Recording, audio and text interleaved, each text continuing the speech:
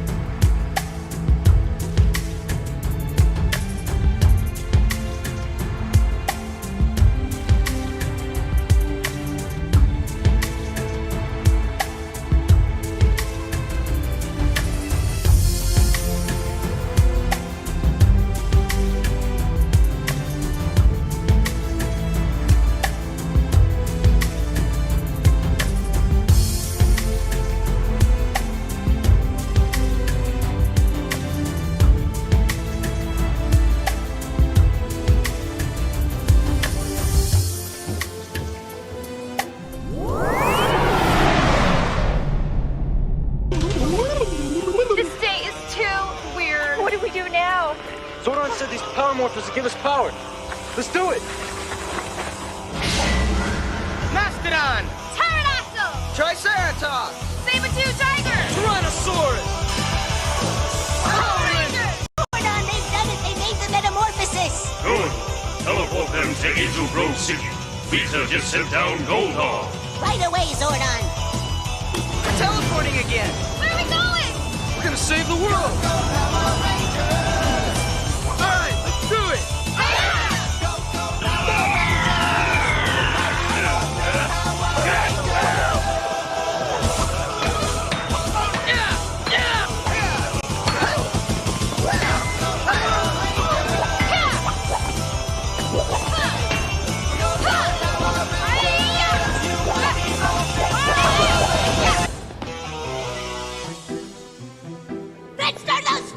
Are getting beaten by a bunch of cripple-faced nitwits!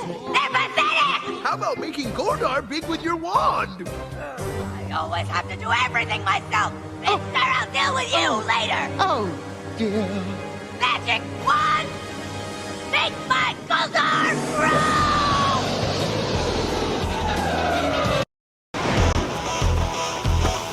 Ah! After 10,000 years, I'm free! It's time to conquer Earth! Alpha, Frida's escape. Recruit a team of teenagers with attitudes.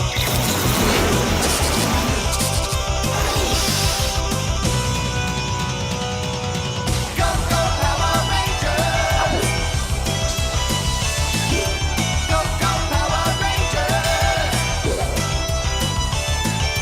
Go, go, Power Rangers! Mighty Morphin Power Rangers!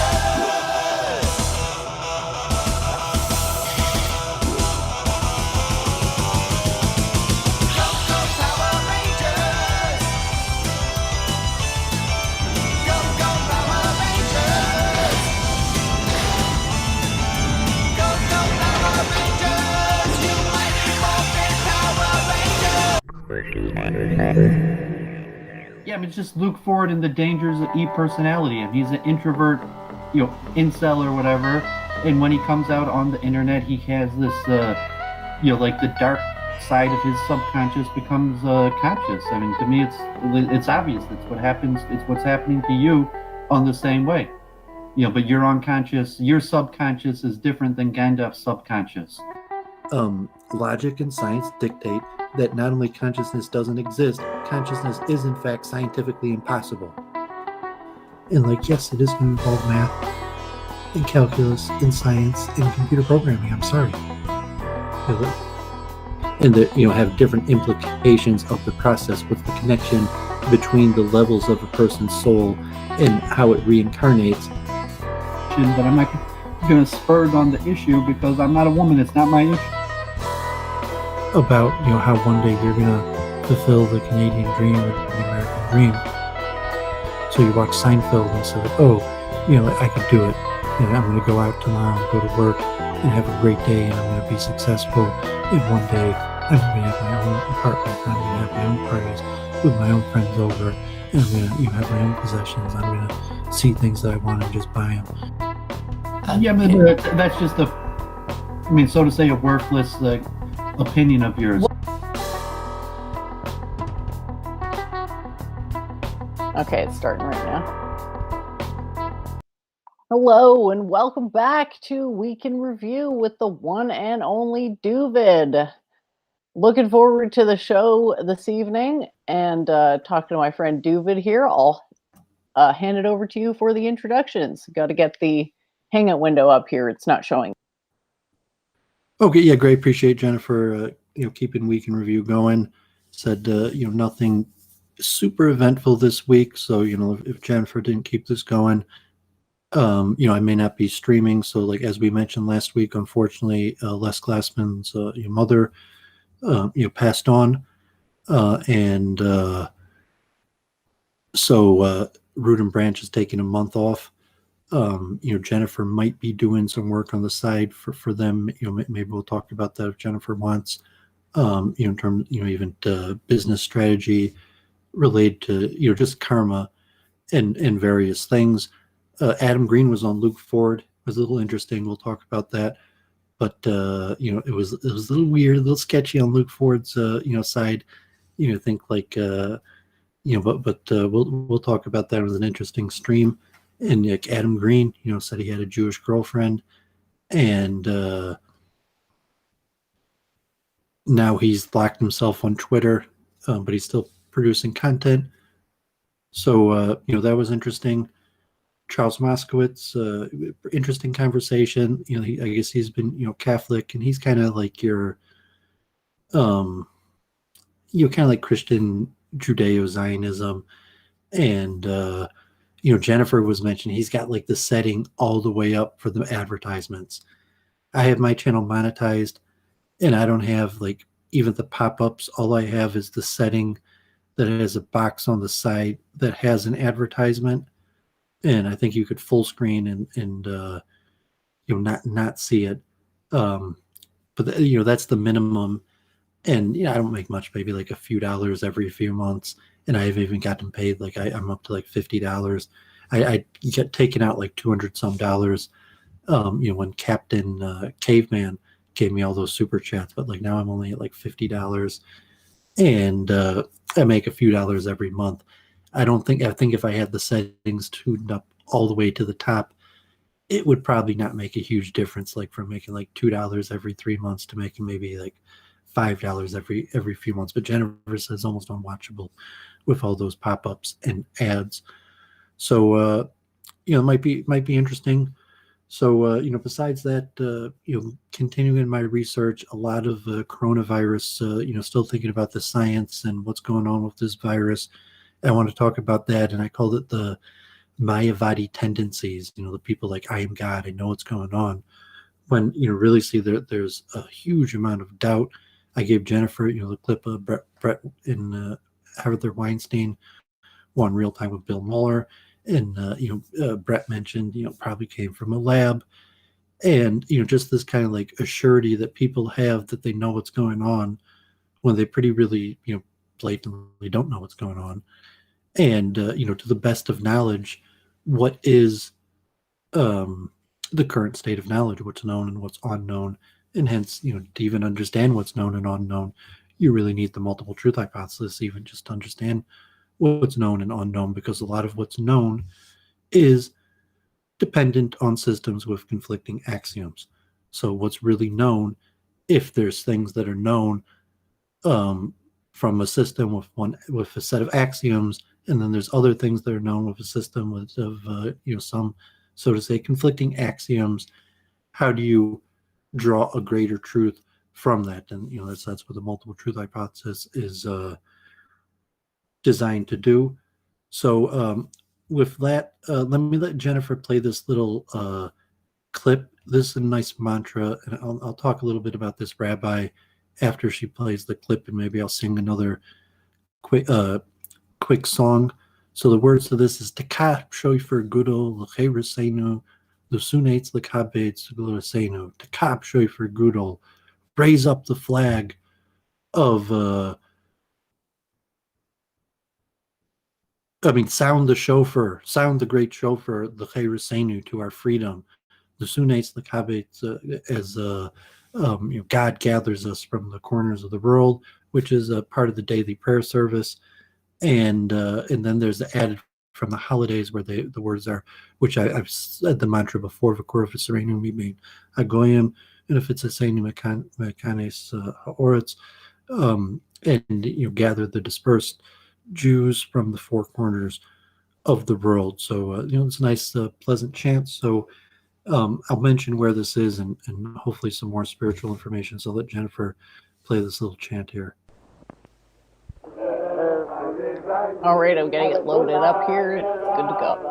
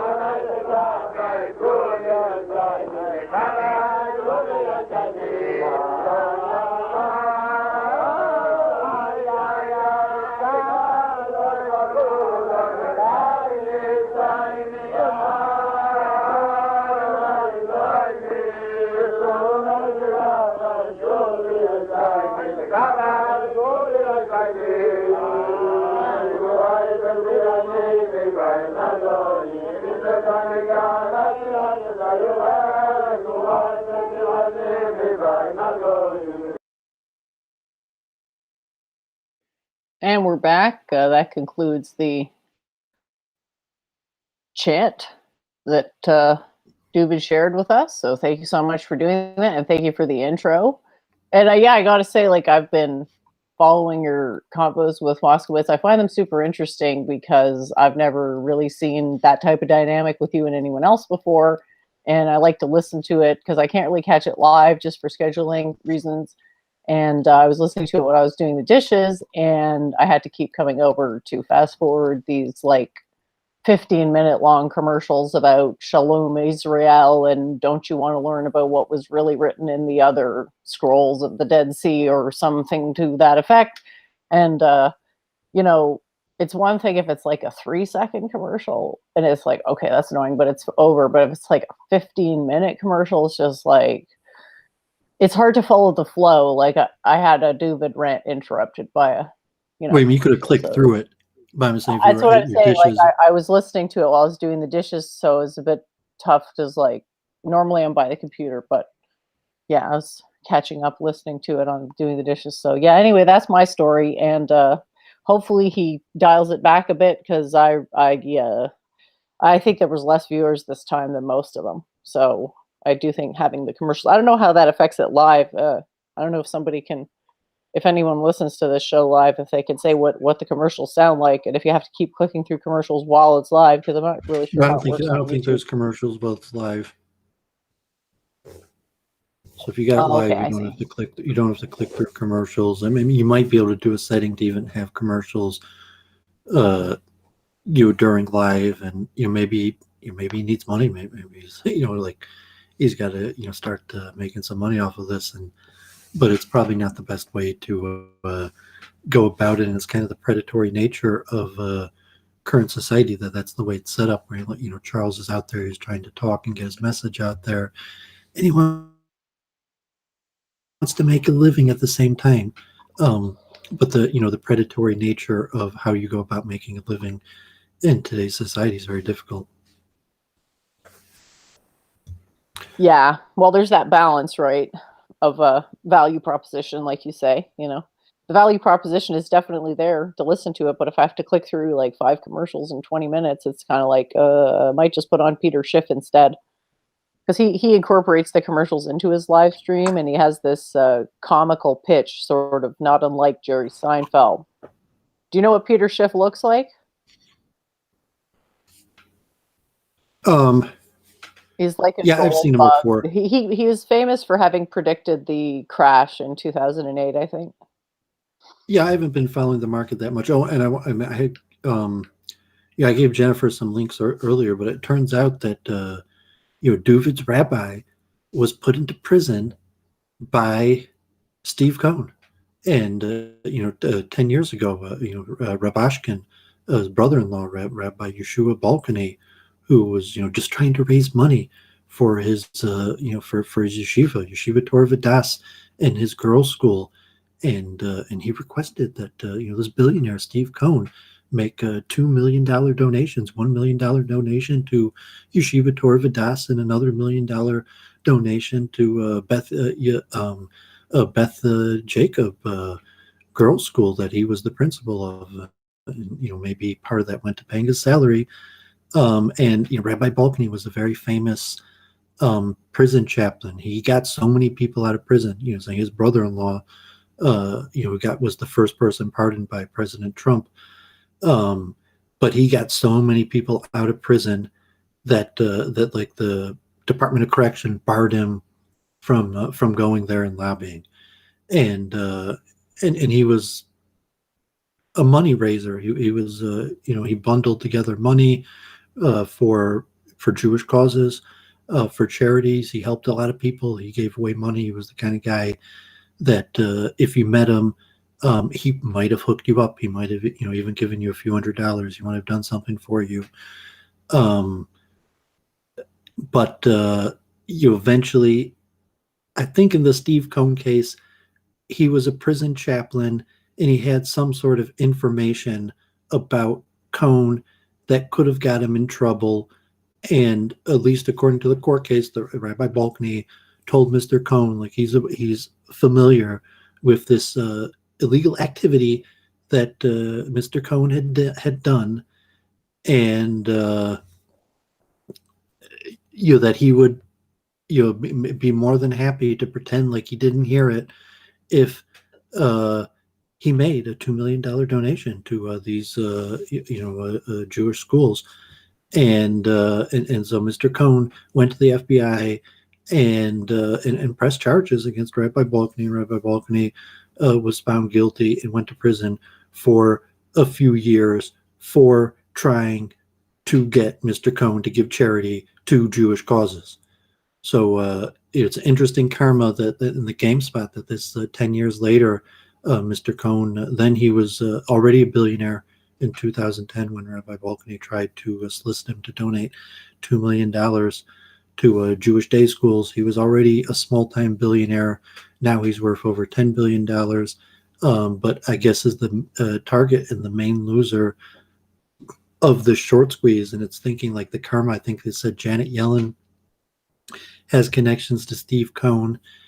And you think of like the state of usury, Rabbi Balkany, who just wanted to raise money for his schools, so kids could have a Jewish education. And Steve Cohn was like, no, I will not donate to your charities. I could give a crap about you and your charities, and I will use that money for me, myself, because I earned it, and it's mine. And he sent the rabbi to prison.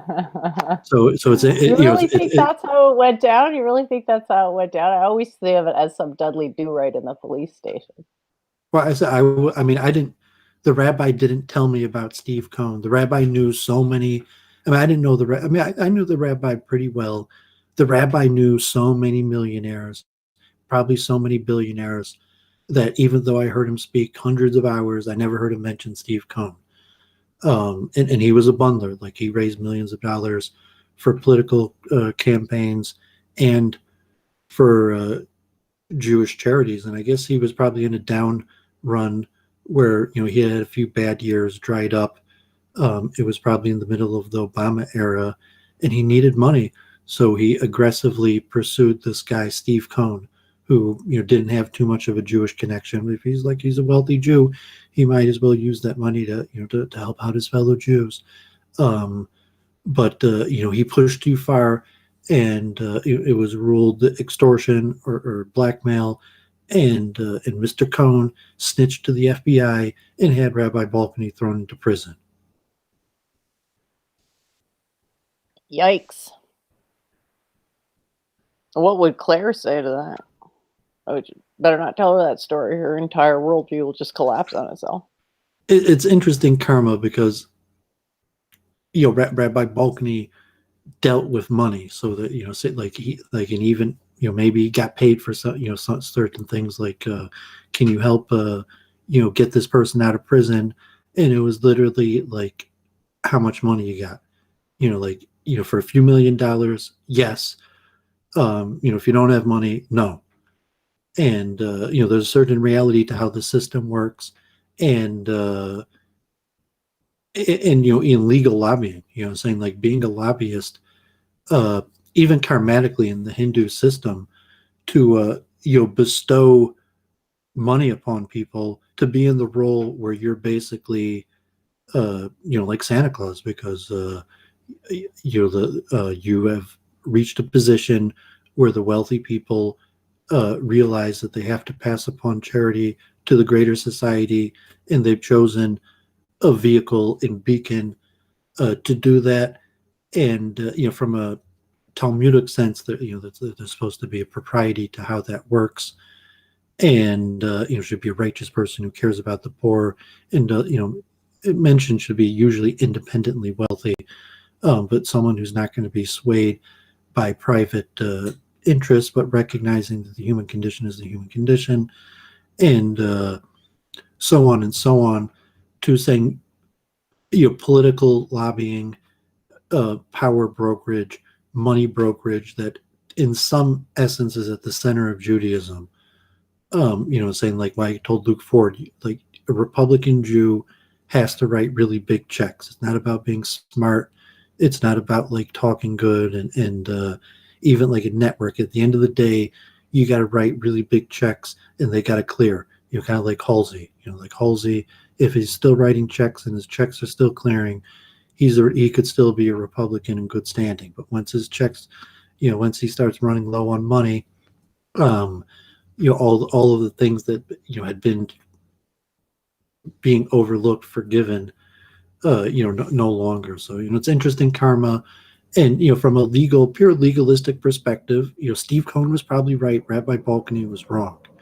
But it says something about the predatory nature of America. That, like, even if you look at the case, saying he was extorting Steve Cohn to give money to Jewish charities, and Steve Cohn had him thrown in prison. And just that's possible.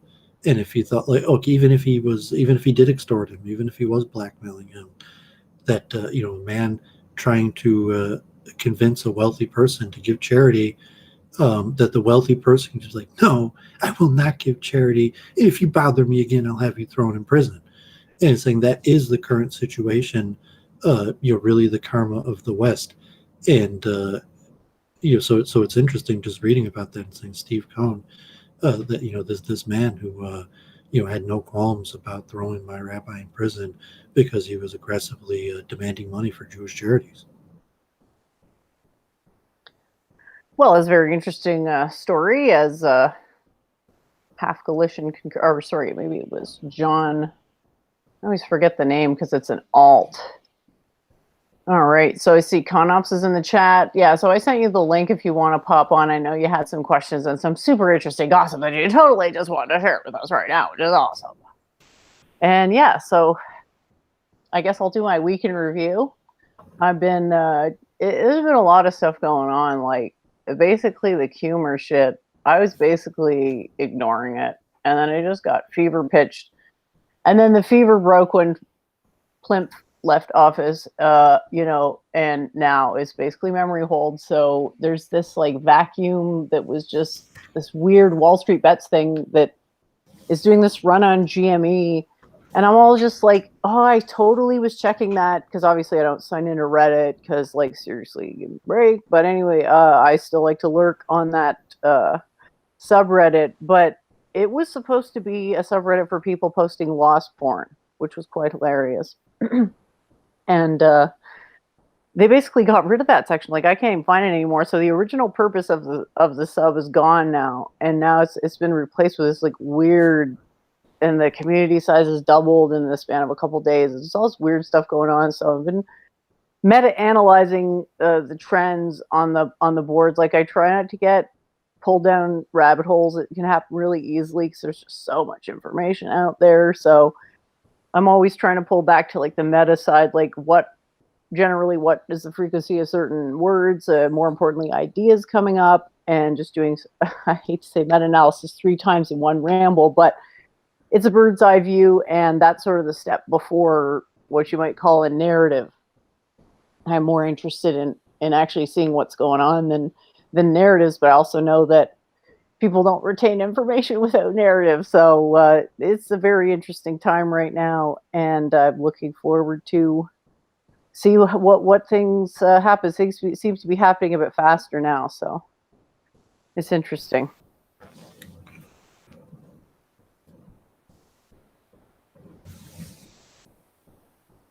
Hello?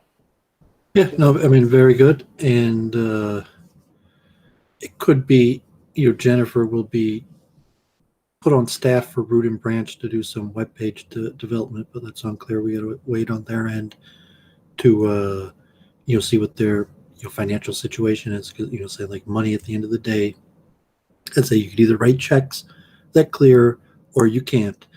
And if you can't write checks that clear, you're probably not, it's not such a good idea to work for somebody. And, generally, even if you don't like a person, he may not be such a great guy, but if you could write checks that clear, you'll work for him. And because that's the nature of how society and karma is set up. And, so it'd be interesting, like even, promoting, I said like Chuck Moskowitz trying to make money, we're doing what he loves, like Luke Ford, Halsey. I'm not sure how successful any of them have been. Halsey probably the most out of any of them, and he went like really down the the commercializing, even God forbid like those dolls and like like monetizing every aspect. But like I don't think Halsey would have those click things all over his videos because that like that just makes it unwatchable. So that's Charles probably just not understanding that he did something that made his stuff unwatchable. I was thinking that he probably had view minutes. That I think you get money based on the time that the advertisement is up. So actually, if you played that video for like 15 minutes, he might have even got like like 20 cents or something for that. So because that's usually it's not clicks, it's more view time that you get the money for the advertisements. If hopefully Jennifer will get monetized soon, or Root and Branch will get monetized soon, or I'll start. I still plan on getting that Apple MacBook and upping my game. Get the camera from Luke. So you want another quick song, or do you want to talk about some of the stuff, or is Conops coming on right away? I'm not sure. I sent him the link, so we'll have to see. He said his girlfriend had to go to bed first, so he's just taking care of business. Zero, if you don't shut the fuck up, I'll ban you in 2 seconds, bud. I don't give a shit. You've worn out every last fucking shred of goodwill I have or will ever have. To take your drama and fuck off. Okay, well, and maybe we do need another song because they're just the video. Like I'll actually chant something. So the rabbi that I played that chant from, when I first started getting into Judaism in Detroit, there was a rabbi here who went back to Israel, Rabbi Jacobowitz. He had a center. He was at University of Michigan, and he was a Jewish outreach, mainstream Orthodox, yeshivish, Israeli, Hebrew speaking, very good, very qualified. But he used to sing this one tune over and over again. And like, I mean, he sang nicely. He liked to pray, but he was like a litvak, and I ate by his Shabbos table many times. Very nice, warm man. And besides the Shabbos, Zemiros, there was like one tune he always sang. And then I mentioned like the same tune that when I get to Israel that they sang also, put to Yiddish words. So it's a pretty simple tune. And this rabbi sang it to the words Hodu Lashem Ki Tov, Ki Li'olam Chazdo, Hodu Lashem Ki Tov, praise God because God is good, Ki Li'olam Chazdo, forever and ever. And so the rabbi, when Jacobowitz in Detroit, if you spoke to him, he's like, "How are you?" And he'd be like, "Hodu Lashem Ki Tov, Ki Li'olam Chazdo." That was his little mantra, which is from Psalm 136. It's a very common mantra. But this was, the tune that he always sang. Hodu Lashem Ki Tov, Ki Li'olam Chazdo. Hodu Lashem Ki Tov, Ki Li'olam Chazdo. So when I got to Israel, I started, it's much more intense. And in Jerusalem, and you have the ultra Orthodox, and you have these like cultic Hasidic movements, like thousands of people, and everyone wears the exact same, wardrobe, and prays together 2 hours every day, and they have these rebbes and tishes, and people gather, and thousands of people sing these long songs, and you have these histories going back to these European towns hundreds of years. But then you have just like Hasidic students that are, people that are doing the teachings. They're not like necessarily part of a given cult. And so this Rabbi Zvi Meyer Zilberberg, the Hasidic custom is at the end of Sabbath. So Hasidim, you have the prayer services Friday night, and then big rebbes, you'll have these mass gatherings where the whole cult basically gathers and sings these songs for hours. And Belgium, there's also like this a few big rebbes and hundreds, maybe thousands of people gather Friday nights and sing songs, and you maybe hear stories or words of Torah wisdom. And then at the end of Sabbath, there's another meal where there's chanting, but this customarily is done in the dark. And as Sabbath is leaving, it's like a period of judgment, because Sabbath is a special time, and then the harsh condition of the material realm comes back right when Sabbath ends. So usually there's more mellow music that's chants that are sung at that time, and more words of inspiration. So there's Rabbi Zvi Meyer Zilberberg that used to have these gatherings, and they'd sit in the dark and they would chant. And then he would speak, and he'd talk like Kabbalah and Hasidus and inspiration and mysticism, and then they chant some more, and then they dance, and then be like hours and really quite dark. And that's a Hasidic custom going back hundreds of years. So a lot of these Hasidic groups have completely different songs, but they sang that same tune to this one Rabbi Jacobowitz, but they had Yiddish words to it. Which maybe will create some good karma for the rest of the stream. It was Tati Benaimi Ganzu. No, sorry. Was hat gewen, was hat geschehen, geschehen. What was, what happened, was hat gesein, gesein, weil ich bin a Yid. And what has occurred, because I am a Jew. Tati Benaimi Ganzu, Father, renew me in completeness. I don't remember the word, so I fracken some word. Sahart's to lab, like igniting the heart to love. And so it happened to be the same, same tune that this rabbi in Detroit, saying Hodel Hashem Kitov, they had these Yiddish words, and it's probably an older tune that who knows the exact origins. But so I'll do this real quick, and then we'll hand it over to Canaps. Usat gewen gewenen, usat geschenk geschenk, usat gesang gesangen. Well, ik min ayam, tati benai min ganzu, brachen zahatzule. Tati benai min ganzu, brachen zahatzule. So that we used to chant mostly slow songs at the very end, right when the thing was all over. We stand up in the dark and kind of like just like a basic Jewish Hasidic dance, like holding hands, walking in a circle, and that was one of the songs. And the song they played at the beginning, that was pretty common to be sang, and pretty common message. Spirituality, transcendental mysticism, where there's a power to transform karma. Not just the harsh conditions of the material realm and the scientific, evolutionary or however. Best way we could deal with it, but a belief in a transcendental power, God outside of the material realm that could renew us completely. And it doesn't matter, because whatever happened. But God is capable of renewing us. So that's the purpose of those mantras. So welcome, Kanops. Yeah, thank you for the lovely introduction.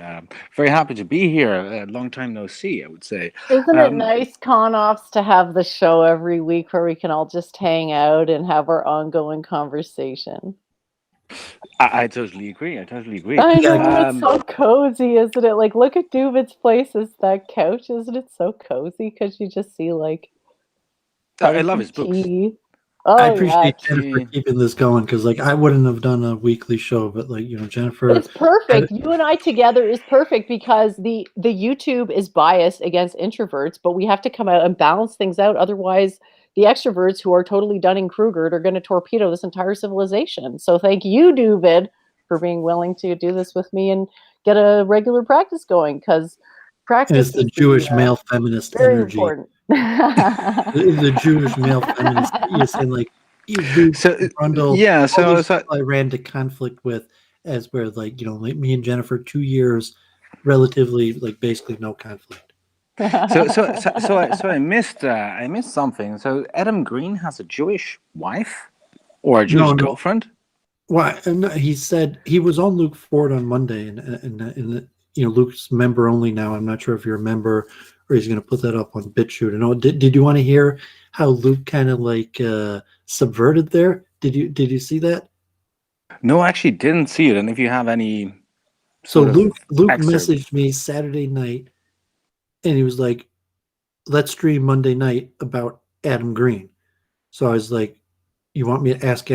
Maybe I should just ask Adam to come on the show."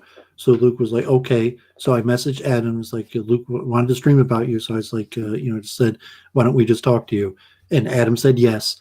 And so it was going to be me, Luke, and Adam on Monday. And it was me who basically middlemanned it. But all of a sudden, it's 5:30 on Monday, and Luke starts the show with just Adam.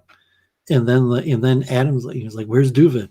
And I saw okay, whatever. It didn't even bother me, because I was like, okay, whatever. I didn't need to be on the show. And then Luke was he wanted to move on. We talked for a little bit, and he put on his guys Babs and Daniel to ask questions to Adam, and I didn't think it was going anywhere. Luke had a big audience, 120 viewers, 100, really? way more for that. But then he's he wanted to move on. He's like, Doovid, he wanted to kick me off the show when it was supposed to be me and him talking about Adam Green. But then I got Adam Green to come on the show, and then Luke got back into the old school Luke. But I don't think it's there. I don't think it's being revived. But the 30 minutes before I came on, Luke asked him some questions, and Adam said 18 years ago he had a Jewish girlfriend. So like I don't think his wife. He has a kid now, so no, his wife and kid are not Jewish, but according to Adam, but he had a girlfriend 18 years ago that was Jewish, and he said that she was obsessive. Like she always mentioned, she always talking about like because I'm Jewish, because I'm Jewish. So Luke did get Adam to say that. That is interesting. So, do you think, Doovid, that there is a connection between people? I don't know. Like, me and Brundlefly has a Jewish wife. Now, Adam Green turns out to have had a Jewish girlfriend for quite some time. You can also go to, I don't know, Joseph Goebbels had one for a considerable amount of time, and even Martin Heidegger is a very famous anti-Semite. Do you think there's a connection there? People who are, especially guys who have Jewish wives or girlfriends, might they become extra anti-Semitic? Yeah, I mean, definitely. And like, I definitely have experience from this on, so to say, the inside. And like, I'm a product of intermarriage, but, like, I've been promoting Judaism for, basically my whole adult life, like 30 years almost now. And, very actively, you see my YouTube page, and from the inside of synagogues where, people come in and want to know about Judaism. And like, I'm not an official rabbi, but it's me. And I'm the one there teaching them about Judaism. And a lot of times it's guys who are dating Jewish girls. And, a lot of times it's just, guys that are dating a Jewish girl, and they come to synagogue for an event, not necessarily because they want to learn about Judaism, but because there's an event at a synagogue, and, the girlfriend's Jewish. So it's like, oh, let's go to an event at the synagogue. And, sometimes there's issues about, like marriage or conversion. But yeah, that's a big incentive for people to learn about Judaism is dating a Jewish girl. But it seems insane if you look at Mike Enoch, for example. So he had a Jewish wife, and he divorced her.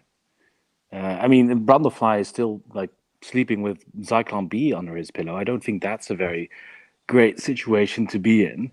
Yeah, but it turns out that people just become very radicalized when they have like this wife and they go into the alt-right sphere. Like, I don't know. For me, it's very difficult to explain. I've said two you're things. assuming people are who they say they are. Conups, people are not always who they say they are on the internet. No, that's true, but isn't it strange that a it's not movement very that strange. purports to No, be if you look at history, and anti-Semitic, anti-race, if you understand history, anti-gay, is the most Jewish gay race mixing group out there. If you understand history properly and you take the time to do a sober, rational analysis rather than justifying and cherry picking like you do, it's very obvious that you can profile certain movements. And no, none of this stuff surprises me in the least. What surprises me is that you, an intelligent, allegedly person, thinks that these people are anything other than actors, because that should be your first hypothesis. Until someone proves you wrong, you assume someone is coming in bad faith if they're coming in such a sketchy forum. Yes? I mean, I just don't think that everything is sort of a projection. Where's your critical reasoning? Where's your skepticism? Well, my skepticism is there, but I just don't think everything is an acted play. I think that's a ridiculous assertion. Really? And Donald Trump was the president of the United States, and that didn't tip you off? Yes, but he wasn't not the first, but the second. He wasn't an actor. He wasn't an actor. No. Literal actor president. Okay, John Wolfe. Right. Is Donald Trump an actor? Yes or no? Doovid, is Donald Trump an actor? He wasn't an actor when he was in the Oval Office. He was in Home Alone, was he not? Yes, that was before he became the president of the United States. Come on, Jetty. That's just silly. Well, is it? Oh, you never heard of the term political theater? What the hell do you think that means, Conups? Yeah, but political theater is something else than actually making a movie, people actually cashing in on that movie or going to Hollywood. I mean, it's just crazy to compare the two. Even though it's crazy to think that people would dump money into controlling what people think about. Similarities, given the fact that you're a man some similarities and with you each care other, but it about doesn't mean they're the drama. same. Do you know what the difference between similarities are and things that are exactly the same? You're the one who doesn't know what a coincidence is. I know what a coincidence is. I see many coincidences. Yeah. Honestly, I had no Like, idea have- what you two are talking about. Like, I thought we were talking about. Yeah, we, Well, we he's, get he's derailed like anyway. honestly, I feel like Conops is a crypto anti-Semite, and I hate to say that, but I feel like you're trying to have a gotcha moment with Doovid. I feel like you haven't recovered from when Doovid BTFO'd you in a debate and made you look like silly, pedantic person, and now you're trying to have a gotcha moment.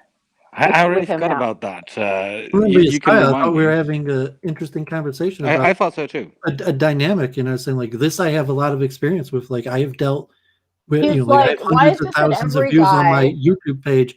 I have explained Judaism to thousands and thousands of people. Like, I have rapped to fill-in on hundreds of people.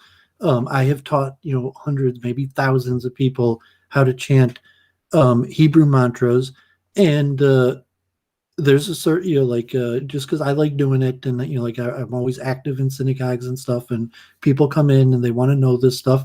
I'm happy to do it again and again. So I've been in a situation where someone came to synagogue and didn't know anything about being Jewish and needed someone to talk to him, and I was there, so I talked to him. And I have it on my YouTube page, the Havdalah dance parties, where even Yeah, one but night. Conops is not saying that. Conops is saying, what's with all these guys who dated Jewesses and now are anti-Semite? Yeah, What's so I was the saying, answer, like, Conops? I have dealt with thousands of such people, and But isn't that a bait? Isn't that a baity type question?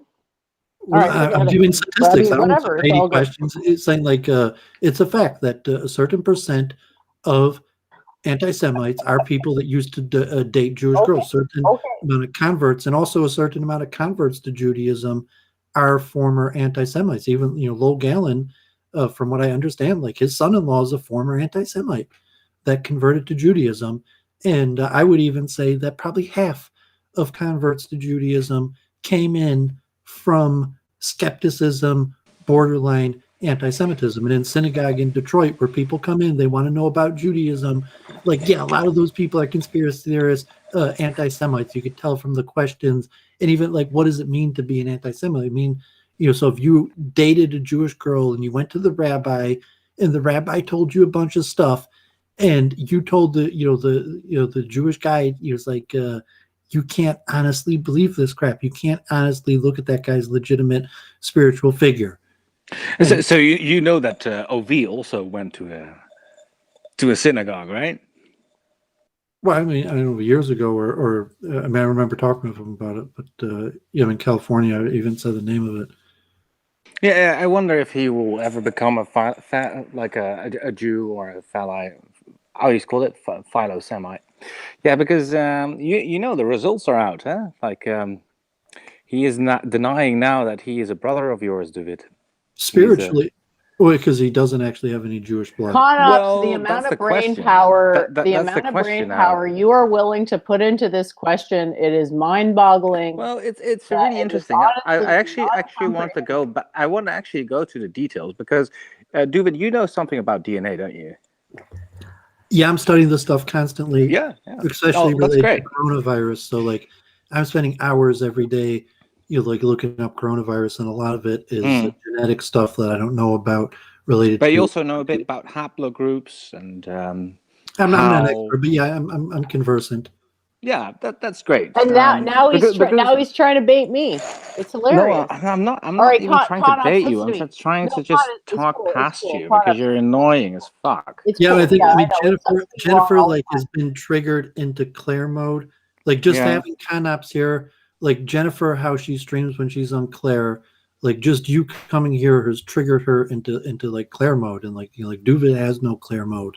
That's great to hear. Unfortunately, Jennifer still has a Claire mode. Like Okay. saying like Can I just Doovid, interject real quick? Yeah, if you could just also calm down. Conops, I have the DNA that Yes. you wanted me to. It's on the screen right now. I want you to show the knowledgeable Doovid. I just want to see what he thinks. Well, it's probably going to be hard to read, so I will zoom in, and then I can scroll down whenever Doovid's ready. Well, So maybe, honestly, I mean, so if maybe you I think can I'm just triggered, I think Conops. all right. So if I can just just introduce the subject. So OV, there was these rumors in his family that his aunt had a DNA test and he came up 2% Jewish. So ever since that, OV's been ridiculed by Wignats, by fellow white nationalists, that he's in fact 2% Jewish. But now he got his DNA tested, and actually this was on the advice of Norvin, because Norvin said there is this one like DNA company that does that does it well. You know, it's not like influenced by any sort of Jewish shills or whatever. No, it's like it's a proper company. Susan Wojcicki's sister. Yeah, so they don't believe so they don't believe 23andMe. They don't believe Ancestry.com. No, they want their own company that is trustworthy. So they chose live DNA. So these results that you will have to see is live DNA. Surprisingly, it's the only it's the only DNA company that sequences DNA that doesn't have a Jewish character or a category. So you can't actually see if somebody is Jewish or not. So they don't have a separate Jewish category. But OV thinks this proves that, in fact, it is conclusively shown that he's not Jewish in any sort. So I wonder what you think. Well, I mean, it's a big debate on how you define Judaism. And generally the rabbis been like he's not going to be Jewish no matter what, because you have to have a mother who's Jewish, and generally the rabbis hold if there's been 3 generations and it's lost that the person's considered not Jewish and has to convert. So you're from the straight point, like, no, I mean, he's not Jewish. No one ever thought he was going to be Jewish.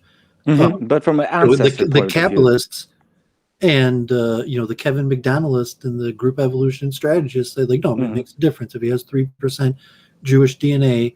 The Kabbalists and some of the racial realist or group evolutionary theorists would say, yes, it makes a difference. And on a subconscious level, that 3% means that there's 3% of him that acts upon Jewish group strategy. And you're saying, like, no, if he doesn't have that 3%, then you'd be like, no, there's not 3% of him that acts on that Jewish group strategy. And, so we've argued about that. And you might reject that premise in totality and say, like, it doesn't make a difference. There is no genetic determination like that. But to me, there's some indication that's largely how the Kabbalists historically saw it also, that people with paternal Jewish blood play a special part in the unfolding of Repair the World. Yeah, but have you ever heard of the DNA company Live DNA? I'm not an expert in these companies. No. Like, I've been studying more like the lab research equipment for like genetic engineering. I gave that clip to Jennifer Brett Weinstein on Bill Mueller, but just the latest research on mostly theoretical stuff and lab equipment than like the ancestry related stuff. But I think it's interesting as more as sort of a category area, right? I did just read that Scott Eltram book, like Eltram. JF did a Scott review Eltram. Where you could talk a second, I'll bring it. I thought that was an anthropologist. Hi. Right? Look, Conops, I mean, we can put all this behind us. You just have to apologize. I think that would be the thing what? that would be for insulting my honor. Oh, God. Are you still so... Well, I have an excellent memory, Conops, so every conversation we've ever had... You are like an elephant. Like every conversation... I JF cannot, had done another book I of cannot his, drink away the memory yes. like you can. The Native Mind and Cultural Construction of Nature. That is interesting. Scott Atran. Yeah. And I read his other book too that JF did a review of, and I have some other books on information theory, but like a pure scientific nihilistic understanding of the creation of culture and group evolutionary strategy. So I just finished this book. It's pretty interesting. Yeah, it's interesting. Yeah, I know him from the terrorism debate. He would be the person that always that would sort of proclaim that terrorism is only driven sort of by peer pressure, and it is produced by cultural humiliation, stuff like that. And I always disagreed with them, but maybe this book is interesting. Sadly, Doovid has walked away. But Yeah, I'm that still is here, that is Connor. very sad. I'll Why don't always you be here. why don't you show the charts, Jenny? I've got Let's it go up into right it. now. I had the I first can't half of it I up for can't a see it. while. Well, you sent me the image, so I presume you're on a Yeah, phone then. I thought you could present it via Google Hangouts for Google Meets, but apparently I can't see it at the I've moment. tried to do that, but it's like it basically is beyond the processing power because it sets up a recursion loop, and so it has to Okay. sample and basically runs out of memory because it's constantly. You know, have you ever seen somebody screen sharing OBS and it's like a fractal that sets up almost? If I I'm did really that, bad with it would I'm really bad with tech, so fractalize. I wouldn't be able to tell. But what I think is very interesting is that OV chooses deliberately the only company that has no specific category for Ashkenazi Jewish or Jewish in general, and then he says that it is excluded that he has Wait a minute. any. It sounds Yeah, like no, that's true. conspiracy theory.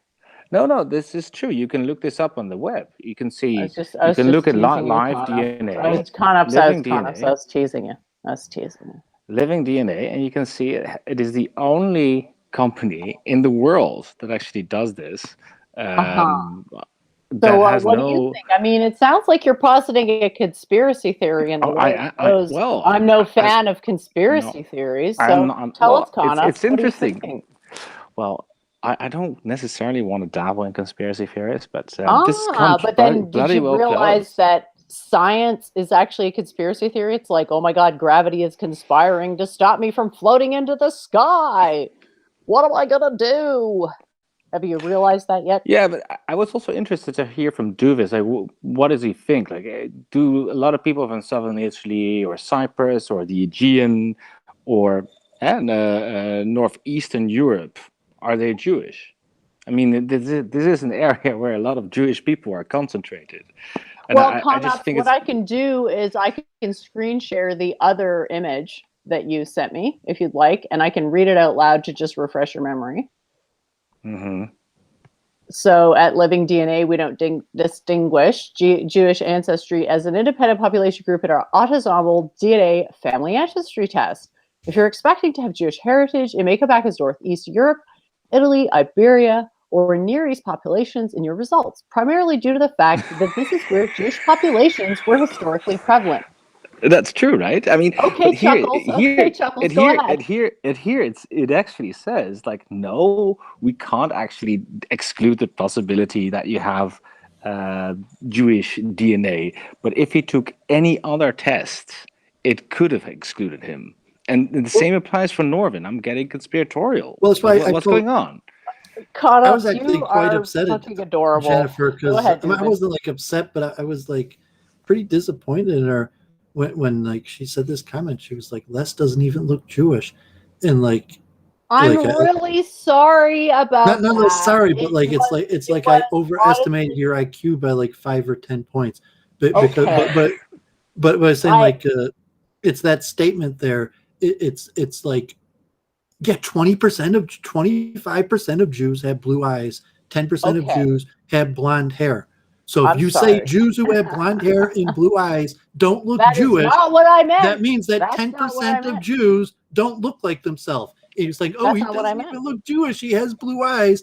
Then how is it possible that having I blue eyes wasn't makes a referring person to not his look blue Jewish eyes. if 1 out of 4? So what does it mean to look Jewish? So there's a point. Because you're saying it is like, a oh, he very looks, specific measurement, and that has to do with years of because you're practice. saying he And it looks honestly doesn't have European. anything to do with blue eyes. Well, you're saying your point. You're saying he looks European. He doesn't look Jewish, but that's what Jews look like. That's what. True. Okay. So that's what the genetic thing is saying. It's so like people like Jennifer don't have her bonehead statements like he doesn't even look Jewish. He looks just like a European. It's like, well, what does it mean to be Jewish? Like I think I'm just traumatized from being called Jewish 80 billion times. And so it's like, okay, I must look Jewish. And I try to figure out why. And then he just, he literally looks, like he could be my uncle. That's all I'm saying. What you're saying because dark features or it's nothing to do with the less lightness or dark. No. It's nothing to do with lightness or darkness of features. It has to do with It's very subtle things, very subtle markers. There's a very slight Asiatic. You have it in your eyes. Nose, obviously. I mean, you could go in for hours about nose. It had really had nothing to do with the blue eyes thing.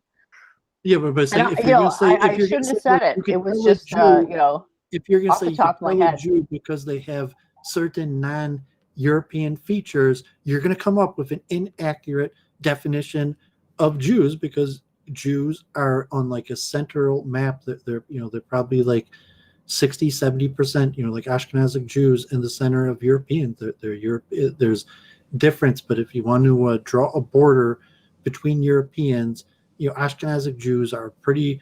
I mean, it's a mixed blood. It's clear, like if anyone's seen the genetic map and the historic, but when you try to say, what was a Jewish feature, what does a Jew look like? And you say, no, I mean, like 25% of Jews are basically indistinguishable from Europeans. Yeah, fair enough. to put it mildly, I think the percentage is probably higher, especially in many European countries, if you have Well, the ones in to- Europeans, I'm saying globally. So yeah, I've been saying like the Jews who are in Europe, saying, or the Jews in America. So you say like 75% of American Jews are relatively indistinguishable from American, Goyim on like a global level. And even where I am in Metro Detroit, Jews are from the whiter of people. I'm saying like there's German places, there's Amish, and this and that. But like like you're like if you're like a Hungarian, Italian, Spanish, Jews, Ashkenazic Jewish community, the majority of Jewish communities in America are whiter and lighter than than most European communities. Oh, that's true. But So when OV, says like, oh, he's even if OV said he was half Jewish, and he just said he was 3%, but if you say like OV, he's half Jewish, like just look at him, he can't be half Jewish. That's not a good way of making the. And actually, if you looked at European features, percentage wise, like what percentage of Jews come from different bloodlines. European or blue-eyed people, or even probably blonde-haired blue-eyed people, there's probably disproportionately the largest percent of Jews among European people and even Nordic people. That of the 20 million Jews in the world, 10 plus, maybe 12 million of them are over 50% European. And if you divided that per nation, because Europeans are a minority in the planet, and over 50% of Jews are largely European, and even among that, so it's an interesting dynamic. That's what just lead like to the Jennifer statement that everyone thinks Jennifer is Jewish, and even Jennifer. And if you think like, okay, Les is leading like the Noahide movement, and so it could be it's like a strategy, like this guy who just looks like a European. I mean, he's from South Africa, and from Europe, and who knows his bloodline, but he looks basically like a Dutch settler. There's not a huge difference between the way he looks and probably like your average person in the Netherlands. But he thinks he's 100% Jew, whatever the origins of his Ashkenazic Jewry. But when he puts forward to the Noahide movement, and you say like, yeah, he looks like me, he's like me. You can't relate to Doovid, and even Jennifer. She has an easier time, maybe like she could relate to Les easier than she could relate to Doovid, because she just looks at me and sees something foreign and different. And then we see Les, he's like, he doesn't look foreign and different, even though he's representing the same thing that is in essence foreign and different. I'd say you look about half European, to be honest. There's certain things about you that are enormously, strikingly European. So I wouldn't go that far.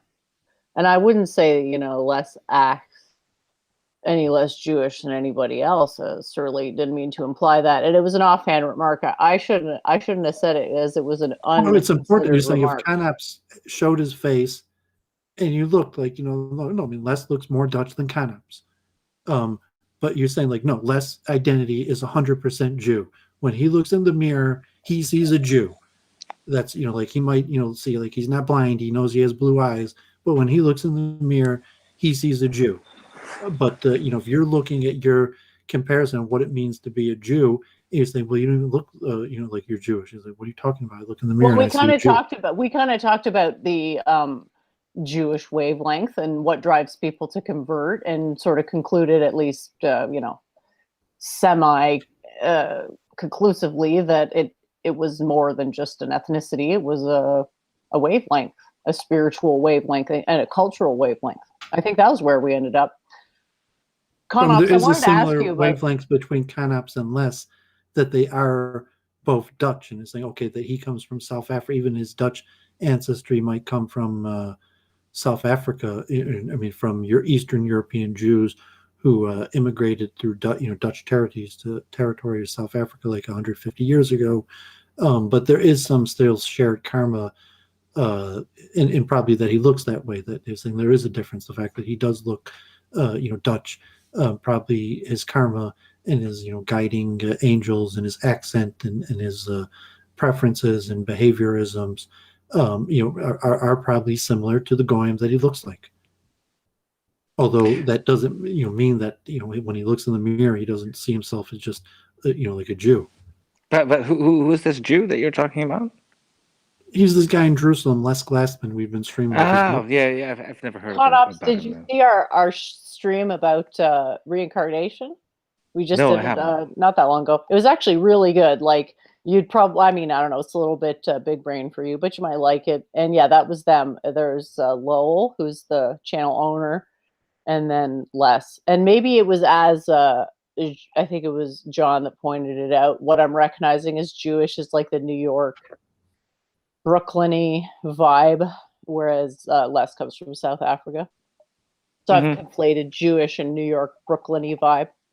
Well, they're Yeah, both streamers, I think that and is actually that Les is a Glassman lot has a much conflated. bigger YouTube channel than Lowell. Like Lowell is the head of this speaker series, Root and Branch, but Les Glassman has been recording. I mean, he's a dentist by trade, and he was part of the Israeli stamp commission, represented Israel at stamp shows around the world.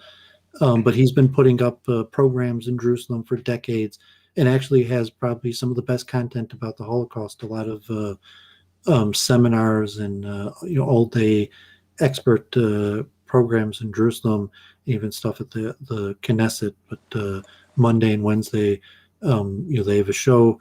Lowell, journalist from America that moved to Israel 25 years ago. He's the one who knows Roseanne Barr. Saw me on Adam Green, recruited me, and then I got Jennifer to help out with the tech, so she's on the show. We were guests. But yeah, I mean, these are two blue-eyed men in Jerusalem. Lowell, and in fact, it was mentioned to Jennifer, almost like if you think of who we spoke to, like the Jews have been very white. Like, even think of the Jews that we've spoken to on Root and Branch, I would even say like 75% of them probably have blue eyes, compared to the goyim that we spoke to, who were much darker. And Okay, there's like Samish, there's Judas, there's Babs. They're all dark featured. I don't know. I'm talking about Root and Branch. Blue-eyed thing. Oh, but the girl. Branch. Jennifer, that's that not Dr. Iran. Yeah, who you have went to be Harvard. you have to be very careful with which Jewish group you're talking about. For example, if you have groups that have a lot of mixture, like for example in my country, so my Jewish friends are very blonde, let's say. But if you go to Brooklyn, from Poland, where you had a bottleneck population of Ashkenazi Jews that have been inbred for quite some time, it is a very different situation. Okay, Mr. Genetic Expert, as if I would ever accept your expertise on anything, Conops. I mean, it's insane. You can just read it in the recent DNA literature if you want. I'm a very skeptical person. That you have a misjudgment of the Jewish community if you don't realize that in inner circles of like Jewish institutions that they're very white. And so it's saying Jennifer's misperception, even the misperception that probably even half the people watching this show still think Jennifer's Jewish because the size of her nose and her Adam apple and her dark features. It's not that big. I don't have an Adam's apple, do I? Is a misperception. I think the Adam's apple is evidence of something else. The misperception of the whiteness of Jews is strongly misunderstood. And I was mentioning the people on Root and Branch that we've been speaking to. That I'm not talking about the Babs cast or the other Jews, but I mean, even mentioned, but I'm saying these people in Jerusalem, these are Jews in Israel, and they're really white, and so it's a question like the genetics. Where do we come from? What does it mean that What does it mean that all these blue-eyed Jews, and from a biblical story, so it makes perfect sense because we're the children of Jacob and we migrated to Europe and there were converts and freed slaves and Europeans, and for whatever reason, the Jewish people are majority European represented. That even though Europeans represent a minority of humanity, and the Jewish people is a small tribe among greater humanity, that currently the Jewish tribe is made up of about 50%, globally, about 50% Europeans, and to the point where if you have a Jew representing, like in a power situation where you're meeting a Jew in power, there's about a 50% chance that Jew is going to have blue eyes. Yeah, totally. I would totally agree. I think Jews, but I don't think it's just physically, but also sort of mentally. I think Jews reflect much more the countries that they live in than there's some kind of Jewish unity. I don't see that much. I see attitudes are very similar to the countries they live in. The religious rights, not religious convictions, like the way they practice their religions tends to differ very much according to which country they're in. But I'm saying that Yeah, absolutely. these European stacked Jews don't really live in Europe anymore. Like almost none of them live in Europe. So we're saying the millions of blue-eyed Jews that live in Israel, that they got the blue eyes in Europe, but they don't live in Europe anymore. They live in Israel. That is true, but that's because many of them were wiped out. I got to say something. This dovetails with what I was saying about all the disproportionate representation of blue-eyed people in video analysis, which my speculative hypothesis was that people assume people with blue eyes are more competent because blue eyes have a certain contrast that is identified as very beautiful in a lot of people. And this beauty is then back projected and misinterpreted as competence. And so this piece of evidence is actually support for that theory. So anybody have any comments on that? Well, I think that's, I don't know. I think you're probably confusing cause and effect, or not cause and effect, correlation and causation. What are the chances that I'm wrong versus the chances that you're wrong? Well, I mean, it's more do like a Bayesian analysis for me. There's sexual selection that is unlike the reason for blue eyes and lighter features is largely understood to be cold winter theory and moving north.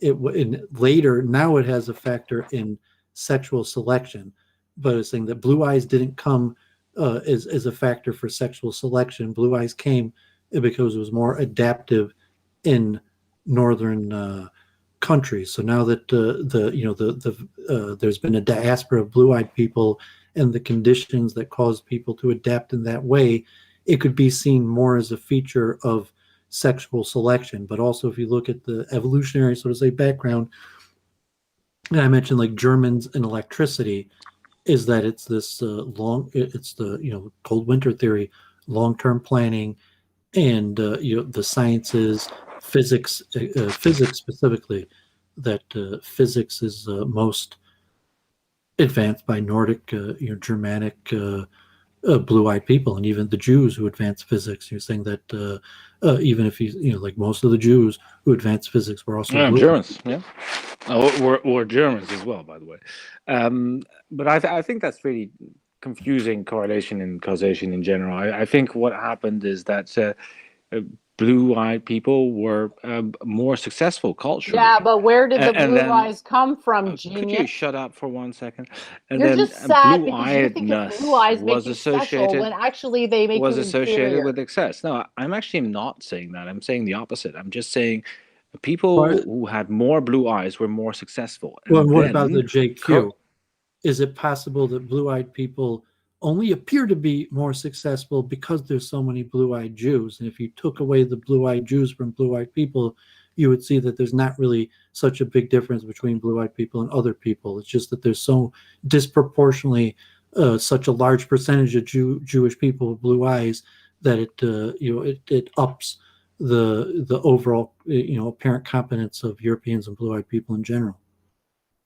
Yeah, but I also think, I mean, the fact that Jews are successful and they have high verbal IQ is also a cultural accident, in the sense that they were forced by European conditions to take certain professions where you need a lot of verbal IQ for. And if you have a lot of verbal IQ, you get very far. If you have a very high non-verbal IQ, you don't get that far, actually. It doesn't help you that much. So You're no, it's talking just about confusing the cause and European, effect. the European nobility never had a literate. They were never a literate class. Only starting from the 18th century onwards, Jews, Then how come even if you're rich or Pythagoras had poor, the Shalba Sutra? literacy was promoted in the elite. It was not just the ecclesiastic people, the people that were the religious people that did the writing and the reading, but there were also other people. So I mean, this gave Jews, when we end up in the 19th century, a major advantage towards the other Europeans. Usually for Jews, it was probably sexual selection. For that Europeans gained, so to say, light features was, cold winter theory or just adaptation. That Jews bred with Europeans was probably largely sexual selection, because Jews never went through the cold winter. Even the Jews who lived in those territories weren't the outdoors cold people. They lived in which enclaves. And so Jews period are you probably talking about? sexually selected for light featured people. Okay, but which cold period are you talking about, David? Well, I'm talking about tens of thousands of years. That Okay, which year in particular? Well, I mean, from if you're taking a Judeo-biblical perspective, like the ancestors of Japhet, migrating north thousands of years ago, or the evolutionary period, the people on the European subcontinent 10,000 years ago, that whatever process caused them to select for or develop for lighter. Yeah, well, this is what, for example, Kevin McDonald also says, like, okay, people get By saying that smarter Jews from didn't, the ice Jews in the didn't go through that Nordic. process. Jews. No, but were Europeans didn't migrated either, throughout. David. By saying Jews bred Yeah. with Europeans, they didn't go through the process to get light features through, cold winter theory. They just were traders in European areas and bred with Europeans. That today you have That's such true. a large selection. That's true to a large extent, Jews, although was we don't probably know. sexual selection, that the Jews were just like Jennifer says, like, oh, the blue-eyed people are prettier. I'll take wife from the blue-eyed people.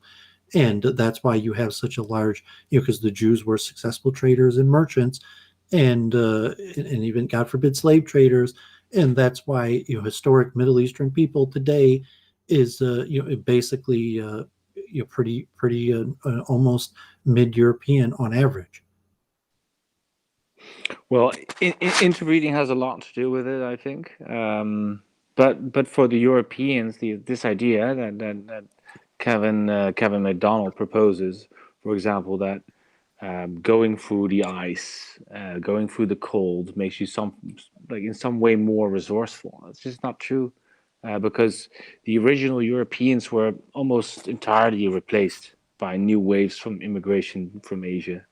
I also think, I mean, there's a lot of immigration through Jewish. There's a lot of been a mixture, and I think people who sort of ascribe Jewish success to DNA or genes or some kind of inherent or innate intelligence, I think people are really pushing it. I think there's no solid evidence, especially if you look at that the performal IQs of Jews and Gentiles are just the same.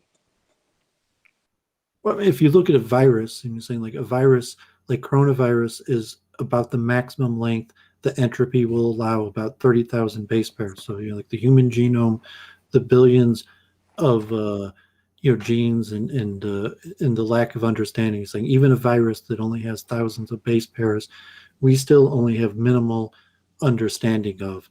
And but there's a lot of information there And there's been a lot of migrations. There's a lot of inbreeding. So if you take, like an old Earth creationism or evolution, where in line with geology and modern science and the progression of Homo sapiens for tens of thousands of years or millions of years, you could garner significant pieces of evidence and information from DNA about the origins of people and the migrations of people, and looking at a given person, so to say, what is the karma of the person's material, body. And I've talked like the soul and the transmigration of the soul, but saying that who is this person's mother's mother, father's father, going back, and all these various migrations. And then like, if you had that information, so what does that mean? And it's interesting. Or just this factor of the phenomenon, like this guy Rabbi Yitzchak Karen, who is an expert on Sephardic Judaism, 60,000 books in his library in Jerusalem. I think also a blue-eyed man. And I asked him, he's saying that the biggest misconception people have about the Jews is who we are.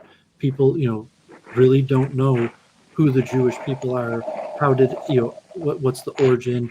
And when you get into the Bible, like, okay, the Roman expulsion, and, how, like, it just doesn't make sense to people. And so even like Jennifer, you're saying, like, when you finally meet a Jew, what do you expect them to be like? And so if you're around, he's like, well, I've met thousands, hundreds of thousands of Jews. I know what they're like. I expect them to be like what they're like, versus a person who's just thinking about it, like, well, what would you expect the Jews to be like? Yeah. Oh, just to say, somebody in the chat, Stephen James, we're still talking about OV. So apparently there is this function where you can actually download the raw DNA file, and then you can see it in more detail. But the problem is, Stephen James, I don't know if you've seen the company in which OV, in which OV let his DNA be sequenced. It's a company where you can't actually really get a good grips of whether there are some haplotypes present that could be considered as close to Jewish, or having close to Ashkenazi, or to other forms of other Jewish groups. So I think So it's what exactly really difficult. is what is this? What is to be gleaned from this? Well, what is to be gleaned from this is that, But do you want to discuss the science of, do the haplogroups actually point to common ancestry or not? That, I mean, that's a disputed thing within science, the 23, and saying that there are these haploid groups that maybe they don't code for anything, it's unclear, but they're seen in patterns of people who identify in a certain way, or have a common, that have these haploid, and therefore if you have these haploid groups, can you assume that means they're from this, and then it's basically a statistical analysis where they're looking at the whole set of different markers and they're looking through the DNA for them, and will give you a statistical analysis. But how accurate is it from a pure scientific level? Yeah, well, maybe, but it could also be much And the more Jewish simple. question is is the prime pinnacle of like the difficulty in the question. Yeah, but it could also be much more simple. It could also be the fact that, for example, people in Sicily share a lot of DNA with people in the Maghreb, for example. How would you know that a person in Sicily is not of Jewish heritage? All right, even though people in the Maghreb came from the Arab migrations, and people came, for example, through these migrations into Sicily, and there were Jewish communities starting there. You wouldn't be able to tell the difference, or would you? Only if you specifically look for it. Well, I'm saying the way the rabbis, said it, saying that Judaism dissipates and you're not a Jew after a period of time, although the Kabbalists write that, like, messianic repair the world things, that there is a function that is played by these descendants of Jews, but from a straightforward Jewish level, like, no, they dissipate and they're no longer considered Jews. So on a migration level, let's say like, well, what does that mean? So like I had these conversations with I mean, God forbid it was Spurgowitz or a Oh lot of yeah, people that had another are 3% Jew, by the way. well, Oh, if it for means he's fuck's like a sake. seventh degree Michelin, and and even at a level of saying, God forbid, an understanding of anti-Semitism is that the cause of anti-Semitism is partial Jews, and if you look to the source of anti-Semitism, it largely comes from partial Jews, like Adam Green. I don't like JF, like those guys aren't. I mean, you could call them anti-Semitic, but they're not really anti-Semitic. They're like friendly. They talk to Jews. They have their opinions. They're like, no, I don't think so. Like, no, I'm not going to say you guys are doing good when I think you're doing bad. But when you see like, like there's a problem with these people, there's something they got to be done about them. That a large portion of time it comes from people with partial Jewish blood, and sometimes it's obvious, like Christopher Van Jerkness, who's like his grandfather abandoned him. His father's father, whoever was a Jew, and had an illegitimate child and abandoned him and never took care of him. And that's why Christopher Van Jerkness, the quarter Jew, you could question is the source of his extreme criticism of Judaism, his own Jewish grandfather that mistreated him. Well, it starts with William Marr, and actually, I would disagree with you to some extent. William Marr had two Jewish wives, one of whom, one of whom supported him because he didn't have a job, he didn't have anything, and she basically gave him all this money, give him food, give him everything, and then he turns around being so, I don't know, so ungrateful. So it's not just people that Well, you make an are investigation, you nasty. come to your conclusion, and saying I gave my story on a few times. There's a lot of stories like this in the Hare Too. Krishnas, Hasidic groups, where you go, like Doooovid, you go here to like I want to see what's up. I want to put an end to this guy. I'm here to stop him, and then you become a follower. And sometimes it's the opposite. And you're saying like, for whatever reason, I wanted to understand and look into Judaism, and some people convert and some people don't like what they find.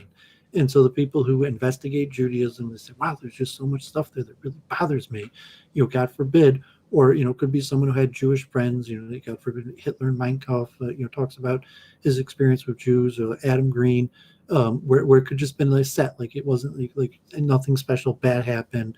But he noticed, like, his Jewish girlfriend was just like all into herself, and she only cared about like every single thing. It was like, because I'm Jewish, like I gotta act, I'm Jewish, and that just put him in this mindset like that he kept on looking in that way. I mean, that's the purpose, multiple truth hypothesis, cognitive dissonance, pattern Yeah, making. could also be, but I wonder with like William Marr or Brundlefly or I don't know, Mike Enoch. I think it's a lot of times it's just a woman that might be very opinionated, and they think this woman is running my life, and Well, they you project think that there's anything that Mike on the Enoch whole says now Jewish. They that he project it on the didn't whole really Jewish say? population. That's what they do. So you're saying that what's actually misogyny is being misrepresented as anti-Semitism? No, I think the anti-Semitism comes from the misogyny. Yeah, or maybe just a really annoying wife.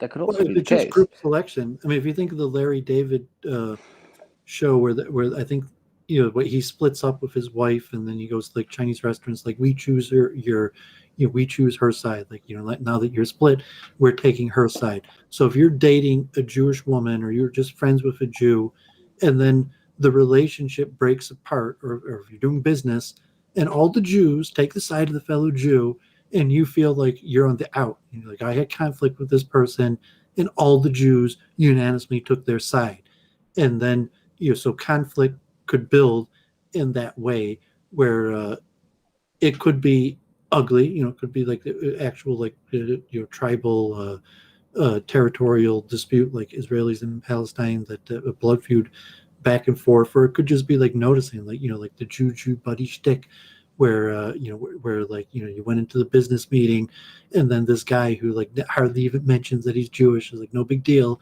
All of a sudden he's in the corner talking with all the guys with yarmulkes, and like they're not talking to me. They don't even want to talk to me because like you're not one of them, and he's one of them. And so you could say I don't like what I see. God forbid. And just No, percent that's wise, true.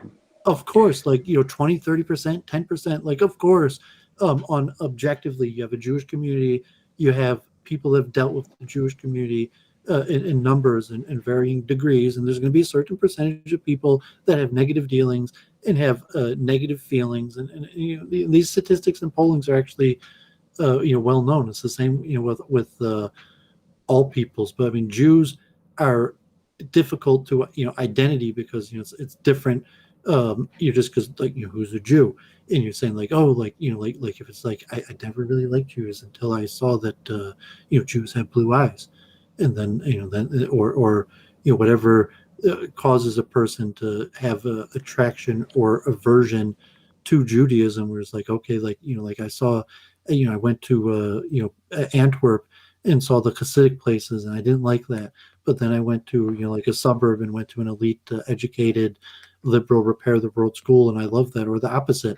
Yeah, but you seem to think that sort of anti-Semitism is just the same as sort of I just dislike Jews, or I don't like them. I don't like the way they look. I don't like their weird little hairs. I don't like their the way they conduct themselves. I think they're rude or whatever. I don't think it works like that, because most of the time when you see anti-Semitism, it's not just tied to any sort of vulgar prejudice. It is tied to this whole theory about people running your life, people running the world. I mean, it's not just something small, something vulgar, but it's something that is almost cosmic, existential. It's very deep in a sense. People who are anti-Semites think that Jews run their lives and could do pretty much everything to them.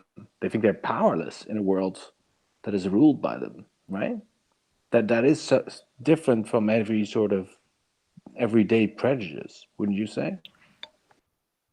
Yeah, I mean, but to me that's somewhat acceptable. I mean, that's like the price of being a Jew, is that people take low birth, and they're born into greater karma that they don't have control over, and when society's going bad they blame the elites, and Jews disproportionately make a large percentage of the elites. So like to me that's completely natural. And even though people obviously make poor decisions or recognize patterns in incorrect ways, and so like how's a person who took low birth going to figure out how the elites run things in the power chambers? Even if you took low birth and went to Harvard and became from the elite, you still probably couldn't figure these things out. So the fact that people come on to conspiracy theories, and you would say they correctly identify the Jews as an important member of the elite. And so if you're a Jew and you're going to reject that and say like, no, those people incorrectly recognize the Jews as an important member of the elite, and Jews are not disproportionately part of the elite. But I think like a lot of Jews and people would say yes, I mean that's obvious. Jews disproportionately are part of the elite.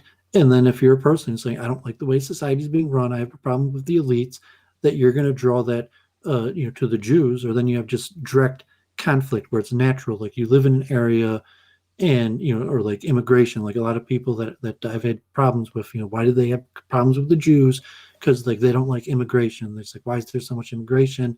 And then they see because there's Jews and they're pushing for it. Yeah, but here I have a problem. And we want to mention one last thing is the spreading disease. At the end of the day, if you see coronavirus, COVID-19, the biggest fear of all of the Jews today is that Jews spread disease. If you look in Montreal, they're shutting down synagogues. In Belgium, the mayors and they're warning Jews, take the COVID-19 rules seriously, or it's going to increase anti-Semitism. So it's ironic that you mentioned like, okay, the Rothschilds and the banking and all this, but in the current state, I didn't actually the biggest cause of anti-Semitism is probably the fear of Jews spreading disease. Well, Probably even in yeah, Amsterdam, yes, where you're at, the biggest fear this is right now is that Jews are spreading okay. disease. All right, David. But this is how you also return to the Middle Ages. For example, there were certain situations where we can say that anti-Jewish hatred was completely unwarranted. For example, thinking they were responsible for the plague, right? Yes, I'm saying even today that there's a lot more people worried that Jews are spreading COVID-19 than worried about banking. And there might be, it could be disproportionately. There are a lot of Jews that are not taking the social distancing or the lockdown precautions seriously in Belgium. I'm not sure, or it could be that Jews are just getting unfairly blamed or pointed out. But that's a serious thing where if you're living there and it's like, oh my God, there's these Jews and they're not obeying social distancing. It's a problem. We got to deal with them. And there's a lot of minor things that could cause social conflict for a person to be like, well, there's these Jews. I live near them. I see them. I deal with them. And I'm looking into them. And God forbid, I'm finding, God forbid, a lot of things I don't like. And like, well, the first time I spoke to that guy on Ask the Rabbi, the Dave, who's that guy, Jennifer? Like the Dave, I haven't seen him for a while, but he has his own show. And he was like a pagan guy, and he was saying like he liked Jews, but it's like then he asked me like it's like a lot of things I'm hearing about the Jews and they're worrying me, and he actually Dave asked me, like, Martell? yeah, Dave Martell. So like I started speaking to them. He's like, Dave, you got to tell me, like, Doovid, like I hear a lot of things about the Jews and it doesn't sound good. So that you're going to deal with it. You're saying like, okay, you're in Amsterdam, and it's like, who are these Jews that you share the city with? And he's like, I hear a lot of things and they're not good. Versus saying, I hear a lot of things and they're excellent. Yeah, I mean, you have to have a certain kind of mind to be paranoid about the Jews, I would say. You have to have you have to be somebody who is really interested in confirming his own beliefs, and somebody who wants an Well, my first explanation for point, everything. is it correct to identify Jews as a member, a disproportion of the elite, or is that already anti-Semitic? You say like, no, No, the that's person not. correctly identified Jews as That's not disproportionate among anti-Semitic. the elite. I think the paranoia comes in uh, when you think people are ruling your life. When you think that this disproportionate representation equals control. So the fact that people are disproportionately present in some institutions or disproportionately present in some movements doesn't make the fact that they actually control the world or even control these movements. Well, is it fair to blame the leadership? And you're saying that if the leadership is disproportionately Jewish, is it fair to blame the Jews? It's just straightforward. If things go bad, can you blame the leadership? And if the Jews are disproportionately the leadership, Sure. can you blame the Jews? And so, like me as a Jew, like, of course they're going to blame us, and that's the price of being, Jewish. Because, like, thank God, Well, that's also things are good. Pretty good for me. Like, fideism, dude. It's also a bit like, oh, yeah, God just does what He does, and will Jews be Jews who just have to suffer it? I don't know. As opposed me, to that's what? not Come a- here with this half-baked nonsense justification for God knows what. I mean, you're talking out of both sides of your mouth. On the one hand, you're saying there's no difference, and on the other hand, you're saying there are differences, but it's explained because reasons, and every single other opinion is just stupid and, whatever. It's like, what are you trying to say here, Donna? Who are you talking to? I'm just forgetting. Like, you two could talk for a while. no. Well, we can look at I'm off. the genetic think thing if you want. Let me take I a don't few think minutes. Jen understood at all what I was talking about. I think she just Well, missed you brought up everything. OV's. You brought up OV's genetic test, and you wanted to know Well, whether that's what the that was results made a sense. very long time ago. I think we We had a still different haven't conversation actually now. got to that point, though. We No, haven't but actually looked at these what were results. you criticizing me for? Because now you seem to attack me on a topic that we talked about. I don't know, 20 minutes ago. Is that not a fair game? No, because So what are the rules? you said then? I was talking out of you've both sides of my mouth. you have been, and I'm just thinking, like, historically, so illustrate between us, that with what are the one. rules of engagement? Illustrate that with one thing I said for the last 5 minutes. Well, what is your thesis on these results? No. 'Cause I you've was asking presented you. a vast number of I was results. asking you. I was asking you. Why don't you I rephrase just what I told said you. that didn't make sense in the last 5 minutes?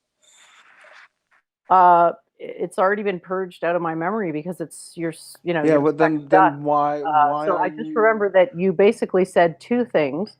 You said Which there's okay? no So which are the difference. two things? Which are the two things that I was talking about then? And what was contradictory about it? Well, what's your thesis then? So you totally forgot.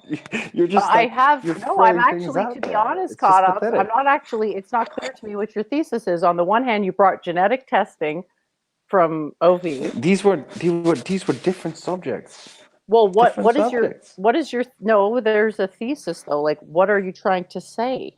Well, what's your point? Basically, I still don't understand the point of what you Okay, so brought. you want to know why I tie things together? Okay, so on the one hand, I say OV is an anti-Semite that Right. might have some kind of Jewish secret as well, Okay. which I think is fascinating and is a And topic that needs to be explored more often. I think why? because it's the whole self-hatred dimension, Okay. and there's also an interesting Oedipus complex because I think his mom used to date a Jew, which is Okay. also very interesting. I think these things are fascinating.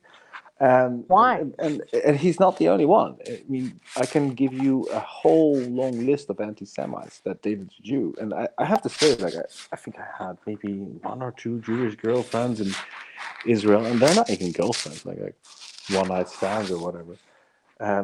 So I'm not. I mean, even if I want to look for them, like I don't encounter them that much. But on the other hand, these anti-Semites seem to bed with them all the time, and I think that is fascinating. And I'm not a very, how would you say? I'm not a guy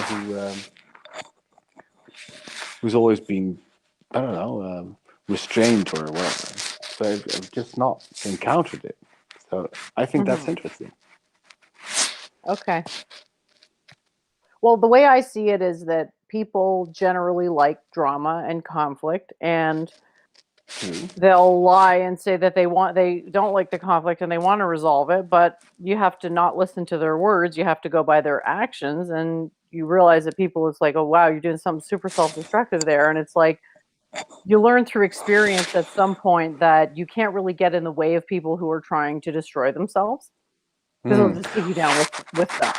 Well, what I think is it might also be very close to, I don't know, remember all these like televangelists, like these really Christian mega church pastors. They used to be also very gay. Okay. Yeah. So they used to be very anti-gay, and many of them were found Okay. in male toilets on their knees, doing something that So God what you're would trying to have say allowed, is right? that projection is a thing, and that people, when they make accusations, they're usually projecting. Is that what you're saying? So you're saying the I anti-Semites think there's a do lot it, of that out there. and the Yeah, yeah, priests are secretly homosexuals. Is that your I, argument? I'm just trying to make sure I I, understand your argument. I think there's a lot out there, and I think anti-Semites often have something in them. People are trying to, how would you say, they're trying to expunge their inner demons. You know, that's why they do it. So that's where the projection comes from. So they're very afraid of themselves, about their own sort of love or their own sexual proclivities or whatever, and that's why they sort of outsource it. They say this is something you need to hate because they're ashamed of their own behavior or their own inner demons. So if you want to have a scientific hypothesis on this, you could say that denial is something that does not actually expunge the thing that is being denied. It just sends it underwater, right? So it's like putting a balloon underwater. It creates a tensile force, right? So there's True. an enormous amount of strength involved for both love and hate that your subconscious cannot distinguish modifiers. So it's knowing that it's experiencing something very intense, right? Whereas your rational mind is saying hate or love, but they both start at the same general thing, which is just a strong feeling, right? So when you have an object of hate Usually, yeah, it is some type of projection, and there's something working there where there's a feedback where it's actually feeding the same characteristics into your own tendencies. Well, And that's actually people. evidence for that's a prediction of the quantum mind concepts. So you're basically making my argument for me. So thank you. I appreciate that. All right. Well, I'm happy to do so. Well, what interests me is that most of the time when groups really hate each other, they hate each other not because they're very different, but because they're very much the same, or they Yeah, accuse the other of have being you heard very of the different while they're being. narcissism? Have you heard of the narcissism of small differences? Yeah, but I'm not so sure if this is really the same thing. That's actually that's what it is. The narcissism of small differences is making a big deal out of a minor difference, and that's Yeah, I okay. know, but Here's that's another not example of that. exactly it. There's But two for things I want to example, say. I wanted to say something though. Think about like two oh, go ahead. cubs playing. You know when little baby wolves or bears or whatever roughhouse with each other, and it's like play fighting. That's sort of the human version of it. Well, And I had interesting. another question. Had you ever heard of something called the law of John Tay? No. Jante? Yeah, well, it sounds very Hindu. It's not. It's actually not. Oh, really? It's funny because as soon as I read it, you know who I thought of, kind of? Well, tell me. When I read that, Who do you think of? it was you. Oh, very interesting. Well, I just wanted to return to my sort of earlier point. So white nationalists always blame Jews for being very and ethnocentric, right? So you guys are ethnocentric. You're actually out there, and you're tribal, and you're trying to erode our sort of group homogeneity, right? So this is one thing. It's a very Whoa. Slow down here. Slow down. Can you just like situate me in something slightly resembling a context? Because I feel like you're setting me up to defend a straw man. no. I'm not asking to do anything. I'm just stating the case that this is what white nationalists think of Jews. They think they brought a lot of immigration to the how would you say, to the European world? A lot of Right. So Muslim migration. by your own argument, I could say that the reason you take issue with Nazis is because you're a secret Nazi. So what defense do you have against that? Well, because I'm not. I think even Well, they you are say allowed that, to but have you their always go to the free speech. You're obsessed with Patrick Bateman. You're obsessed with all the drama surrounding the internet. I think they're You're constantly hysterical. talking about Jews and Nazis. No, but Don't prove me wrong. yeah, well, I'm fascinated with them, but that doesn't mean that they don't have a place in a liberal society if they don't call for violence. On the other hand, they don't have a place for me, right? So I don't think that's the same thing. Them, you know what I mean? Oh no, I think I'll be thrown in the microwave or whatever. But it's so interesting. Like if you Okay, you've been point the listening to finger too much at Patrick another Bateman, group. dude. You've been listening to way too much Patrick Bateman. That guy's off his rocker. That guy's a total fraud. But whatever he is, I think the feds have come rather close to him. I think they actually talked to him because he's toned down his rhetoric that he's one of as them. of late. Yeah, he's so close Well, to him that he literally has an FBI badge, right? Is that your argument now? No, of course not. Anyway, learn what Fed posting is, you fucking noob, because it's getting tedious Jesus to deal with your new F blank a tree. Okay? Just with my what? You are acting like a noob, and it's like a noob of what? You're an internet noob. You don't understand. No, not everybody is unemployed like you, Jenny. Like not everybody has the time to check out 4chan for hours. A noob. I don't think noob comes from 4chan, but thanks. I don't know. Not everybody has the time to game. Yet you have the time to watch all the Patrick Siegeman streams and all the OV streams and talk about World War II and Hitler for 8 hours. I don't have the time to watch all the OV streams. I wish I had. I also wish but I you had have enough time to figure out. You have to figure out what OV's genetic history is for some reason. Yeah, it just cost me 2 hours of my day today. That's a Just to look huge at look. investment. Oh, sweetie, how long have we've been talking now? I know, it's amazing that you spend so much time. So I'm saying you're crypto, and it's blatantly obvious to everyone but A yourself. crypto what? Why don't you make any sense? You're sounding like you're worse than Claire in every fucking sense. You Well, don't make any sense. who is it that you're here opposing? The alt-right, right? I'm here opposing everything I disagree with. That's it. As are you. So you don't stand for anything. I don't. Of course, I stand for things. You want to know what I I know you stand stand for? for liberal values, which isn't a thing, and some sort of distributed democracy, which also isn't a thing. So I know you don't stand for anything. You just want to pull your way into justifying anything you want. I would love to go back to 1962. That would be my ideal society. Wow, you sound just like a burger right now. Like what? Let's go back to 1960s because, the 1960s led to today. So you want to go back to something that led to what it's like now? No, you can make the social systems pretty much what they were before. You Really? can have the culture. You can also tone it down a bit with the culture. Yeah, it doesn't have to be exactly the same, but what they have organized economically and socially, I thought it wasn't too bad. No. How the hell would you know? You weren't there. Oh, we have books, we have video, we have I don't know, the stories of our parents and grandparents. It You was know that going much better than it does now. people's memories People were are not socially usually people considered were good testimony. yeah, there were statistics about economics. People were doing much better economically than they are doing now. But People were here's the doing question: much better socially than they are What doing now. was it sustainable? And the answer is no, it wasn't sustainable. So it's unrealistic to go back to. Well, of course, things are off the rails now, but this was sort of What do set you in stone mean? What do you quite a mean? time ago. We've created a generation of people who are in debt. Do you think that is sustainable? I mean, these public expenses with Uh, college and stuff like this, well, that was expensive. But people now are hundreds and thousands of euros in private debt. You think that is right? sustainable? Do you think at some point No. people are going to reclaim these debts? Come on, give me a Yes. break.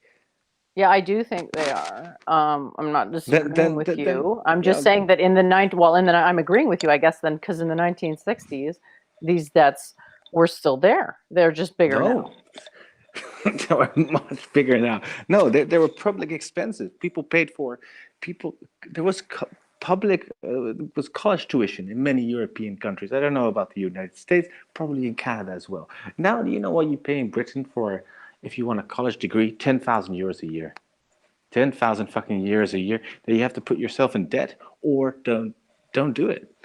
Or just get an It- OnlyFans. I'm sure you could get an OnlyFans, Conops. God, I don't even know what that is. I'm so Well, you could not finally start to connected. monetize those beautiful blue eyes. Beautiful, beautiful, beautiful. Yeah, no, but this also annoys me, and it starts to annoy me much more about these internet pockets. It's all about culture, and of course, culture is relevant. But if you really Well, want the thing to is, see, people want to do. if you Here's the really thing, want to Conops. see People what's want the been narcissism going of small wrong, you have to differences. think about People want economics. people who You have to think generally agree about with them how on fair we everything. made it as a society, and it's not really fair. And we've been fucked over Yeah, you longer have and shit longer. karma. And the question No. is why you have shit karma. You think you can change everything by culture, You can't change debts with Obviously, culture. you can change a lot of things with what people believe, right? That's the root of what they do, right? No, So what beliefs people are the root believe of is action. what people believe is informed many times by their socioeconomic positions, and they are determined by the economy, really.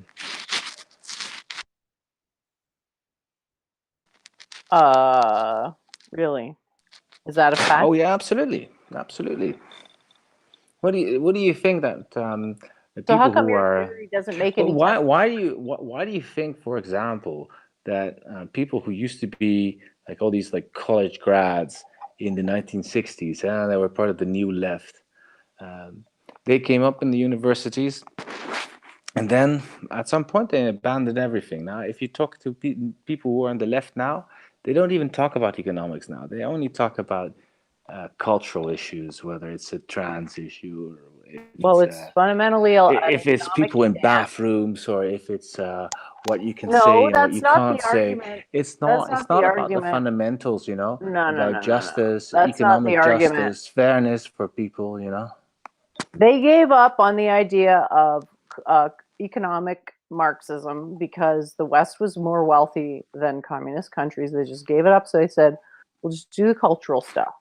That's what happened. It's just bullshit. They gave up because they were rich to begin with. These were the spoiled little brats from the '60s generations that never had any rootedness in any labor movement whatsoever, and then they basically subverted that whole fucking movement of economic justice and turned it into cultural issues, because cultural issues are the easiest thing you can do. You can be fucking rich and you can talk about trannies all you want. And that's not going to cost you anything. My head is kind of spinning here because you Well, have so many. that's a You good have so thing. many Well, you have so many assumptions in what you're saying, and I don't agree with any of your assumptions.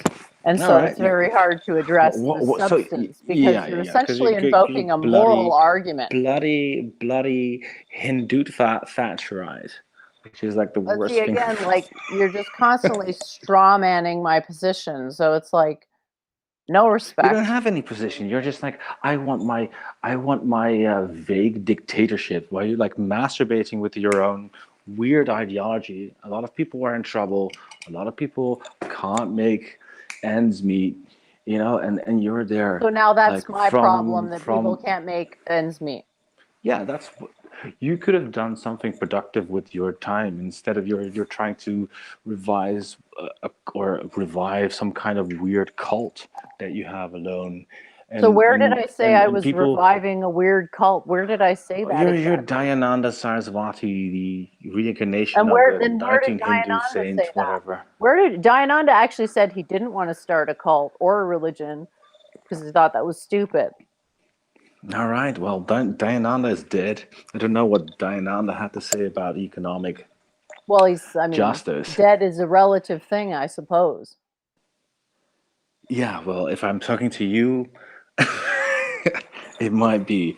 Look, I mean, the cultural issues and what you're doing, what Claire does, all these people who are busy flattering their own narcissism and just engaging in their own delusions. It's not going to work out. It's I not going got to a help tip for anybody. you. It's When you not going to help start anybody. when you start mind reading, you're probably in trouble. When have you said anything of value? See, Ever? again, this is just like clear to your reasoning. You're trying to shift the burden of proof and expecting me to tacitly support your axioms. Okay, so But it's not going to happen. what have you contributed to society, Jenny? I just find it funny that this is the So tell me tack you what. want So to go what to. have you done? What have you done? Gee, I don't know, officer. What have you done? Well, I've helped a lot of people. Really? Yeah, yeah. And I'm also in favor of a realistic political program that could actually go somewhere. Oh, right. You want to export Globo Homo to the third world to curb their birth rates, right? I want to curb birth rates everywhere for a planet, which would be great. Right? Don't you want to look at nature? Don't you want to look at nature? Don't you Oh, want so to now see you're trying the to appeal whales to me dying? based on this garbage. I care more about nature than you could even Fuck fathom. off. Why do you? In my Why don't opinion you ever about talk nature about than it in then? all your incarnations. You in all your incarnations, you're only talking about reincarnation. I mean, there would be nothing to reincarnate Because anymore if you. I know that if You give people me accept shit. reincarnation, they will stop polluting the environment because they'll be like, Yeah. shit, I don't want to reincarnate into a pile of garbage and make Idiocracy a literal documentary. If you don't curb birth rates, our world is going to shit. This is not about curbing birth rates. This is about You said how you much said you shit said is oh going into landfills. You said, "Oh, why are you exporting global homo?" Well, this is one of the reasons. I want to look at our planet, That's what I'm and saying. I It's want to not a enjoy. I want to particularly fucking enjoy it. I want my moral. children to enjoy it as well. Okay, Conops. I get it. You want to secure a future for yada yada, and I get it. No, I'm not Why going to say should I give anything a of David shit Lane. when someone has pissed all over my heritage and ruined the lives of countless Indians and not even fucking shown a hint of apologetic behavior? No regret for what your people did to India. Why should I give a shit again? You're a people. So David, is Jenny? Is she European or is she an Indian? Why are you asking Doovid for? What are you putting him on the spot? He's just going to lay the MTH on your ass, and you're never going to win. Well, he's going to do the multiple truth hypothesis. In one world, she is in fact an Indian. In the other world, she's a European. That might be There's so. multiple factors to identity. We have conflicting axioms. So if you say, what's the origin of her soul, might have different axioms than her genetics and her ancestry and genealogy. And those are different systems that may have conflicting axioms. And for the whole picture of what a person's identity is, you do need the MTH. Conops, do you realize that more than one thing can be true at the same time? Like the European philosophy, for some Of reason, makes course, it so as hard long for as you they're to not understand that contradictory, more as than long as one they're not thing can be contradictory. true at the same time. Like you understand how if I'm him and if I'm me, that's not a contradiction. Just like it's not a contradiction for you to be who you were in your past life. You're still you. You just a new version. That's true, but I think it's probably the case that a lot of people have already claimed the mantle of Dayananda Saraswati. Oh, have they? Is that right? Well, then introduce them to me. I would love to meet them. All right, okay, I'll introduce you. I can go to some Sure, Indian sure. for him. I mean, I'm sure that. There were people in Conops, the chat. There were people in the chat calling themselves Dayananda Saraswati. I remember the 5 people that like to troll this stream with 50 alts. I know. It's like if you think about it, you don't have any way of judging the truth value of what I'm saying. You wouldn't know where to start to answer that question. So that's why, Doovid, Yeah, he may not I know the full can't. I answer can't either, but at start least to he doesn't answer sound with white completely noise. slack-jawed moronic to claim something like absolute certitude that it was incorrect. It is absolutely almost 100% confirmed that it is very unlikely that you Okay. are, in fact, the reincarnation of a 19th century Swami, Jenny. Okay. It's just not. It's just, look, if you would go to any mental hospital, you see a lot of people claiming, Oh, not "Oh, this I'm Napoleon. I'm again! Napoleon. I'm Napoleon. Oh, I'm Julius Caesar." And you can also say, "Oh, multiple truth hypothesis. Maybe it's 50%. I don't know." True, you can do that, but it's not. Well, It's not you're more saying likely that you're you are Dayananda Saraswati than that some crazy person in the I think it's hospital pretty thinks he's Ronald crazy. Reagan. I think it's pretty crazy for you to think that you can evaluate the truth value of a statement that you don't understand. And this is my point that saying this is something that is unverifiable. And so to jump to a conclusion one way or the other tells you a lot about a person. Do No, you I really want to be mean, telling me so much information about yourself? it is verifiable. I can ask you a lot of things about the life of Dayananda Saraswati, and you wouldn't remember it. Someone else just joined the chat. It might be a troll, but on the off chance it's not a troll, we'll let them join for now. Hello? Hello. Lou? We can't hear you right now. Are you there, Lou? Sup, Ludong? Okay. Come on, Ludong. Come on, give us something. At least. My cheese, so I play with.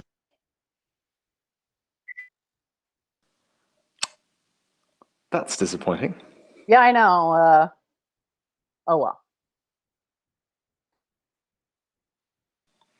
Did you post a link in chat? Yeah, I did. But the point is that, some statements you don't know what the truth of them is. Some statements you can say, yeah, that's false, and yeah, that's probably true. But some statements you have to just think about what the statement actually is rather than trying to jump to a conclusion, well, that's true or not, because some truths are counterintuitive. And the more difficult, the more sort of esoteric or whatever you want to call it, the truth is, the more counterintuitive it is sometimes, because you're transcending your own biological bias, which is what counterintuitiveness feels like. It's like, oh, that's And probably more accurately, all statements have a value, a truth value somewhere between 0 and 1. And very few are going to be 0 or 1. Most of them somewhere in between. And that's the goal of the multiple truth hypothesis, to help people navigate what it means to figure out complicated truths. Oh, how about a plausibility meter of 1 to 100? I think that's, I don't know. I think that works a bit better. Well, I mean, like a chess program or like a gambling equity, where you have your equity of the situation, which is basically a probability based on the best knowledge and maybe computer simulations or algorithm that would help with it. But you would say this is the uncertainty, and due to some sort of statistical analysis with all of the uncertainty, you would have some sort of probability, and that like any probability could be represented as a number between 0 and 1, where 0 is completely utterly false and 1 is completely utterly true. So if I said to you, I'm Napoleon, Doovid, what would you say? How high would you grade that? you can't just make stuff up and have it be true. When I'm but saying then you are something Napoleon is true. different than saying that you're a reincarnation of the All right. same soul of Napoleon. Okay, So, so if you're can Napoleon, okay, so Doovid, look right in front of you. Look at my avatar. You know who that is? Yeah, I mean, Anne Frank. Okay, so I am the reincarnation of Anne Frank. What do you think? How plausible is that? I mean, it's. Are you insane, dude? Like, what the hell are you talking about? No, I would say that. I mean, just because you're using her avatar, and from a Kabbalistic perspective, that it's different than Jennifer's understanding. So, I mean, Jennifer's understanding, saying whatever the soul entity that was in Dayananda Swami, and then when he left, and I was obviously passed away a long time ago, that that's the soul entity that's in her now. Versus a Judeo understanding, it doesn't necessarily work that way. So you could have been a typical Dutch dude who didn't, you weren't born the reincarnation of Anne Frank, but through your karma that you brought down part of her soul into you. So that I would say, even, it's likely that would happen, just because you're using your avatar. You're always talking about this stuff, that yes, her soul is likely to have, at least part of it, to have entered you. And because the way souls work, like her soul could have, because she became so famous, has a generalized soul. So the power of Anne Frank's soul that's a bit, could empower that's millions a bit too of people. vague. No. So I can say yes, it is pretty likely that you are a reincarnation of Anne Frank.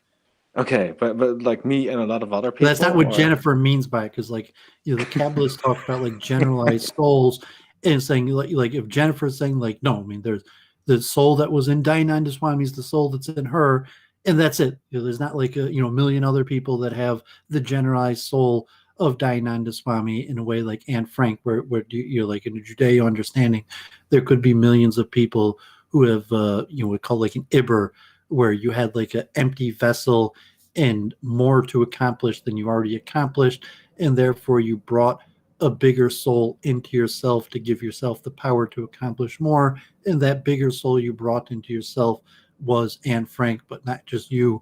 Millions of people have done the same thing. But I mean, that's not Jennifer's understanding of reincarnation. So what would you say is more plausible? That I am the reincarnation of Anne Frank, or well, I'm saying a Judeo understanding, there's not a reincarnation of Anne Frank, that she passed away.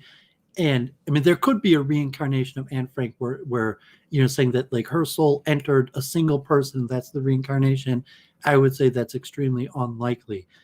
But that you have part of her soul within you, I would say that's possible and even likely. Or why else would you be using your avatar? Something that's even like an evidence, like the fact that you're using your avatar probably means that you do have a piece of her soul in you. Yeah, I don't know. The piece of the soul is not really cutting it for me, But I want that's a more. Judeo-Kabbalistic understanding. Jennifer's understanding, like, I don't think she's got like piece of soul, generalized soul that people could pray or like conjure.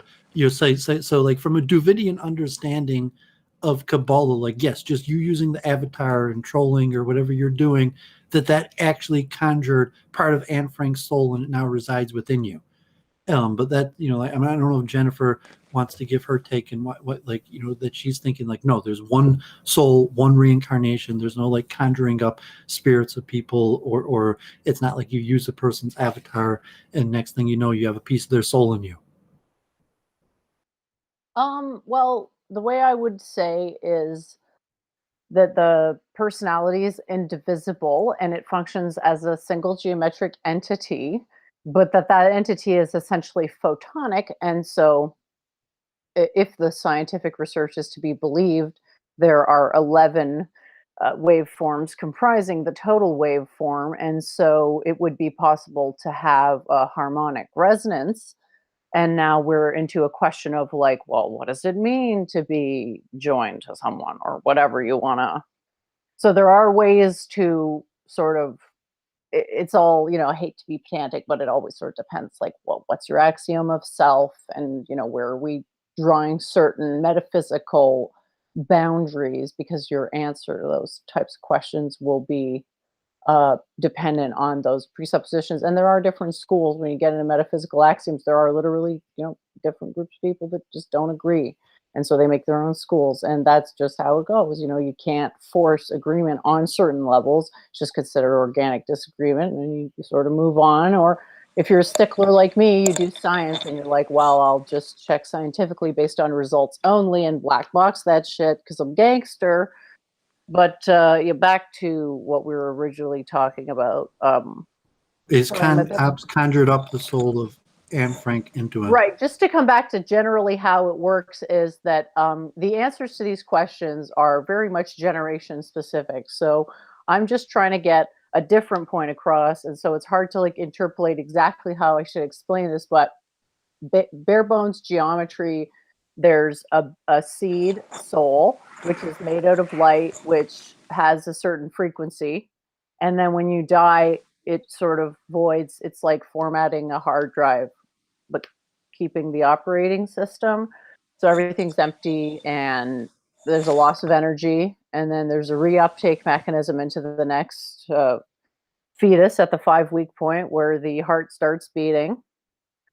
And the reason that you synchronize to a particular set of parents is usually if you have no skills, to warp the akashic field otherwise to your own desires, hint, you basically end up with whatever parents are between the two of them have the largest overlap with your own internal frequencies, right?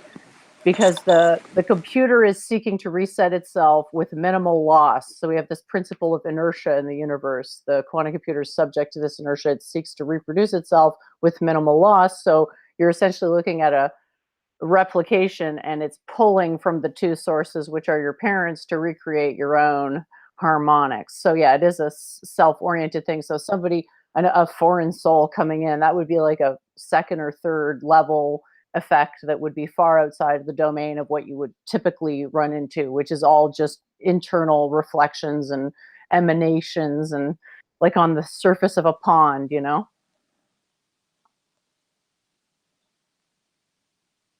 Hello?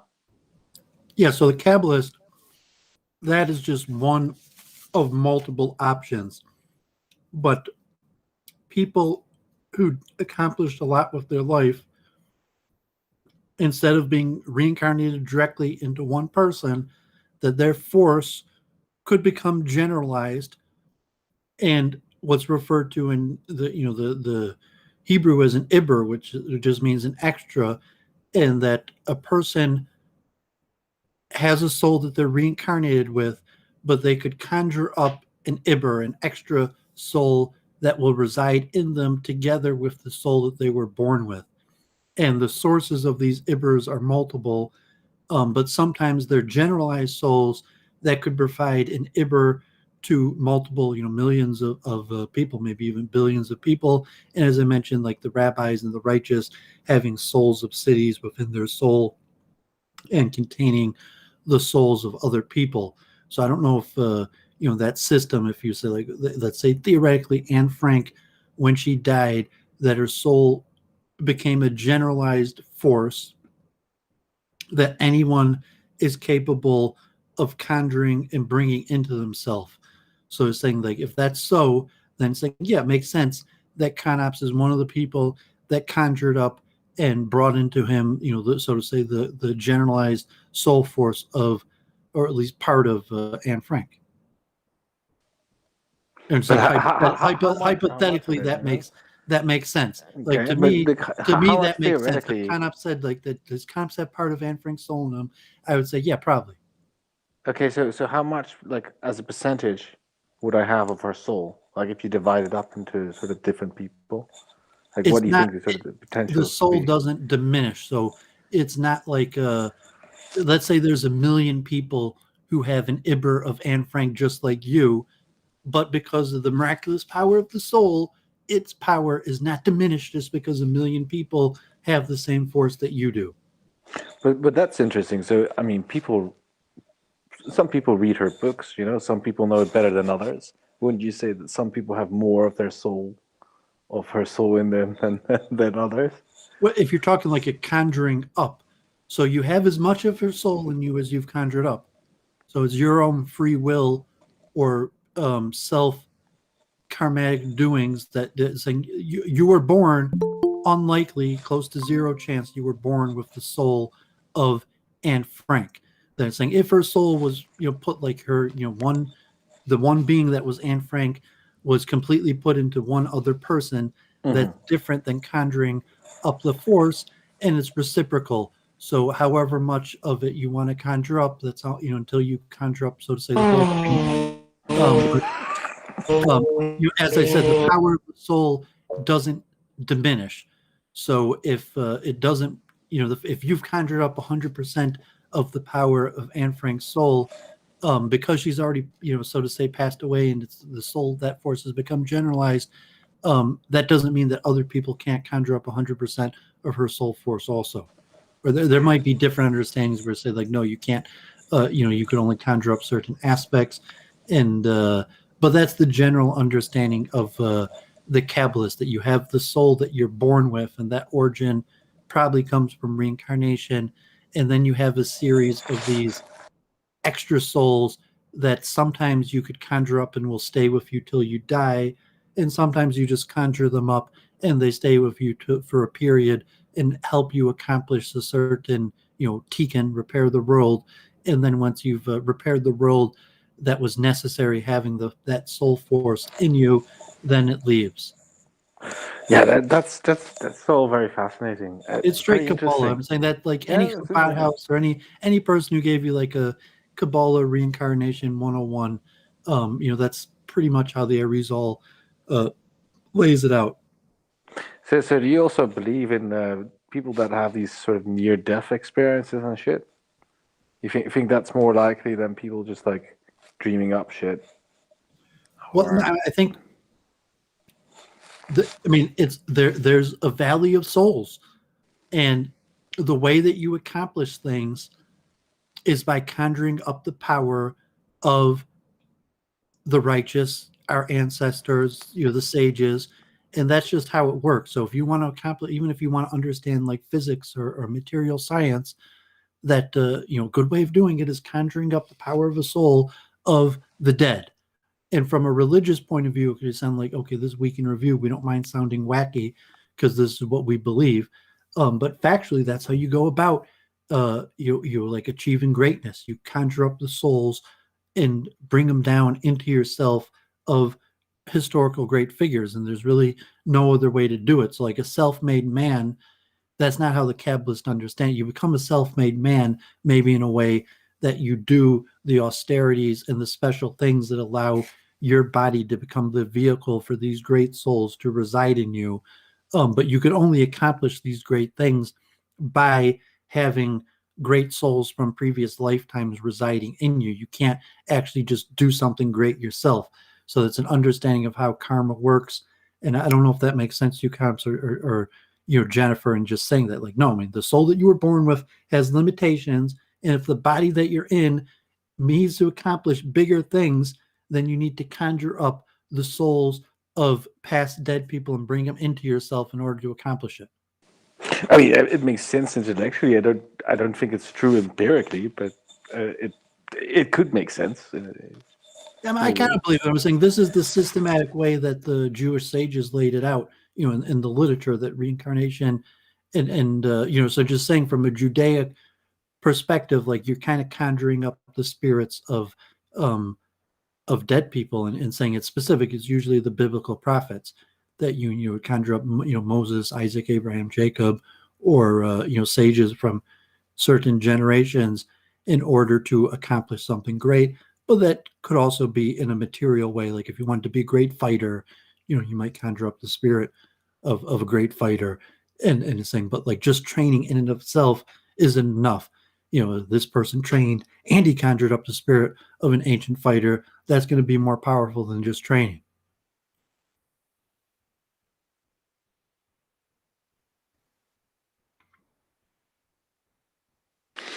Yeah, it's all sort of it's interesting as a theoretical concept. I just think it's rather short on the evidence department. You're I just a think midwit. there's where my problem starts. You're just a midwit, and instead of actually pulling up your pants, tying up your shoes, and being a scientist, you choose to No, you're not a ruminate scientist. in You're not, midwittery. Jenny. You're not testing anything. You don't. You only you throw you don't even throw hypotheses in there because you don't want them to be tested. You don't have anything that could be potentially falsifiable, anything that could be produced in a lab. There's nothing, absolutely nothing.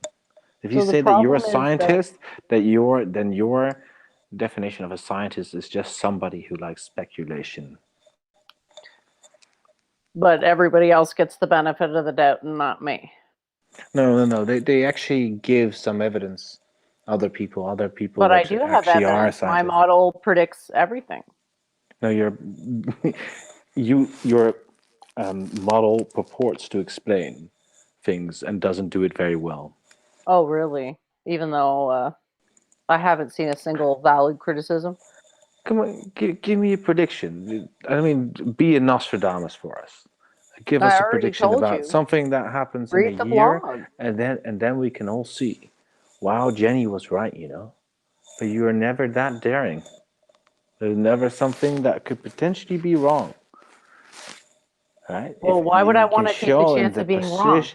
in the precision Why of would I want to your take the chance of being wrong? Because somebody like you is going to bite onto it and never let it go. You're already unable to let well, go that's of what every imaginary that's flaws, what every let Well, alone was that's real what ones. Jennifer going to chime in on her theory and the ability to conjure up the power of souls from Analysis, because let's say, hypothetically, metaphysically speaking, what we say is that, well, there's one personality and it's a metaphysical personality, so it's rigid, it's like the perfect sphere. It exists outside of reality, and this is Krishna, and everybody is really perfect just and frank.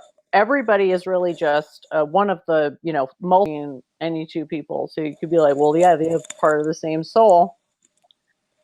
If that's your axioms, if you embrace rigid, extra universal, metaphysical axioms, then yeah, you can say, we're all just little, flakes of Krishna, right? So then it would be a matter of like estimating an archetype. So you need a computer to do that. Whereas like, well, find me the root archetype, which is basically what these neural nets are doing. The UBM, universal background model, that's proof that archetypes exist.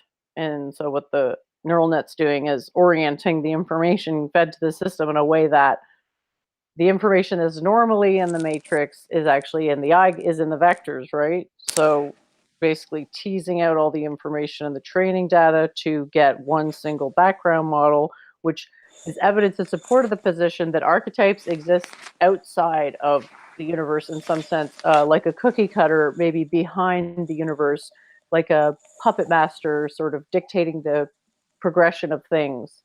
So from that perspective, you could embrace that, but you didn't make that point, Conops. I wish you would try to construct some arguments rather I than was just just always destroying them. was You're trying to just destroy I was my just argument. And it's just funny because, like, sobering up, Jenny. Jenny, I was sobering up, and I have the more I sober up, the less you make sense. What do you cookie cutter?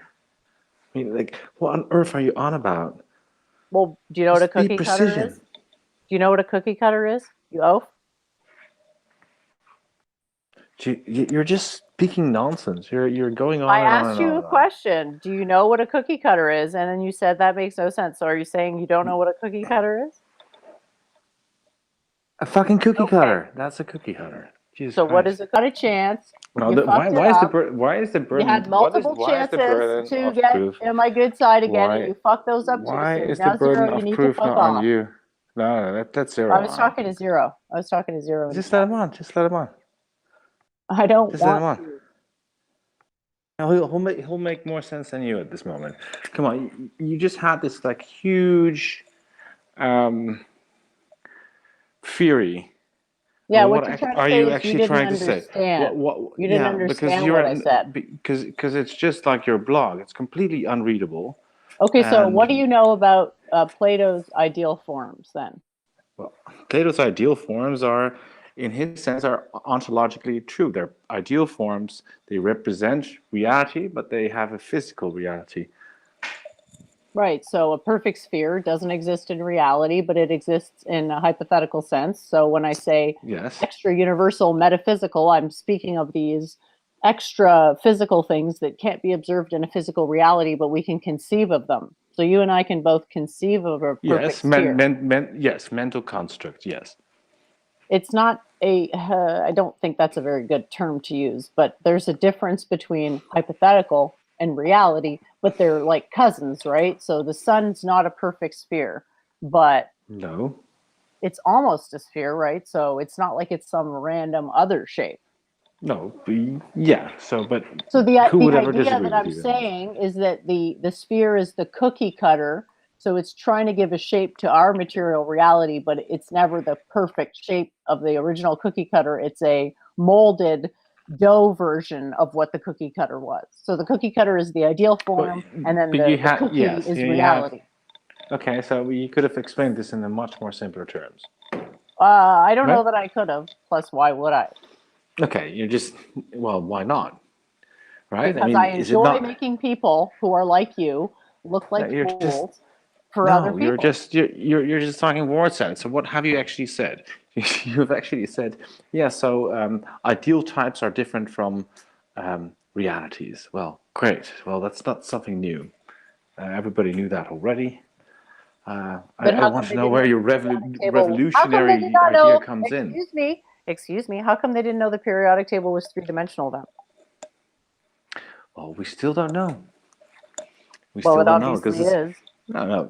This is again. So you actually this is interesting. So you said, oh, there are ideal forms and there are physical manifestations. So what is the periodic table? It's an ideal form, Oh, what a or is it good a fit? question. See, finally, you've taken your head a little bit out of your ass. It's still mostly in there, but it's slightly coming out. So I bet that fresh air smells really good, doesn't it? Well, you tell me, Conops, why don't you use your big brain of blue-eyed superiority and answer the question for me? All right. So you actually think it's a construct, right? So Is it a construct? well, yes, it is a construct. Well, usually what you want to do, Conops, is start from the basic of what is real, and that's karma. So cause and effect is real. And then the next thing after that, what's real No. after, But after let's go that? back to the periodic table. I know, but you're trying to answer So the question, is the periodic table a pure form or is it something Yes. else. Is it right? something ontological? Well, by definition, it's not possible to make a graven image, quote unquote, of a pure form, right? It just, even no matter what I made for you in physicality, would be not the pure form, right? By definition. Okay, but you say it only exist in ideal form? Does it exist in reality, or both? The ideal form is the cookie cutter for reality. So Okay, so I start give with the me ideal form. I start with the periodic table, so and then I so this say, okay you okay have to right. So listen, that could Connors. You have okay. to So listen, wait. Connors. So that collection of gumballs that you stuck together, that's reality, and then in your head you have still an ideal form. I feel I feel to see. Well, that's not reality, quote unquote. That's an aspect of reality. Okay, That's not the show full us the reality. periodic table for us. Can you present the periodic table for us? I just want to see it in its magnificent physicality. Thank you. Yeah, it's supposed to be a yantra. Do you know what a yantra is? I have no idea. You can look it up. YANTRA. Yeah, I don't feel like looking things up now. Oh, I'm just sobering up now. So, okay, so I've got it on the screen now for anyone who wants to check it out. So I'll just put the background to black because Doovid's walked off for a bit. There you go. so Jenny, is this the ideal type, or is This this is the the physical all. No, reality? listen to me. This is the all-in-one and the one-in-all. So it's not like the sun in a circle. It's different. This is one aspect of what you could call mechanical reality, right? Because it doesn't really govern spiritual archetypes. It's not like I can take that and derive Krishna from it. Okay, so whoa. So you have you have the mental construct, and then you made something physical for it, just as a representation. This is your Well, the representation of pure the. form, the pure form is real. Okay, so here's the way you have to look at it. There How is the pure how do you form. know the pure form is There- real? I'm showing you the thought process, Conops. You can decide later on if you agree with it. Okay, you don't have to. All right. Okay, I'm just showing you how the thinking process works. So Okay. there is something out there that we have understood to varying degrees. Not 100%, because we argue 100% is not possible, because we have a subjectivized understanding. We're sort of limited by our humanity, by our body, right? So the facts are as follows. So we have this thing we call the periodic table. And the periodic table tells us a bunch of information, but this version of it tells us more information. So basically, this is what it literally, how it arrays literally. Okay, so don't you think ideal types should have a function? Of course they do. This one All right. predicts So all the different. so what is the difference between making it 3D or 2D? Well, this one allows you to predict the what are they called? I don't know. You don't know any chemistry, but some elements have more than one state. Yeah. So it predicts the elements that you can't name. Oh, come on, Conops, don't do this right now. This is just juvenile. Okay. So it predicts that, and it could also be used to determine the relative energies of every single chemical, because the chemical reactions are also predicted by this using something called thermodynamic microstates. Okay. So what do you actually understand with the word prediction? A prediction is, you know, what the outcome is going to be based on certain things about a system before something happens. So you already know. No, that's not necessarily true. You think you know what the outcome is. Well, a prediction is like, well, if I hold something in my hand and I drop it, it's going to fall. That's a prediction. Yeah, it's probably gonna fall. Yeah.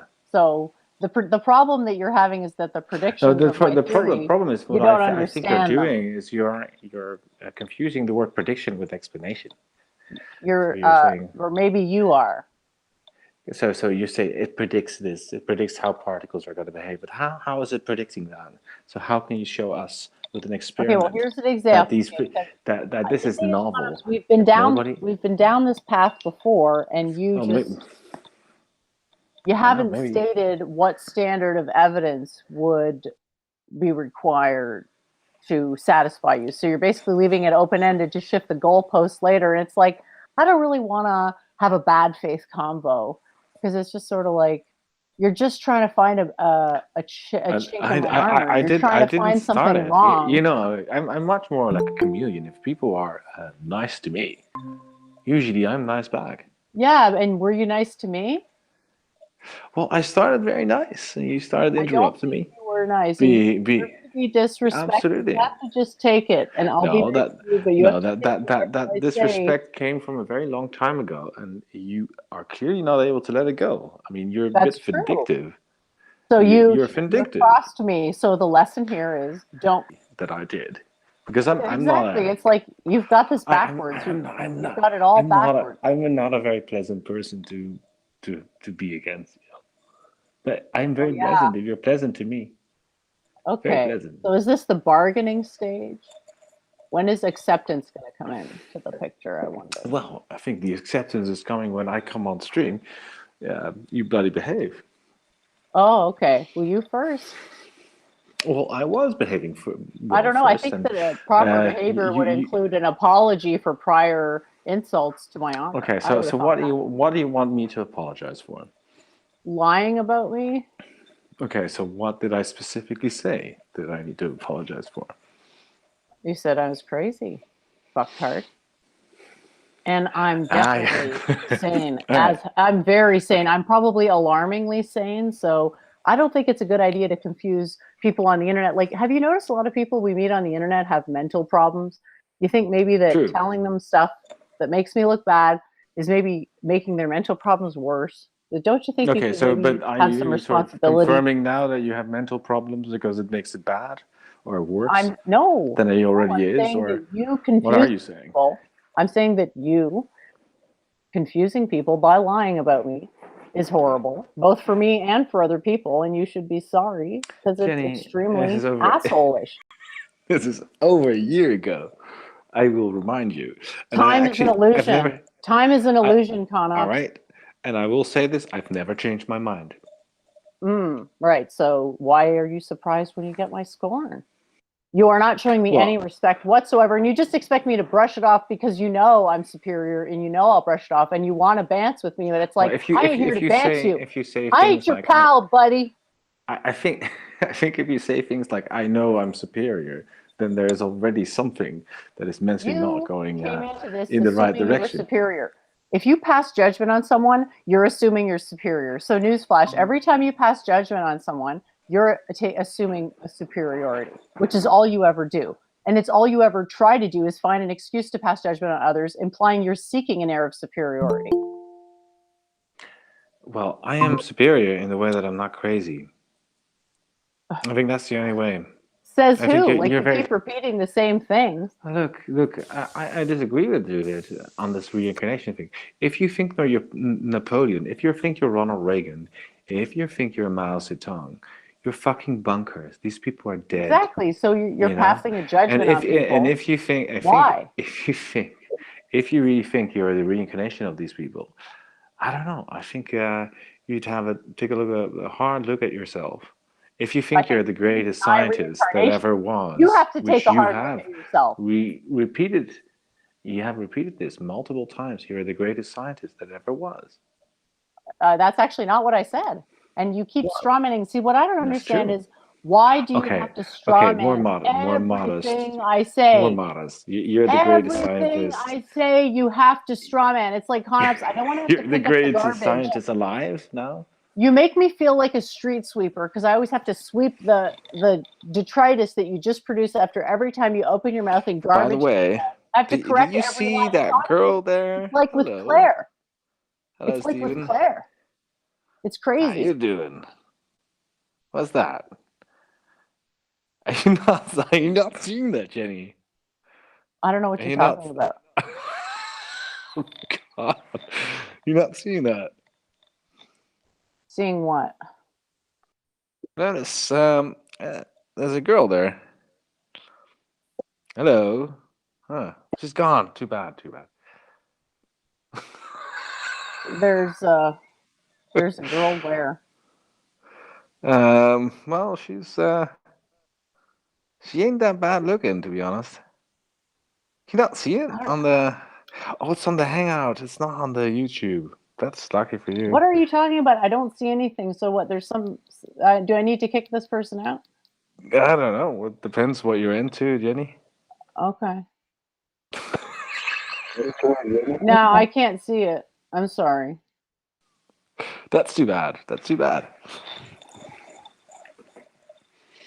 Yeah, it's like Zero. I don't have anything to fucking say to you. You are not coming in good faith. You are constantly saying you like learning, but you never ask any questions. And every time I've talked to you, it's been a complete waste of time. So yeah, I don't want to talk to you, Zero. You can't hold a conversation. You have no focus, and you constantly derail every conversation that you're part of. And I've never seen any evidence to the contrary. So you're not going to one-up me on this. Welcome back, Doovid. I'm sorry about whatever was playing. I don't even know what it was because I have it wouldn't have shown up on the screen because I just have Doovid's video, basically. That's good for your channel, I would say. Yeah, thanks. Yeah, Doovid's place is always comfy. So. I was just listening to this pilot course for the great courses on internet business etiquette. And one of the things they mentioned is when you're on a call and you leave, that you should turn your camera off. But like I thought about that, it's like, no, I'm gonna leave my camera on. But I understand the general reason for the etiquette. And if you wanted to talk about something interesting, ConOps might also find this interesting. I took this course this week. I'm always doing great courses, but this one was more interesting to talk about. Is they had a new one on body language, and it was this woman, Van Edwards, who was, I guess, a very popular inspirational speaker, and a lot of it's scientifically based in, like, lie deception. The basic idea is there's statistically, like, not necessarily scientifically proven, but correlations between certain body language and expressions of emotion or thought or evolutionary strategy. And it's basically dissonance. Is that when a person says something that they don't believe, it creates dissonance, and it causes a person to put their body language in a certain way. But there's a direct connection, and like from Freemasonry or your religious ones, you maybe have like hand signals, army, military configurations. I said like essential Freemasonry is almost like Chinese martial arts, just pure military form of human organization, like literally chess. We're just saying geometrical spatial representations of what people are possible. It was very interesting listening to her talk about body language, and the science I think is pretty clear that like a loose estimate, the a third of communication is verbal, a third is tone of voice, and a third is body language. And so it's kind of interesting, and it's related to the dissonance theory that a person is we represent each other when we talk to each other in different ways. There's our actual body, which is representative of who we are at the moment in space and time and place, as opposed to intellectually inside our representation of ourself that's more out of time. And so you say, like a lie to the body doesn't matter. The body just wants to do things. It doesn't matter whether the body, is honest or, does it just, so it's very easy to have incongruencies between the body and forehead reading. So like the Kabbalists, like I say, like it's always tiny Hebrew letters. So the Kabbalists say that like when a person, their brows, that if you look very closely, you could pull out 3 Hebrew letters from a person's forehead. And from there, like that, you'd be determinative of the deep secrets of the person, but like literally, you should be able to see Hebrew letters on a person's forehead. But that's a little superstitious, and I like the deep mysticism of the soul force, and saying I think it's important the concept of reincarnation, to say like an idea, and even theoretically, like every time that we use Pythagorean's theorem, or every time we do use a device that was created by somebody, even though there's no direct connection, like I'm just like drinking tea or from a bottle, but there's it's literally conjuring up the spirits of the dead, of the people who did karmatically what is necessary for this to be able to happen today. So an accurate level of like a mystical level, reincarnation is the fundamental principle of Kabbalah, and it's central to all aspects because it's like monotheism. All the souls originate from Adam, like the Krishna is that the monotheism, originally everything was one, and then they're separated out, and that could be manifested in multiple ways. And if it's like a mathematical formula or an idea to say that existed and it came into the world by being incarnated into a person who brought that into the world, and then anytime anybody uses that idea, in reality they're taking a piece of that soul and bringing it into themselves. And so if you have an esoteric system, you're like trying to understand Kabbalah, like for what it's trying to represent, it's very important to think about these esoteric ideas, and you say like a dualism to the scientific materialism, where you have a competing theory for the explanation of the origins and workings of the material realm, and you're trying to correspond, like a received literature, and you take the Arizal at his word that somehow God basically, this is the mind of God that was bestowed to humanity through these sages who wrote these texts. And that's how I'm going to try to understand how the world operates. And so, it's very interesting, just taking the face value for the way these texts say these spiritual forces work, and even like, paying homage in deep, spiritual thanks, that everything that we do of use is basically, you have to, thank the spirits of the dead that made this possible.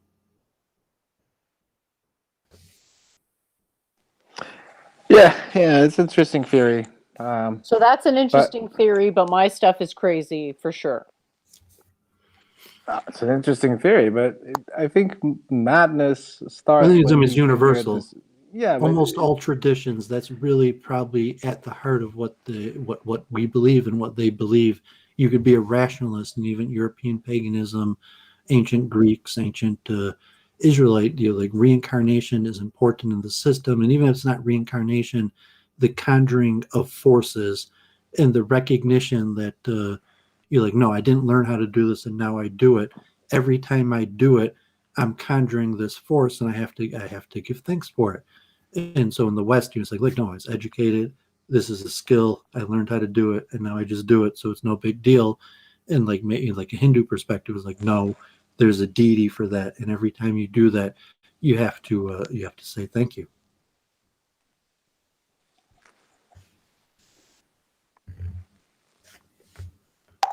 So how's that sound, Konos? Interesting theory? Well, yeah, it's interesting. I don't think it's very theory, is it? true. Yeah, it's an interesting theory. Well, I just think to put you in the perspective of a theist, because if you're largely a nihilist, like you don't think you're so the internal narrative in my mind trying to understand the world is generally one of monotheism. So it's trying to unify the forces that I see. So when I'm observing the external world, my internal world is trying to understand how there's one unified God that's sending all of these mixed signals. So if Kanop's his internal world is more nihilistic, he's not, trying to unify all the signals that he gets as a unified message from one God, give a readout of the world that's fundamentally, difference, all these things about like conjuring up forces and spirits, and you say like, yeah, I'm basically going to reject that. I'm not going to spend much of my life period, few Yeah, but percent of my life. there is no evidence, David.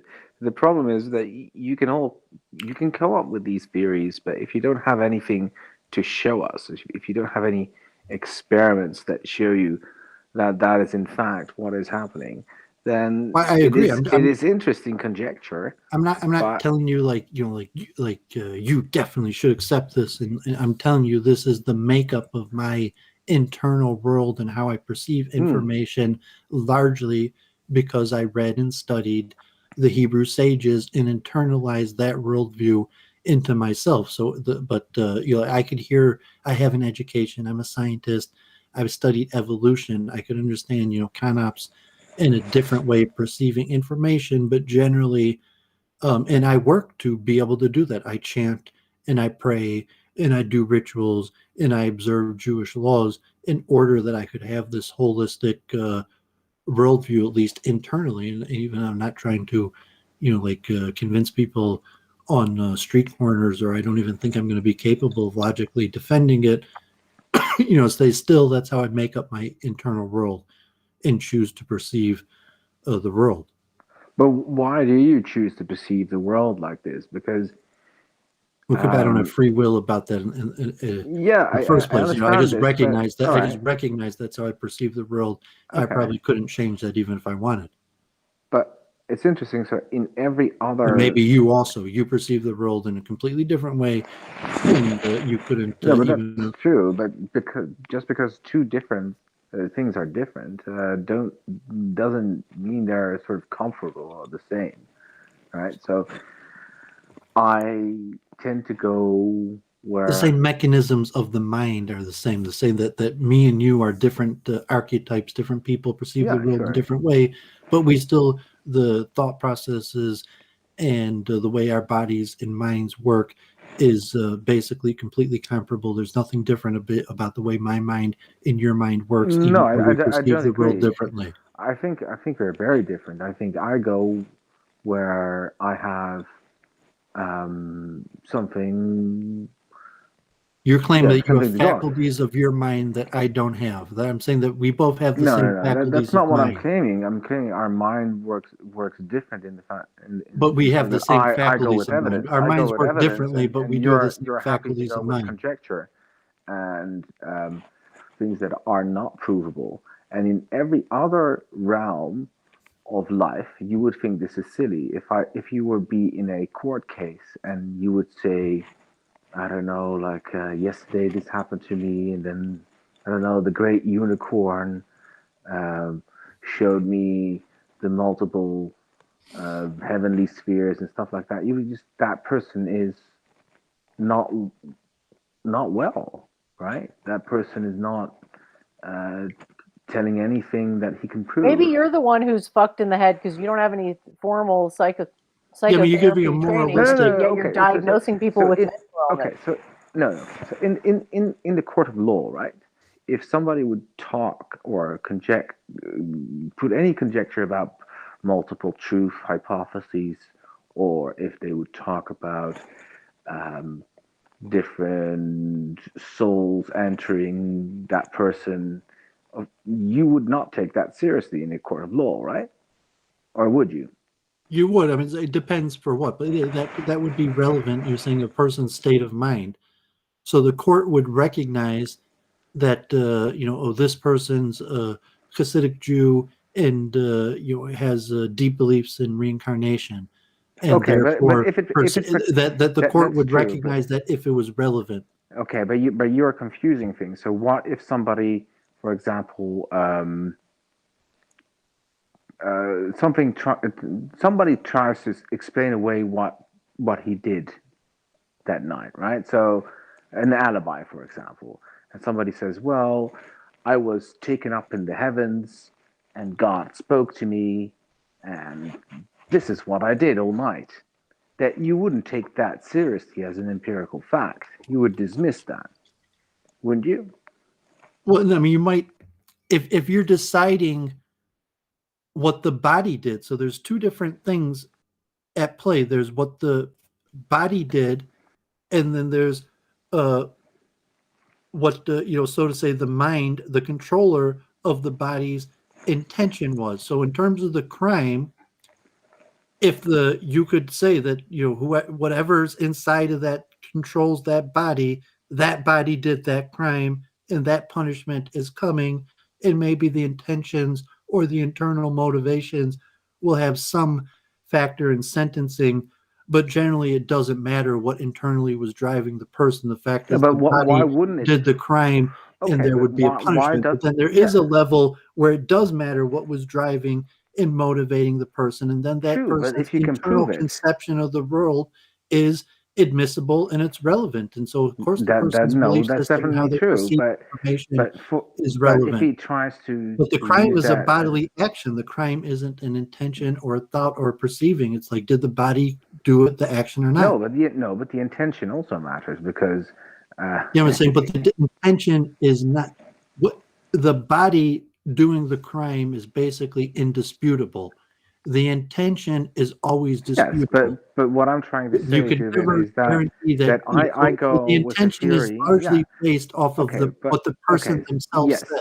but I'm going with The only things really that way are you know under. the No, person's okay, so intention I is look at the based world, off Doovid. the actions of the body. Okay, If a I person's look at the body- world, Doovid, with things that are undisputable, and you think it's okay to go beyond that and think about things that are not directly provable. And I think that's the difference between our worldviews. I think No, that. I think you said poor definitions, because you're saying there's indisputable things in the material realm and we disagree about it. Yeah, but And you, the things in you're the making the immaterial difference. realm you have no opinion about, but Doovid has opinions about and thinks that those things are. Okay, Or you're but saying that we have disputes about the material realm also, we and the also, things of that course, you hold in the material to realm are indisputable. think like Stephen Jay Gould thinks that these are a You believe in non-overlapping vaccines, and I reject magisteria is vaccines. You ridiculous. believe that coronavirus came from evolution. I think it's man-made. So you're saying yes, and even in the material realm, that we have fundamental differences of how we That's perceive. that's not exactly what I'm trying to say, even though we probably have as well. But that's not what I'm trying to say here. I'm trying to say that if you, for example, posit a supernatural force, that supernatural force has impact on the real world. If you think that praying works, you actually think that it has influence on the material realm. The spiritual world has influence on the material realm. So I want to see some evidence for that. I want to see if The you're quantum positing a periodic heaven. table? I want to see some evidence for that as The well. quantum periodic table? I also want to see some evidence of that. Yeah, I want to see that quantum periodic table, and not just the quantum periodic representation of it. Is the 'Cause I Yes, can I'm proof saying, I can that also things obviously, make exist beyond the an material Anubis. realm? I can also make an Anubis or a Zeus or whatever But it with won't predict clay, all the and chemical reactions. that doesn't make Zeus a true figure. well, Yeah, but we it can predicts argue- all the chemical reactions, so you can't address that argument because there is no counter argument. Yeah, we have the debates of proving God or not, and saying rehash these debates, and they're important. But just from the cognitive faculties of mind level, like a multiple truth hypothesis of you're saying like, no, there's indisputably a God in a spiritual realm, and cause and effect, and in fact that cause and effect is laid out in Moses, and that's a fact. And you might think that you're logical rejecting it, but you're wrong. You're going to burn in hell. And was saying like, no, I mean, there's a multiple truth hypothesis. There's a whole bunch of things. There might be material truths and laws of science, but what is actually the truth of the greater world is largely unknown. There's and so that's why you have received wisdom or remembered wisdom, saying, okay, I based my worldview on sages or scripture, and that's how I chose to self-indoctrinate myself or my parents or my system. And all people, the pattern recognition, that's just how the mind works. The books that we've read, the stories our parents tell us when we're young, creates general perceptions for how a person views the world. But the faculties of the mind are basically universal, that all people have the same faculties of mind despite these different conditions. Yeah, but but there's a difference how you choose these faculties, or choose to use these faculties, isn't there? Well, yeah, definitely, but I'm saying the faculties of mind are universal, and there's not a racial difference. You're saying the faculties of mind is part of the universal brotherhood of man. Yeah, sure, I agree with that, but there's also a universal tendency to see things that are not there. You know, like a lot of people see ghosts, a lot of people make up all sorts of shit. You know, like I mean, Scientology, Well, you put it in a Mormonism. pejorative. A lot of people try to understand the world and put together patterns, and then you have this pejorative, and you're saying, "Oh, spirits and conjuring and reincarnations and talking to the dead," and you want to put it in a pejorative way because you have a bias, like you're trying to enlighten people. So, like by putting a pejorative, you're like, "Oh, if you're one of those people that think like that, let me enlighten you to think the other way." And that's where MTH is coming, saying like there's a lot of unknown and uncertainty, and different people put these patterns together in different ways, and not even going to ascribe a good or bad value to it. They just say like like there's people, and there's a lot of phenomena out there, and there's a lot of different explanations Yeah, for but it. you think that is so moral to think that everybody has his way of interpreting the world, but there are ways to interpret the world. Famously, Goya, I the mean, the essential interpretation sleep of the of world has reason nothing to do with brings morality. forth brings forth monsters.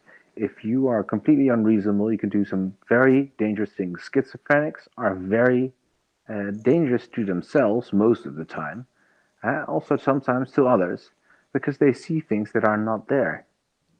And that can be very dangerous. If you think that it's I think the somebody in your opposite. head No, I telling mean, you to me, to my kill understanding of the somebody, world is the that's very exact dangerous. opposite. Saying the human animal is the reality. So when you see, God forbid, an extremely dangerous person uh, that you're scared of, that's what you should see. That's what we are. So the process of enlightenment takes extreme amount of work. So these people are not dangerous. They're all of us when we look in the mirror. And that's why we have to pray. That's why we have to go through all austerities and learning process so that we're not these people. And, so that's just the understanding of what human nature is. So you say, oh, I'm surprised that humans acted like that. And you say, like, no, I'm surprised that humans didn't act like that. And that's the Okay, purpose but of isn't it religion. strange? Would you say to a schizophrenic that believes he has to kill his mom because he has to satisfy some god or whatever? Do you think it's just a matter of interpretation, and everybody's interpretation should be respected, and everybody comes from a different position and stuff like Yeah, that? I mean, I think it's the essential JF nihilism, with the Stephen Mullen. It was like, yes, morality is just a preference. There's a logic to a schizophrenic who, God forbid, that's just a psychopath and wants to do horrible things. But there's a logic to it, and there's a reason where you could look at the person and say, yes, it makes sense that this person is acting in this way. And you say, but we have a moral system, and this person's action doesn't subscribe to it. So just say, obviously, violence is extremely logical. God forbid, because if someone wrongs you, you're saying to extract pain on your enemy is extremely logical, and you say there's a better logic, or there's there's long-term planning, there's impulse control, and like cold winter theory, that okay, there's a logic to just like getting into a dispute and resolving it immediately with violence, but God forbid, long-term planning, that's probably not going to work out well for you.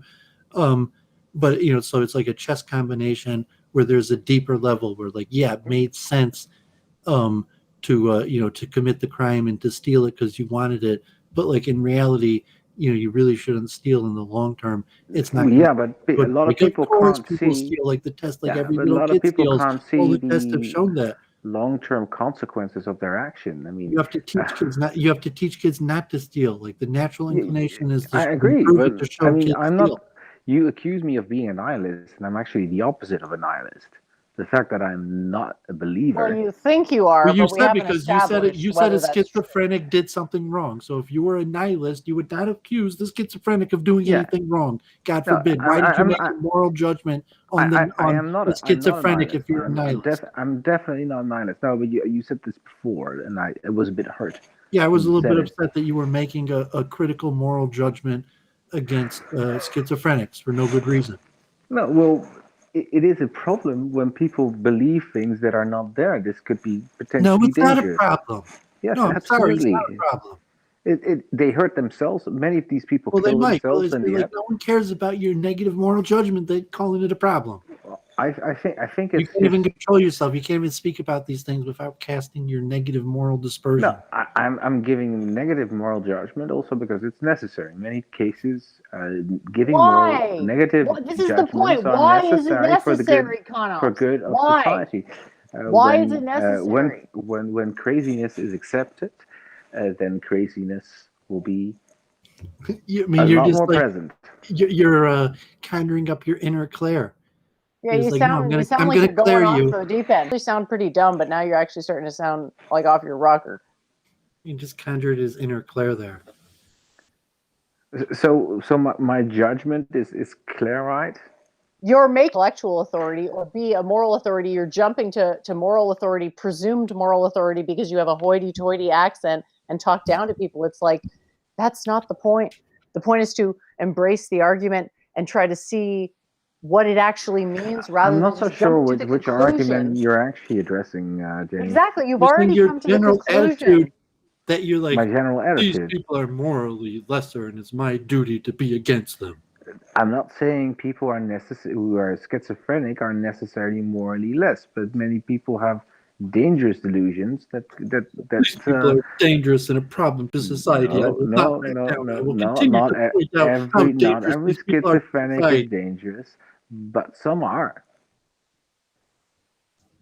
I mean, some mental delusions are really dangerous. If you don't think that, if you don't think abnormality in Yeah, and I think the way psychological you traits think are is dangerous dangerous. sometimes, I Admit don't it, know I where think you David. were. You're your a danger beliefs to are society. dangerous. Just admit it.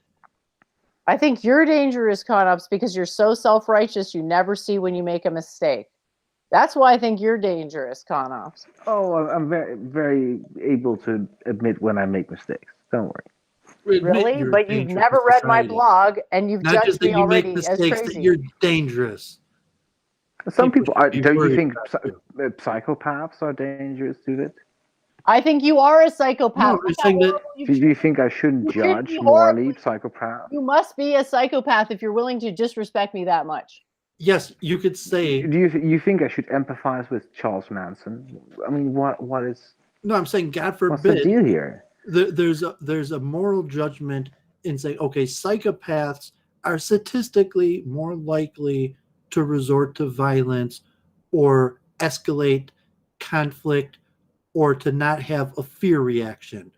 So you say, yes, psychopaths are more dangerous, but it doesn't necessarily cast a negative dispersion. You could have a good friend who's a psychopath, and it's like, okay, you want to go hang out late at night with your psychopath friend. And it's like, well, he is a psychopath, and there's added danger, but it doesn't mean you have to unfriend him on Facebook. It just means you have an added danger due to a person's disposition. And so if you're like, your way of kind of like, like Jews telling like, oh, he's a goy, don't hang out with him. You're just saying like, because there's a lot of information you have to give a person to stay away from danger. So if you're just going to tell people to be safe, stay away from psychopaths, when like in reality is like, no, you shouldn't be mean to psychopath like Luke Ford. Saying like, Wikipedia, he's a psychopath, but like Luke Ford's a pretty decent guy. But like, yeah, you should beware that like he's a psychopath and like it might be dangerous in certain situations.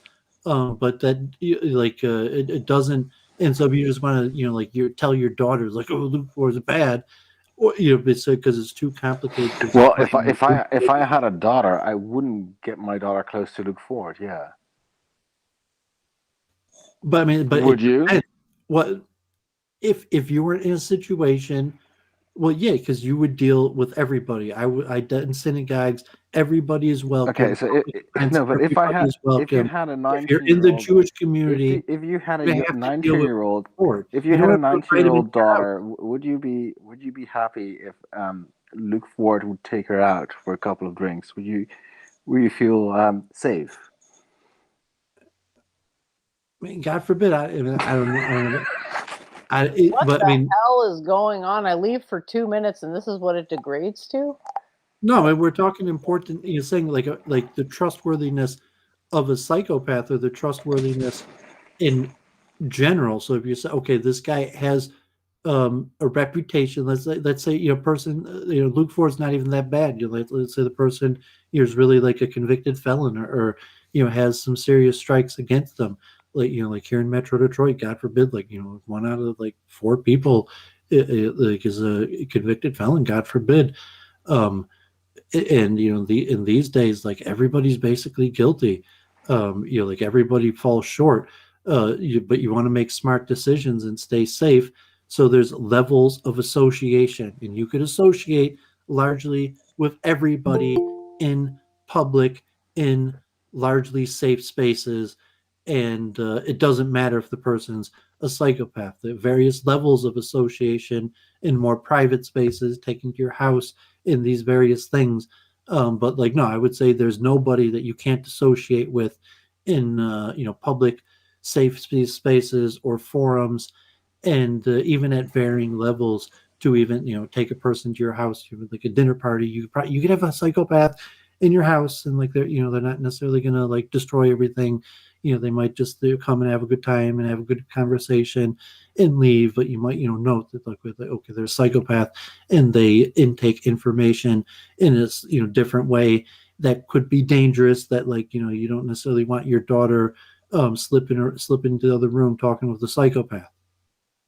Exactly. Well, then it's also sometimes a good thing to not really invite people like that to maybe minimize the I mean, potential you agree harm. about the levels of association, that basically you could associate with the most vulgar, horrible people in public, uh, largely no matter what.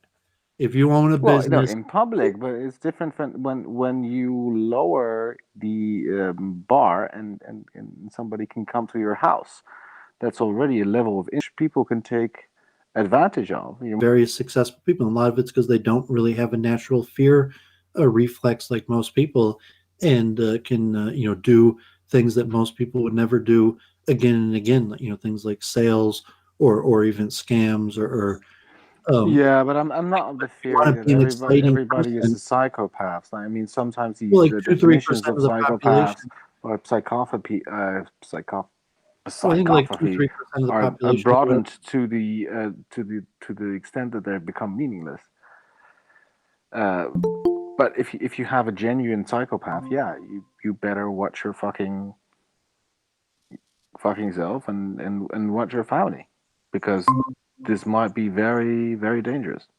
No, I mean, I don't even know why you keep on saying that. Like, no, like you could have friends who are psychopaths. Like 1 out of 50, 1 out of 40 people are psychopaths. Um, like you could have a psychopath over to your house. You're saying you don't have to like no. I mean, like completely disregard. Like, do not discriminate against psychopaths because of what kind of saying. Like, be What do you careful. mean? Do not discriminate. I mean, these people are so much more likely to exhibit dangerous behavior, to exhibit violent behavior. That just as a precaution, if you love your family, if you want to protect them, you should be aware of these things and you should take precautions. And if you think everything is discrimination, then Well, but it's saying you could have your friend the psychopath. It's saying like the guy who like gets in fights and causes public uproars, but he's still your friend. And you're saying like no, like he never did anything wrong like to you because there's levels of association. You're saying like when Guys, do they're you mind? Can we just see if this is a real person that just joined? I doubt it. But hello. Eleanor. Yeah, I feel like it's not a real person, but I just thought I'd give him a chance. What is it with these people that just come in there and It's the mental level who illness. watches this. I mean, it's the level of the see, conversation. you should judge mental illness. Oh, there we go again. It's the You are same. not in a position to judge mental illness, I'm afraid. I mean, it's the karma of She's the. kind of cute though. The thing is, Conops, you're not in a position to judge mental illness. You're not being humble enough. You're just saying, I don't like your ideas, so you're crazy. Ha ha ha ha, I win. And then you're doubling down. And the whole point is to entertain other points of view, not to ridicule people because their points of view are insane, even though you can't possibly quantify what that means. No, look, I don't think points of view are necessarily insane. If you put yourself at the center of certain theories, then there is a borderline insanity. Yeah. So for somebody to come up with a theory, that's insanity. Look, if you say that God exists, I think you might be quite normal. If you think you're talking to God, you might be normal as well. But if you really think that God is talking back to you and giving you all very specific missions because you are very When did I important, say that? When did did I not say that? I did not say you said So that. what are you talking about? I did not say. Then you are borderline crazy. Here's the question. Yeah. Here's the question. I did Why not do say, you by the way, always want I to did talk not about say. mental illness? Conops, why do you always bring the conversation to Because mental it's a illness? fascinating topic. It fascinates me. You don't have Why can't any why way. can't you talk about this in a bit more of an objective, It sort of violates the Hippocratic non-emotionally oath. involved? You're the one who's being subjective. You're assuming that your judgments are good. That is a stupid, foolish, midwit-tier assumption. I am not making that assumption. I was talking about somebody who believed in angels, for example, or somebody who believed that they have a specific mission sent by Conops, God. listen. I'm not talking Who about are you. you? Not talking Who about are you. you to judge what beliefs are acceptable? Who am I to judge? I think we're all there to judge. We are all there No, to we're judge. not. Some of Me, us are here to make arguments, you. which isn't just about judgment. It's about conceiving and developing logic. Yeah, but some ideas are dangerous. In this, I want to return to this point. The fact, for example, that Charles Manson could convince all these women that the Beatles wrote some song and they want, like, the Beatles were actually wanted to ignite a race war. That is a dangerous delusion that resulted in the deaths of many people. So delusions are dangerous. Again, I'm looking here. who is in a position to judge that? You're not listening to our. It's like you must be off your rocker because you're not even able to understand. It seems what we're even saying. You just keep doubling down with your failed argument that obviously neither of us is going to I accept. wasn't able to judge. Well, let me give a little back to Conop's argument. One, they say it's only about 1% of the population that are psychopaths, but 25% of convicts could be psychopaths, and there is correlation between psychopaths and professions. So here's a list: Business Insider, the top 10 from 10 of professions that have the most psychopaths. Number 10, civil servant; chef; number 8, clergy; 7, police officer; 6, journalist; 5, surgeon; 4, salesperson; 3, media person, TV, radio; 2, lawyer; 1, CEO. Yeah, well, that doesn't surprise me at all. The list. I think, yeah, a lot of people in these professions are walking around with There's some benefits to being a mental psychopath, problems. not having a fear reaction or interacting with humans in the same way that allows them to leadership, but also the criminality where the distance, where normally there's a distance between a person and it bothers a person if there's an incongruency between the way they act and the way they actually are. A psychopath is the opposite, where they're naturally an actor and don't have an incongruency between fooling a person, so to say, with getting them to believe that they're someone they're not, and that doesn't cause them dissonance because they perceive information in human interaction in a different way, and that makes them more dangerous. But it doesn't mean you can't be friends with them. And there's a lot of benefits to say a lot of a lot of very successful, interesting people are psychopaths. And if you discriminate against psychopaths, I mentioned like Rabbi Balkany. I mean, I don't Dogma. Maybe he was a psychopath, and God forbid he accomplished a lot, and he ended up in prison. But could be the same, in psychopathy that allowed both of those things to be possible. Yeah, I don't see many advantages in people who have psychopathic traits. You don't see the At advantage of all. being able to act with no guilt or shame? No. Really? So you see guilt and shame as entirely a positive thing then, not limiting? Yeah, I usually say, I mean, it's good for management. And I mean, I've been saying this for years. No, Like, I don't think Connors, it's good you're for a real management. jerk. You're a real jerk. You should go You into are, management. Connors. There's a special job for people with your natural disposition of being a jerk, and it's called management. Yeah, I don't think management is great for people to be assholes and not nice and psychopathic. I just don't think it's good. I don't think You it's just good for really want police to be a good officers. guy. You just The always only be a good guy, the only and in the the only process, the you make only yourself people quite evil. the only people I might think it might benefit from it are soldiers, but I don't actually think that's good either, because they might do some horrible shit as well. I mean, they might conduct a My Lai massacre or We saw whatever. police officers there were high up, but you're saying, yeah, like a police officer, someone who says like, yeah, I'm here to use force, God forbid.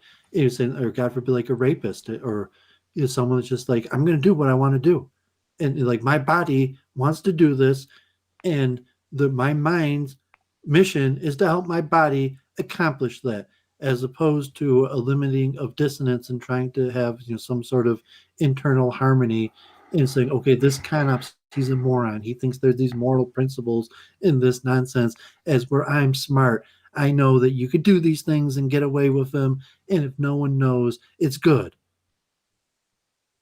You're saying that she was saying that's a psychopath and that's dangerous. Yeah, that's dangerous. Yeah. But that's a legitimate way of perceiving information. No, I don't think it's a legitimate way. I don't think it should be. I don't think it should be encouraged. I think it should be looked down upon. And I think as a society, you can still put some moral norms in there which might discourage this behavior to a certain extent. One out of 100 People should. people lock them up. Okay, Hitler. I've not said that people should be preemptively locked up.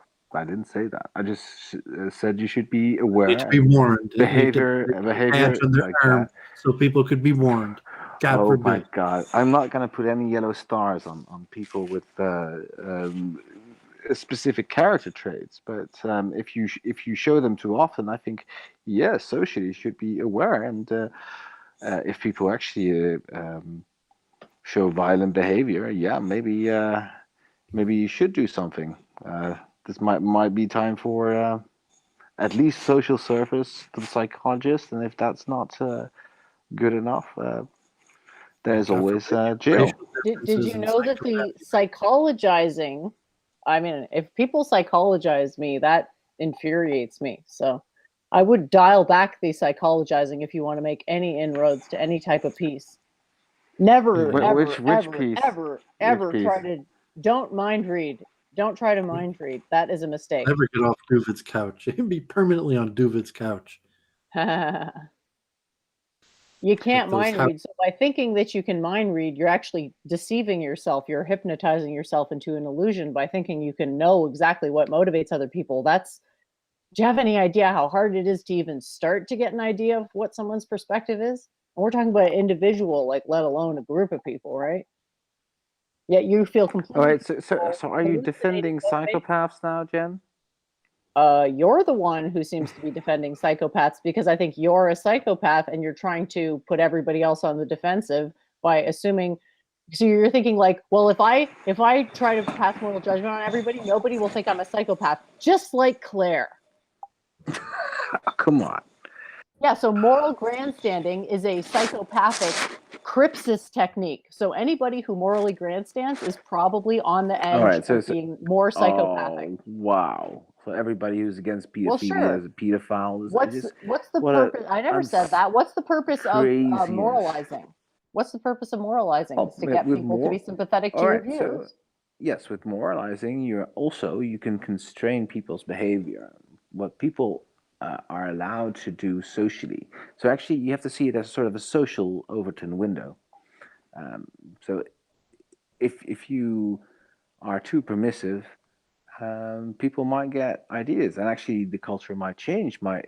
Psychopathic behavior might be incentivized, as it is in certain circles like Wignats, but also in certain professional environments. Yeah, I mean, people have to be ostracized. People like that, for the common good, of course. And then what happens if you ostracize more than 50% and then everyone comes back with a grudge? Well, I think that's not the goal here. I think it's But how do goal you to stop that from ostracize- happening? That's the ostracize question. Because just you're a very saying, well, small part. I'm going to moralize because I know No, it's that's better. And because I'm going to that's say, on what because basis? that's because And you're like, generally I'm a generally, libertine quack. you have to be very tolerant, and that's the reason why you shouldn't moralize too much. But you have to have Really? your Were you limits somewhere. tolerant of my And ideas? Why were you so intolerant of my ideas then? I'm Why not are you intolerant. I always just shooting think me I down? think they're just wacky, Jenny. That's all. I just think they're Yet wacky. you've never taken I'm the not time to intolerant. understand any of them. So it's like you're I passing did judgment on something you so don't many. Please, understand. Jenny, your blog is completely unreadable. I think you have no evidence for your theory, and What we can conclude here is that you don't understand and you're too much of a coward to ask questions which would clarify it. Instead, you're looking for flaws so that you can deny the truths I've presented because they're too scary for you. Oh, I'm caught up. So I'm scared. I want to believe in social constructivism and reincarnation's too scary. Boo hoo hoo. I never said I was a total social constructivist. You I am to a obviously degree. are. You obviously are. Your entire talking points, your talking points betray your ideology, Conops. I see right through you. Well, for example, I don't think You want to psychopathy. assume that I you don't have the think. moral high I don't. ground. And here's a I don't think question. psychopathy is On a what mental basis construct. are you assuming the moral high ground? It's not relevant if I put the. Yeah, it's relevant. If I make If all you're myself doing is moral criticizing and grandstanding or not. criticizing and criticizing, that doesn't help I'm just a anything. guy. I'm just a guy with an opinion. I mean, psychopathy kind of proves the arbitrariness of morals or ethics. And just saying that you could moralize and saying, oh, but there's these people who perceive the world in a different way and it's wrong. And so, like, no, I mean, we created an arbitrary system by which how we live, and there's a certain element of the population that wants to live in a different manner and is pre-programmed in that manner. So you know that like there's a certain conflict in nature, and say about management or certain levels, like God forbid criminals, but you're going to have a whole bunch of characters that need to be played, and there's a certain bag of good and bad traits that make up these different characters into society, and so you need psychopaths because you need management, and you Well, need why would you? criminals. I mean, God forbid you don't Why want would you criminals, but need psychopaths in management? I still don't get it. You still haven't given me any good answer or any good reason why you need psychopaths in management. Because the stuff that brings you your cushy little shithead lifestyle requires skull cracking, dipshit. Absolutely not. And I think skull cracking, and this especially in the 90s. Oh yeah, it's all just these butterfly people and magical. stole. at the end of the day, there's no. Shut the fuck no up. nice way Shut to up. say Shut up. work harder. Shut up. Yeah, there's no These nice way people to who say shut up. people who Harder. defrauded Quiet. people out of their money, in the 90s and the early 2000s. People with shameless, complicated financial products, That is psychopathy there. It's That is cognitive evil. dissonance. And There's no this one is nice something way. that should be looked down upon, that nobody comes into a fucking dinner party and says, okay, I made all these complex uh, financial products that nobody understands, and I I'm rich banker and shit like this. You know, this should be looked down upon, and this is what we haven't done. We haven't put any moral red line in somewhere. This is the result. What you get a society that's getting more and more corrupt because people who have psychopathic traits can just do what the fuck they want, and we're not constraining them. Okay, Yeah, I don't so think you you want to couldn't constrain them constrain even if you wanted to. psychopaths. There's a How are you natural. going to tell if they're psychopaths? You can't. Your entire plan has failed before it's even started. Yeah, but there's a natural conservation of energy, and you couldn't control these things even if you wanted to. You Oh, could absolutely. try, Yeah, but how do you well, this correct is for a false bullshit. This is positive? bullshit. And this is bullshit. There are societies, there are political systems where psychopathy is more prevalent than in others. There are times. That could be, but Think it about Stalin's Russia. Think about the NKVD. Think about people who just like promoted almost sadism, but people who would excel, who would be promoted if they were more cruel. You know, that's when you reward this kind of behavior. And I say no to this kind of thing. You know, I say we need to constrain the worst parts of human nature. And yes, people who have too many traits of psychopathy. They Okay. need to be. there's certain We need to do elements. something with these people. There's certain elements to the okay, benefit Hitler. of high risk takers. So you say, like, if psychopaths are willing to do high risk activity, and so they play for bigger stakes, that they're, God forbid, they make up 25% of convicted felons, but they also, make up 25% of famous people and people who achieve outstanding things because they're willing to go against the system. So society, we need our psychopaths and saying, watch out, and for the good or bad, saying that the psychopath, it'll be beneficial, their lack of fear or the confrontational nature, or however you see the nature of it. And psychopathy is just one of many various, so to say, cognitive disorders like autism, or people who perceive the world differently. And that's a good thing, not a bad thing. No, autism is also not a good thing. If you look at the disproportionate amounts of school shooters who've been autistic, it's not great.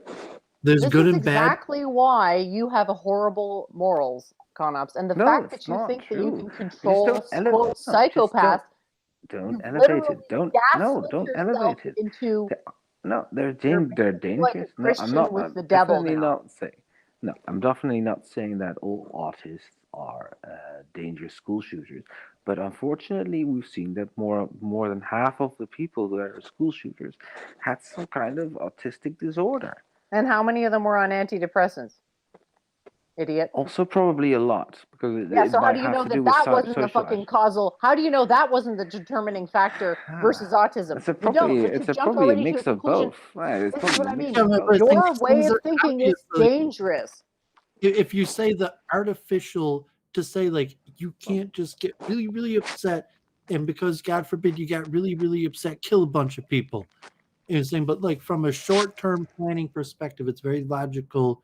Saying revenge porn, saying that, yeah, like the guy was really wronged and felt really wronged, and the best way that he could get his revenge feeling subsided was by some sort of revenge plot. So it's extremely logical, and there's certain societal things that we put in place so that doesn't happen. Like even the Bible, thou shalt not murder, but there's a natural inclination where murder makes sense. When you get really mad at somebody, a rage overtakes a person that they think, God forbid, the world would be better without that person, and that God forbid their body could be the vehicle of murdering another person. God forbid. It's a Oh, natural whoa! But you think tendency. So you're saying okay? autism or a That psychopath is more likely to cross that boundary where we're saying, like, okay, Doovid's a normal person, and he, going to get upset. He's not going to go into a lab and try to create coronavirus,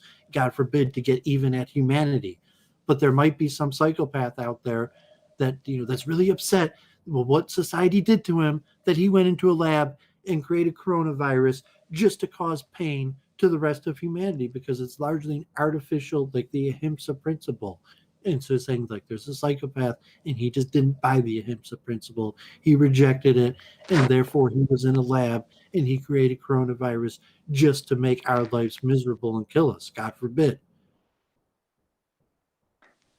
Yeah, well, you have these kinds of people that are there, and these are risk categories people, you know. And I'm not saying that every artist is a fucking risk category, but especially if you have autism and narcissism at the same time, it becomes more risky, you know. Again, I it's mean, like you haven't established any of this, and you're doubling down. It's like you're proving my point here. You're proving what point am I danger proving?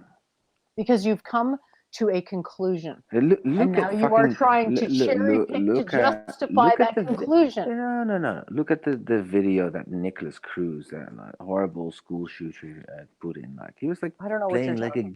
game.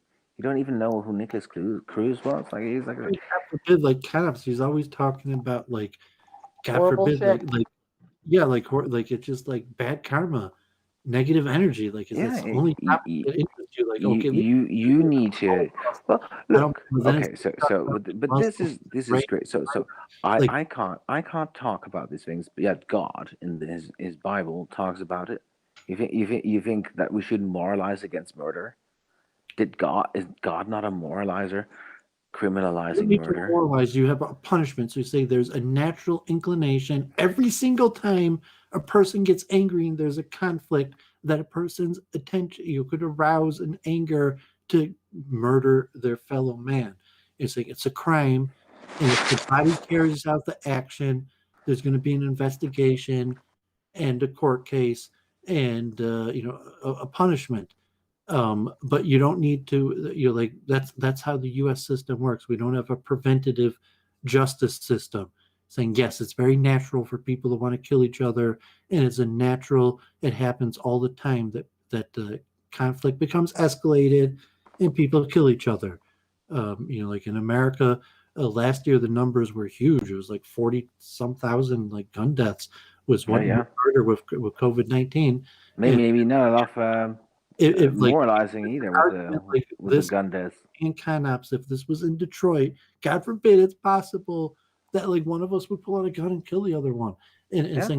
saying there's a logic to it. It's like because we had an argument, he just didn't seem to accept what I was saying, so I had to, God forbid. No. And That's absolutely, you're really getting it wrong. I mean, the problem there is that there's not enough moralizing against murder in these communities. Oh my God, moralizing. So you're saying Can like you Yeah, prove that absolutely. moralizing actually makes things better? Of course you can, because you're a fucking idiot. you're saying like you could say like no, I'm saying like that it doesn't matter that you hate me and want to kill me. What matters is that you will be caught and punished. And yes, I don't care that you hate me and want to kill me. As long as you appreciate the fact that you will be caught and punished, you won't get away with it. So you think just I don't need laws to change moralize. things? But this It's is fine. ridiculous. Like Mm. laws change things, right?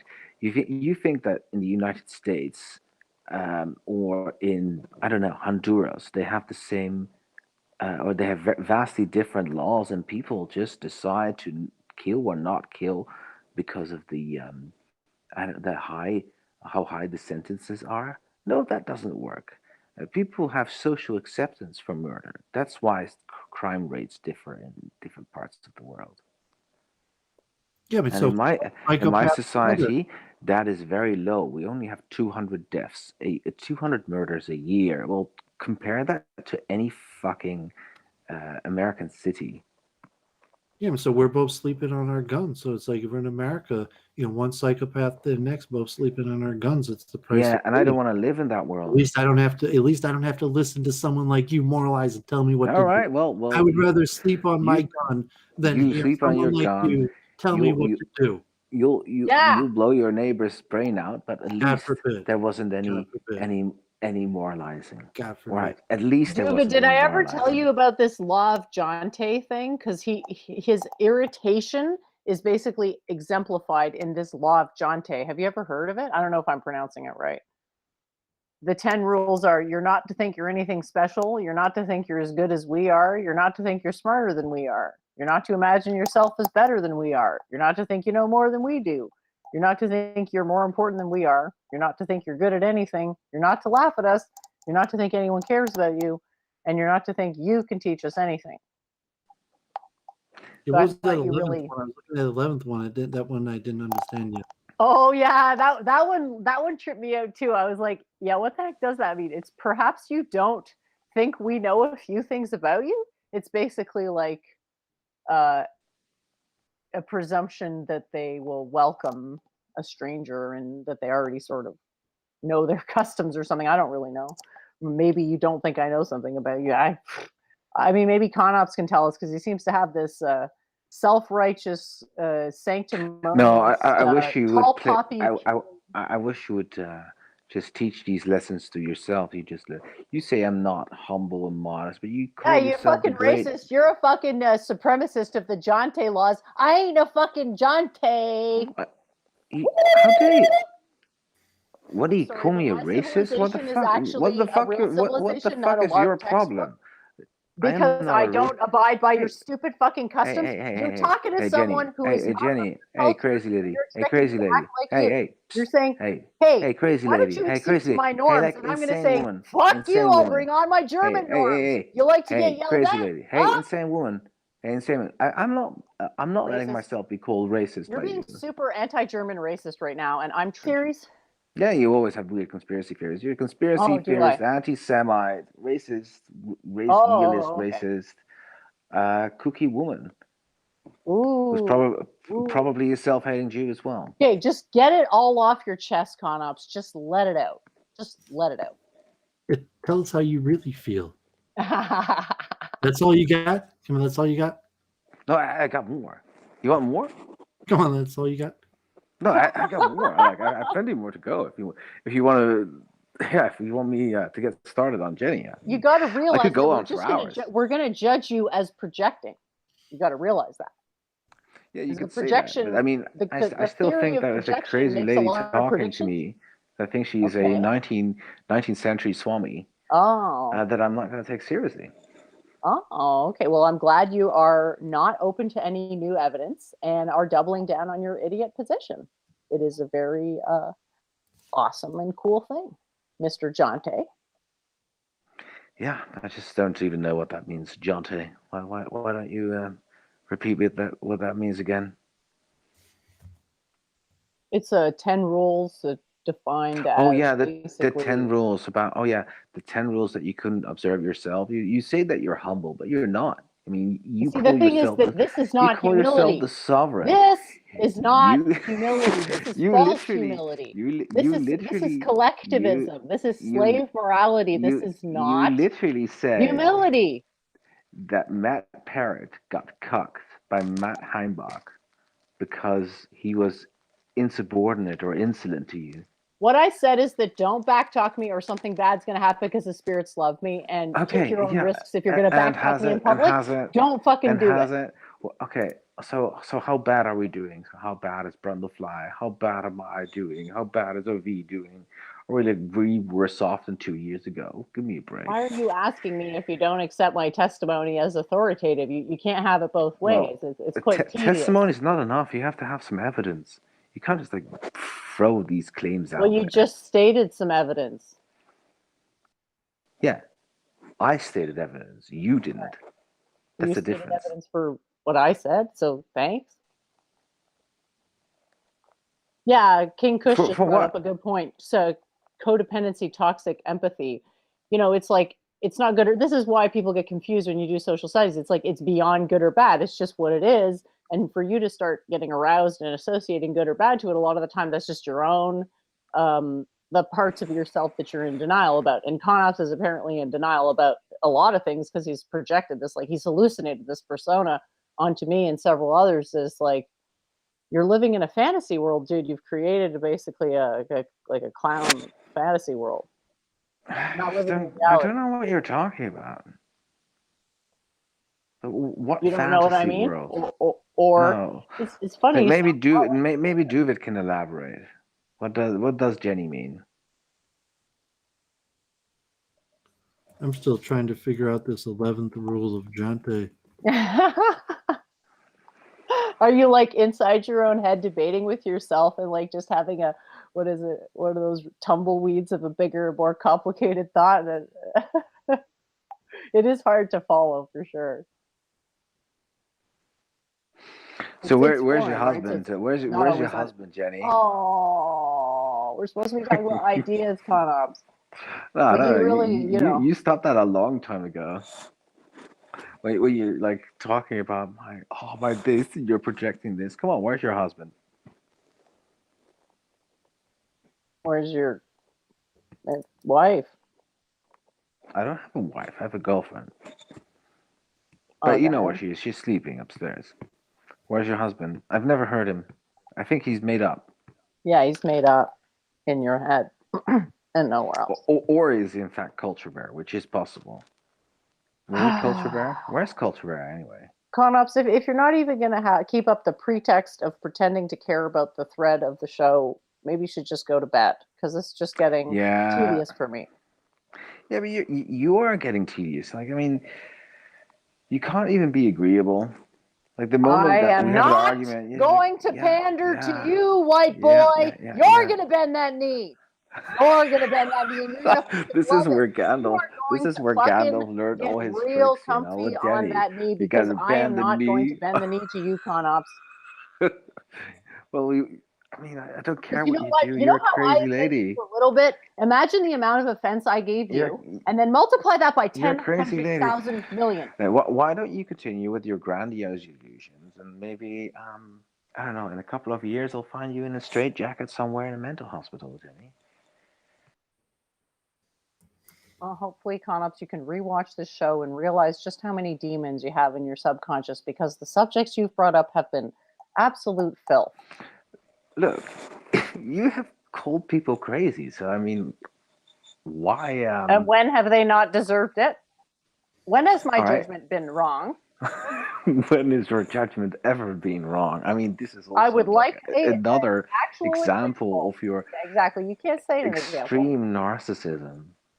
It's just unbelievable. That's You just have a word, no. Conops. That's just a word. No, but And you you're have no using self-awareness. you're You have no self-awareness. You say to me that I have to be humble when you literally call yourself the sovereign dictator. Question. When you call you said you've never lost a debate. You said you the greatest scientist that ever lived or ever I was. didn't say that. But That your knowledge is better than the whole European tradition put together. I mean, it's just that is factually true. You can, that's what I mean. Conops, you're the one representing the European tradition, and you're failing miserably. So my point has been made.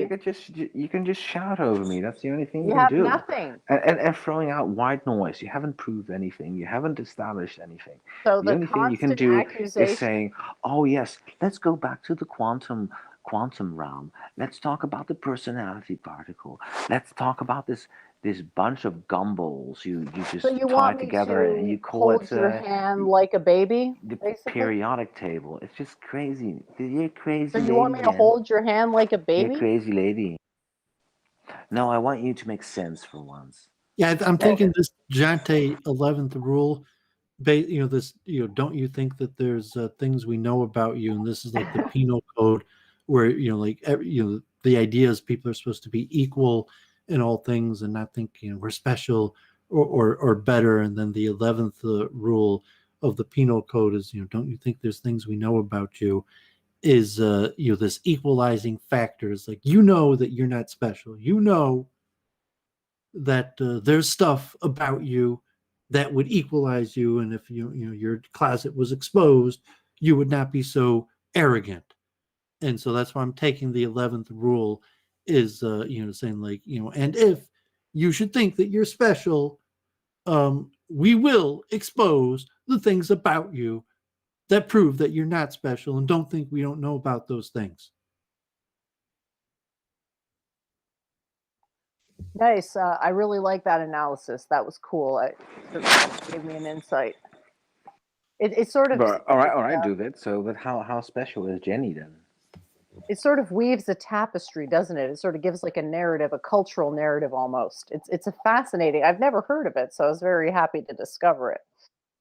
Yeah, and it could specifically even, God forbid, be like sexual misfortune, or even saying, like the role of women to reveal the sexual misgivings of their husbands, to say like, okay, you might be a man, you might think you're all that, but at the end of the day, before your wife, you're going to be embarrassed, or before your family in this certain way, or whatever, if it was in a tribal type way of like women shaming or embarrassing men, or possibly, like, I don't know enough about like Masley. I think I first time I heard it, but that 11th rule seemed interesting, and I was searching, I couldn't find an explanation for it, at least in a quick web search, so I came up with my own.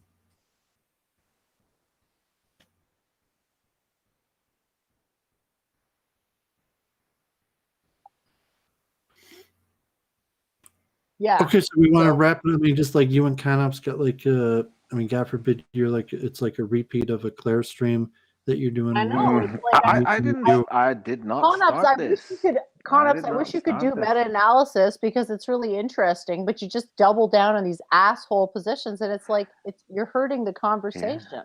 Well, he brings out the worst in Jennifer too, because like I guess like, just like, he channels his inner Claire, and then that even gets Jennifer to channel her inner Claire.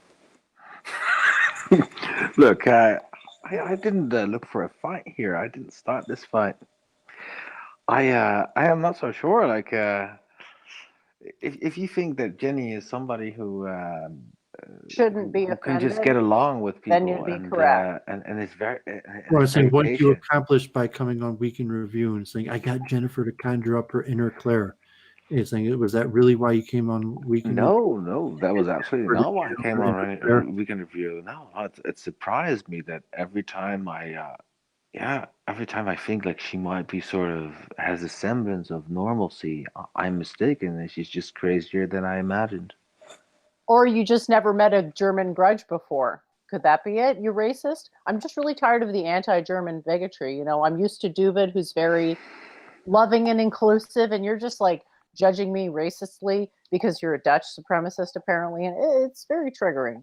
But I'm sad. Oh yeah. Well, the Germans did occupy the Dutch between 1940 and 1945. So who knows? All I'm saying is, if you want to talk to people from different cultures, it's not the greatest thing to have a self-righteous, sanctimonious, condescending attitude about your own culture, because people will tend to dismiss what you're saying. And that's one thing Doovid does really well. He hears people out. You're not hearing me out, Conops. You're not taking the time to, God damn it. You're not taking the time to appreciate the arguments on their own basis. Nope. Yeah, exactly. So you should think about why. Why is my head so stuck in this one mode? And if you're miserable, you should think maybe you should try a different mode of thinking. No, it's not that I do this with everybody. You just do it with me because I have more power than you do, and you don't like it because you have a certain. Well, there we go with the narcissism. I think Power it's of just the completely couch. unnecessary. Power of the couch. It's Yeah, obvious. I think the thing is, Conops, you're not the first person I've met like you. You've never met anybody like me, Conops, but I've met people like you. You're No. I'm not saying everybody's archetypal, but the vast majority of people are archetypal. Basically, what she's saying, Conops, is your soul is contained within her soul. She basically is you. Like, your soul is just a fraction of her soul. Yeah, a very tiny one, but All right. you struggle a lot, and it's like, why can't we just play the game? Doovid's playing the game, I'm playing the game, and we're building. Notice how it's like actually creating something rather than destroying everything. No, Jenny, I didn't start this contentiousness. I really didn't. Well, perhaps I find your attitude to be offensive, and perhaps I find the way you've spoken of me to be offensive. Is that wrong? Yeah, no, but you said you had a grudge for a year ago, and then you wanted to. I don't know. You want to out that grudge? Well, you can, but then it's gonna derail the conversation. Yeah.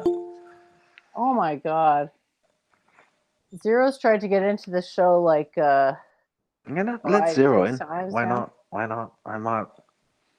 Oh, so you want to bring Actually, out an even worse side of me while I yell at Zero and he derails the conversation yet again? well, then maybe it's a good test for your patience. If you can handle zero and you're Wrap up is like going nowhere. Like like we can review. They're supposed to have accomplishments to review, not like a Claire Yeah, we cast. didn't even talk about all the cool stuff that happened this week. We didn't even go into the meta-analysis of any of the cool stuff. And there's probably been more happening this week than most weeks. But instead, Conops wants to have a, Claire and cast. Zero wants to have some kind of what's it called, like a.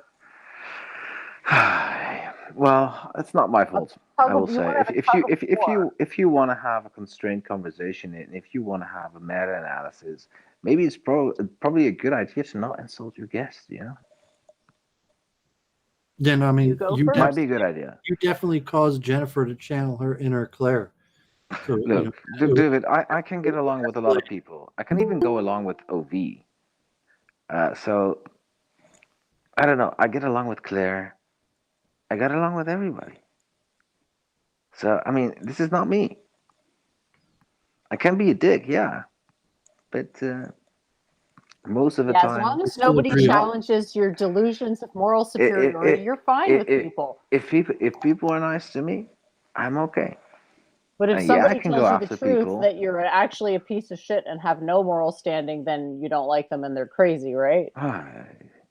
Pretty much. No, no.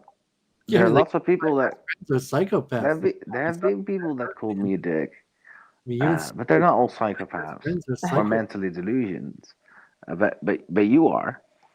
Everybody who doesn't like me is a psychopath with mental delusions. Yeah, that sounds like No. I'm just saying you are. I'm just saying you are.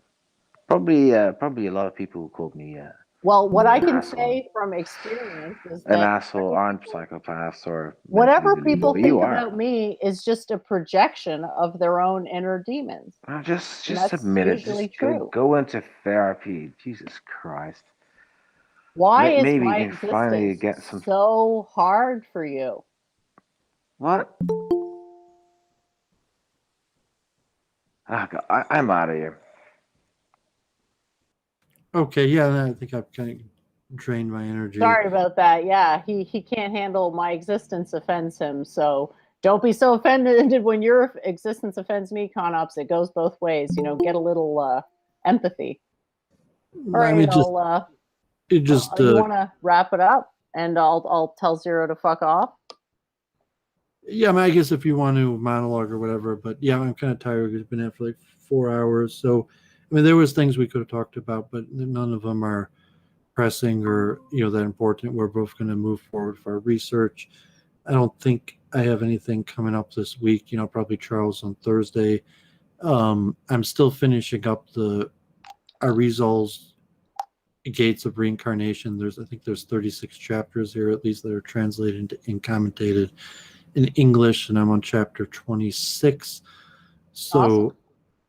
probably it'll be like next week that I'll do the Ask the Rabbi, and then maybe shortly after that I'll do one on the soul. But so no major plans this week. Jennifer, at least we're keeping Week in Review going, and I mean, I didn't mind counts. We had a good discussion, but it just seemed an endless circle of like a Claire vortex. It's the European trying to do pill pull, and it's like, come on, I'm a fucking connoisseur. I watch Doovid and Charles Moskowitz. Don't bring me this garbage. Conops, your pill pull. So like Shit. you It's gotta not good. conversation needs a purpose. So like I don't like to talk just to talk, and saying like I was in Israel and said like we could talk and talk and talk and talk. I could talk for months straight. But I like to have a purpose, and we can review is to keep it moving, and so we ended up spending like a few many hours on okay, so it is what it is. That's the karma.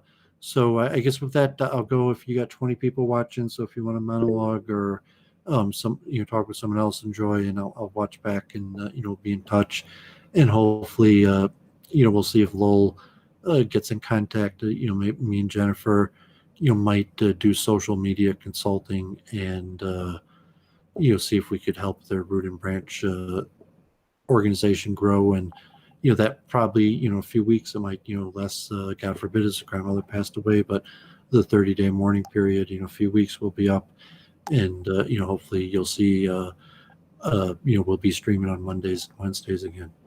Yeah, I look forward to that. I've had a lot of fun on those shows, and I'm always sort of pleasantly surprised at the caliber of the guests. So we'll keep an eye out for that once Les's mourning period is over, and we'll be in touch about the developments with our new business venture to build up the websites of our friend Lowell. So Zero, I guess you're not going to fucking leave me alone until I talk to you. So whatever you have to say, why don't you go ahead and say it? All I wanted was for things to go back to normal. Yeah, and you're a fucking idiot who likes Blavatsky and that fucking piece of shit Steiner. And those people are lying pieces of shit.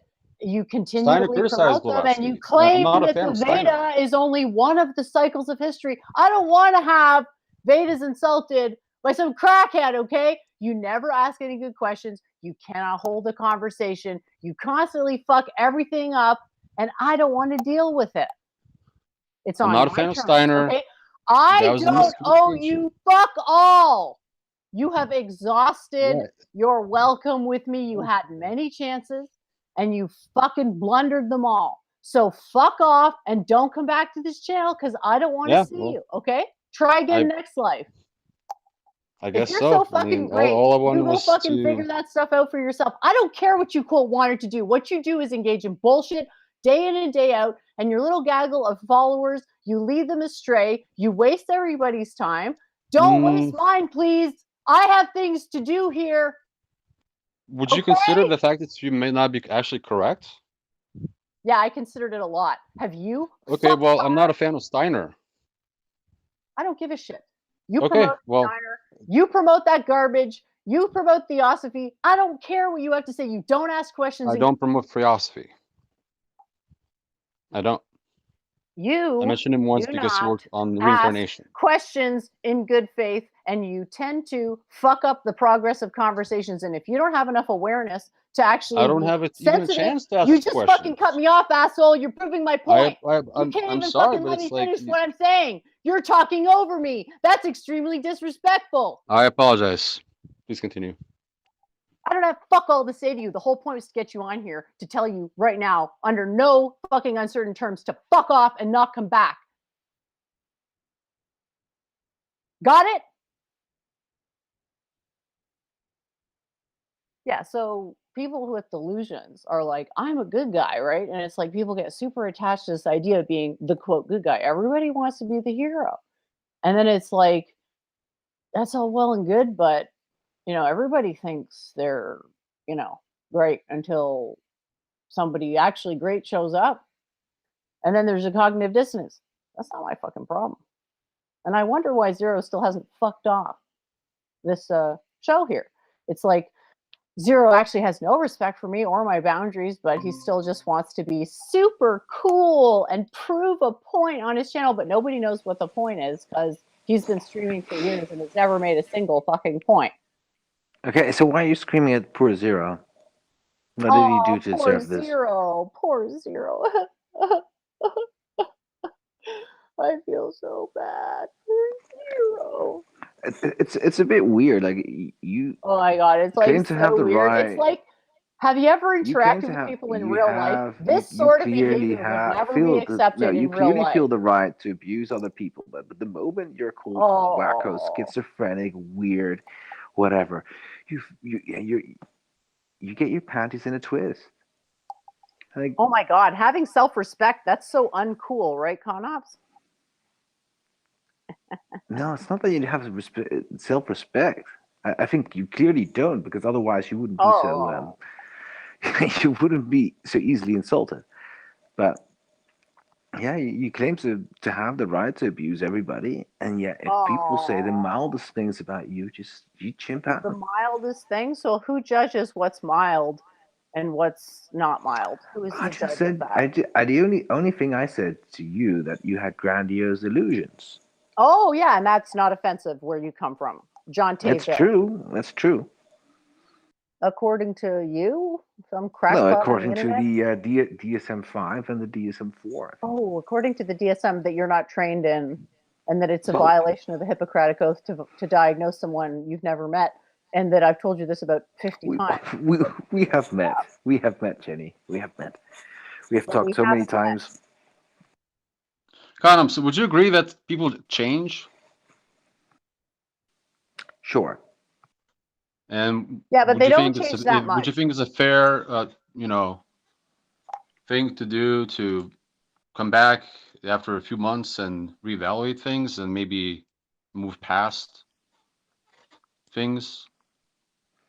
I always try. But we come back to the same thing, you know? Right. Yeah, I'm offended and I want an apology, and I don't. No, Yeah, there's from a no year offense. ago. Getting No. throttle. I keep Okay. smashing your So ego zero. down. So zero. There's So no, zero. there's no Jenny, conflict. There's no Zero. She wanted an nothing. apology for a year ago. For something I said a year ago. She wanted an apology. Still. I'm like, Jesus Christ, come on. Sure, I mean if it's warranted, whatever. I have no issue to humble myself You're like, at all. oh my God, Jen, you offended me, and I'm like, you offended me, fucktard, and then I'm just like, and it's just like, what's up? Wait, who's offended? Well, Jenny is. I'm rarely offended. I think I've even Well, never been Conops, offended. your desire to attack me implies you're offended. No, Jenny. I'm just curious. I mean, you're also I don't think you're supposedly curious, because this if you were curious, this you'd ask questions. So see how I know theocratic. that you're not No, serious? Is that you're not asking any questions and you're not learning anything. You and Zero are the same. I have. Hold on, no. And you don't learn anything. Zero, you know nothing about my teachings, and don't even try to delude yourself into thinking that you do, because you don't. You know as much as Conops, I've never Zero. made such a claim. Exactly. So why are you here? You don't give a fuck about my teachings. Neither of you do. I do. And you feel a need, but That's- then why don't you read my blog? You don't. You don't care. If you cared, you'd read it. Yeah, Zero. Have you ever read the blog? The thing that you said, the statement is not the same thing as me not respecting your work. Oh God, come on! It is I mean, in my it's like, eyes because it's- I'm a very simple person. I'm a very simple person. I don't like my peace disturbed. That's how I'm going to. Why are you just like still on your asking knees? to No, why are get you my still on main your account knees, Zero? Come on, unbanned so I Jesus can talk Christ! Because Conops, disturbing the you peace? are degrading you are degrading yourself Why to are you communist letting way, Jen Conops. fuck you He in the doesn't want ass to with a degrade big strap himself. on? He doesn't want to degrade himself, is why you're degrading yourself right now. Why do you let Jen fuck you in the ass with a strap on at the moment? What is this, like? Fuck no. Kowtowing before her. Come on, I can be she's giving humble. you no, you I have no problem She's being giving humble. you abuse, so you just let it happen. It's Jesus not fucking abuse, you Christ. fucking Grow idiot. some It's not fucking abuse. balls. It's confusion. It's called teaching. It's called It's teaching. confusion you that's fucking causing idiot. pain teaching, for yeah. her. I know what the truth is. Okay, of God, who I yeah, am. dude. Jen knows who look, she is. If you want to, like, I don't I know. judge If you want to myself, get, and she if you judges want to get herself. off the leash, just like, just warn me. Yeah. Yeah, if you want to get off the leash and act like Conops, just go ahead and do that. Yeah. Otherwise, Completion. there's a world of submission that you're gonna land in. Gandalf knows all about him. Probably Submission tortured in is a some good fucking thing, dungeon at the 'cause moment. That's why he the only root of appears all like once every suffering month or is so. listen. The root of suffering is non-submission to the edicts of nature. Yeah, Right, the ego. and who knows the Right? knows the edicts of nature? Jenny. Jenny's Conops, the I greatest didn't make scientist that ever lived. Conops. She knows I the didn't edicts of make the nature. It doesn't rules. matter who Submit knows I it. to didn't her. make the If it's rules, true, it's true. Conops. She said she once said that she wants the truth. You have to submit to the truth. Truth is truth. It's irrelevant who says it. Period. It's actually quite relevant who Alright. says it. All right. It's like once you get that dildo out of your ass, we can talk. Relevant to All right, for now, the bye. spread of information, the truth is truth. I just think, if you care about this stuff, Zero, you study it in your own time, and then you come to me with questions. You haven't done that, so why would I take any of your claims seriously? Because I know people lie all the time. I had a conversation with someone who said they love science, And then I started talking about science and they got really mad. And then they said I was being condescending. And it's just like, no, you don't have the right to judge me. Anything you judge me with is wrong. And you've posted a lot of filth in the chat today. So where do you get off doing that? Just acting out for attention, you know? This is disgusting behavior. So it's like, you need to just go away and leave me alone and not come back, because I am not the type of person to change my mind. I give people a chance. You betrayed me more times than I can count. So why would I give a shit about your supposed redemption arc now? I have too many people that I have to deal with people who are troublemakers, which is what you are.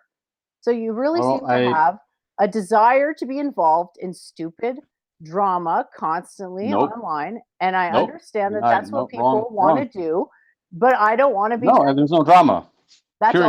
all There's no fucking drama. That's all you ever do on your streams. You never convey any relevant information. Yeah, I do. I've proven all the viruses that are wrong. It's my top stream of 2020. And how many Look it people up have you on my page. And how many people have you convinced? We have proven the entire deception of this new entire, basically, and how many people have you convinced? Many. Really? Internationally. Oh, okay. So point to someone who has been South Africa, Australia, UK. So show me who's been convinced.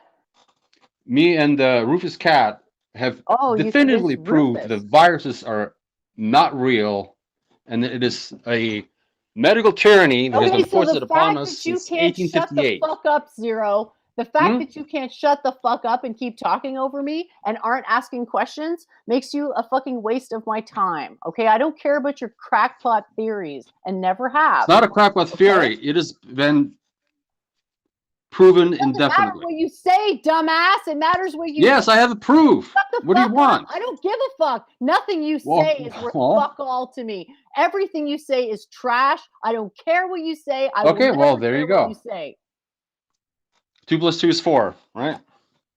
What I'm saying is, you think you're gonna come at me with ego, and you're gonna somehow be on the same level as me and contribute to the show and give this important piece of information that nobody's seen so far, even though everyone has access to the internet? No, dumbass. This is my fucking channel. Sure. And you're not asking. But I think it's incorrect for you to say that I cause drama and all this other shit. That's my opinion. You accept it and you okay, all right, that's fine. You fucking take it and you fucking like it, bitch. The way you fucking act is disgusting. It's not accurate. You are fucking lucky I talked to you for 1 fucking second. Yes, Everything I give to you. Everything. With a smile. And that goes the same for anybody else. Here's the trick, guys. Just don't offend me in the first place and we'll never have a problem because I'm ultra predictable as long as no offense intended. Shut the fuck up, moron! How dare you cut me off? Never cut me off. You know, it's just, it's insane. It's like, Zero, you have no control over yourself. Are you on drugs? Well, I mean, if I have like a chance of like that's a yes, 5 minutes then. to speak my piece, you know. I guess that's a yes. Pardon me? No, I'm not on drugs. I guess that's a yes. Okay, no. I've had enough of this. Honestly, I've had enough. Goodbye. Okay. Guys, please don't do this to me. Please. Okay, seriously, please. I just want to have a fun time. Don't, please. Okay, guys, seriously. You know, I'm not going to say get help. I'm just going to say, like, look in the mirror, you know? Plenty of people that I've never had a problem with and probably never will. Because really, why? I don't like it. You don't like it. Nobody likes it. But I'm not going to tolerate this malarkey, okay? And you shouldn't either. Okay, so Zero, you had your chance. You weren't able to shut the hell up. You talked over me, and then you started saying something about virus, yada, yada, yada. And it's just like, this is not your soapbox, okay? This is an opportunity to get answers to questions that are very difficult and possibly have some opportunities for, you know, personal growth and sharing what you have been up to. To try to pull it into some side convo about my authority, you've already kind of lost, right? Because you're saying, oh, I'm intimidated by Jen's authority, so I got to attack it. It's like, you don't do it that way. Like, authority is something that is demonstrated over a long period of time.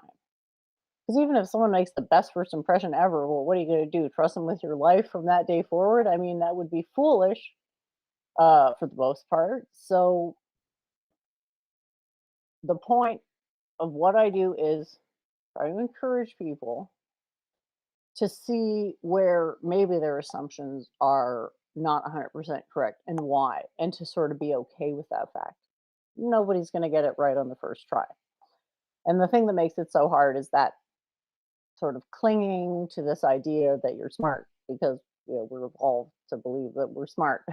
And the environment reflects that back to us until we actually go to try to prove our own intelligence to ourselves. Then we got to realize, oh, there's this whole other level of meta-analysis or linear regression or black boxing that you have to undertake, where you kind of realize that your intuitions they do work, but then they go to, like, I don't want to say go full retard, but like you get something like law of Jonte, which you can totally understand why it's a thing and why people would. It's actually kind of cool that somebody like took a general zeitgeist and tried to systematize it, right? So this would basically be like your laws of society. So he's found 10 to 11 of them. And the question is, well, does this predict a behavior? And it's hard to say because these would be unspoken rules, right? Like you wouldn't ever actually probably hear somebody say these things verbatim. It would be implied. So that is a very fascinating thing. Yeah. Yeah, I don't know, Deborius. We can't all have as good of karma as to realize the certain basic truths about the universe. So I think it's important to have compassion for people who don't have as much humility, because that's what it really comes down to. It's like you don't know what you don't know, and we all have limitations to what we know. And the art of it is to sort of not say things that you can't be totally sure, like cover your shorts type deal. Don't make these sweeping statements that, who knows, somebody might remember something you said and then use it later to say that your line of reasoning is not self-consistent. It's not that hard to do. You don't even need to have a good argument. You just need to have good rhetoric and to make it seem like that's what Conops is trying to do. He's trying to paper over a lack of an argument with rhetoric. And it's like, I will do anything to avoid actually thinking about your idea, because he already knows. Like, that's the thing. There's on some level, the pan spiritual level, there's no such thing as not knowing, right? It's just different levels of knowing. And so there's this light, but we're not all ready to see the light, and it's scary. And it's like, holy shit, I'll look anywhere but there. But like, as Krishna all right, says, Jenny, can we do the list? Looking away from the face of Krishna is its own punishment. All right, so can we do the list of the laws of Jonte? Yeah, let's do it. What about the list? Well, what do you want to do about the list? I don't understand what the question is. So you think you're special, Jenny? Well, it depends what you mean by special. You think you're more special than anybody else? With regards to which you think like for example, you think like you're a very great scientist, or you think like well, I made that judgment based mission. on science. I made that judgment mission. Based on. You think you should have any interesting political position or something? Interesting. All right. And so dude, what are you talking about? You think you're better than other people? You think you're smarter than other people? You think you're better than other people? You love this law of Jonte, don't you? Yeah, because I think you can learn a lot from it, Jenny. Conops, you're missing the point. I think you should actually. You're missing the point, Conops. Do you understand what my point is by putting these laws up here? I have no idea, but I think you should. The point is that morality, quote unquote, what people understand as morality is something that changes based on cultural context, and they're confusing ethics and protocols when they're making these moral judgments. And this is an indication of the uniqueness of a particular type of moral code that doesn't speak to its actual moral correctness. It speaks to its capacity to bind the people together. Its capacity to bind people together. Well, of course, because it's a self-reaffirming belief. But I don't know what that has to do with the laws that you're putting there. It seems Because they're just laws it's against not about the narcissism. It's not, stop. It's not about being the a laws. narcissist. It's not about the laws. It's about what the zeitgeist that belies the laws is all about. And this is a zeitgeist. I really like them. I really like them. I really know like you them. love I it think because you're a collectivist and you think that's the thing. Your self-righteousness, that's evil. You should never be self-righteous about your collectivism ever. You are wrong. That is where you are morally wrong. You are self-righteous about your collectivism. I have you're self-righteous about your so-called individualism. Although I doubt that you're very individualistic. Think that I'm wrong for being frank with you here, that's a proof of your inferior morality. No, what is morality? Proves that I disagree with you. What is morality, Kana? Minimizing the suffering. Do you really think that law of Jante minimizes the suffering? It sounds like the most tedious, fucking horrible, self-deceiving crap of communistic type LARP. No, it teaches some self-awareness. Something that it teaches compliance. That people need to compliance and self-awareness are not the same thing. You're confusing slave morality and master morality. The mere fact that you think that you abide by these laws and that somehow makes you a good person belies the fact that you are preaching it makes you at least self-aware. It makes you at least self-aware. Something you are implying that I am not self-aware. I am more self-aware you are not than you could self-aware. ever imagine. Oh my God, I'm more self-aware. I just don't care about your stupid norms, Conops. Don't you get it? I'm floating your norms on purpose. Yeah, so get a brain. Get a brain, Conops. Yeah, that's what every sort of lonely knot thinks in some kind of mental clinic. That everybody else is crazy and that everybody's weird and society is fucked up. I don't think I said that. See, but these are not things that I said. These are mischaracterizations of things that I've said. Really? So why do you always need to mischaracterize what I said? Because you don't have any arguments, because you're basing this off the law of Jante tier moral relativism. And it's like, dude, I'm not a moral relativist. I understand that you have your preferences. I will respect them. As soon as you respect me, as soon as you respect my limits, you piece of shit, I will respect your whatever the hell they are. I will respect your quote. I can't scream. My girlfriend is still upstairs. She's just like OV. You know, like I can't shout today because my girlfriend will wake up.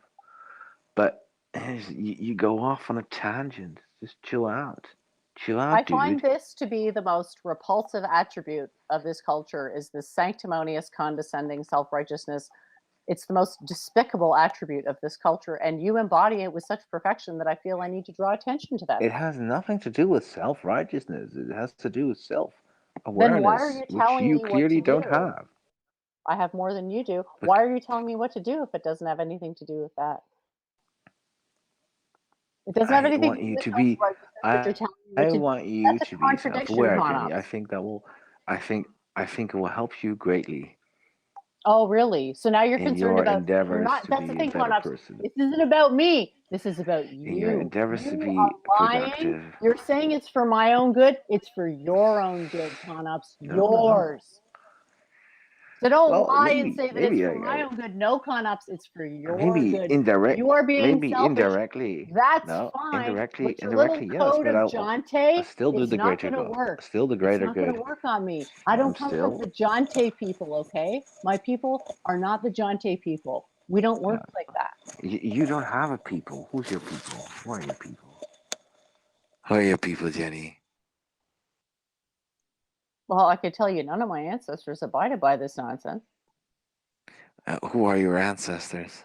Well, I'm a mixed race, so I have German ancestors on my dad's side and Irish ancestors on my mom's side. And they never kowtowed to this nonsense. And every time if they ever did, I found it just as gross in them as I do in you. Yeah, well, we come from a Christian society. Yeah, exactly. You're fucked in the head, and I've found the root of your actual illness, and that's why you're like, you're ill, because you're projecting your own mental illness. This shows people I've got you by the tail. Humble. I've got you by the tail.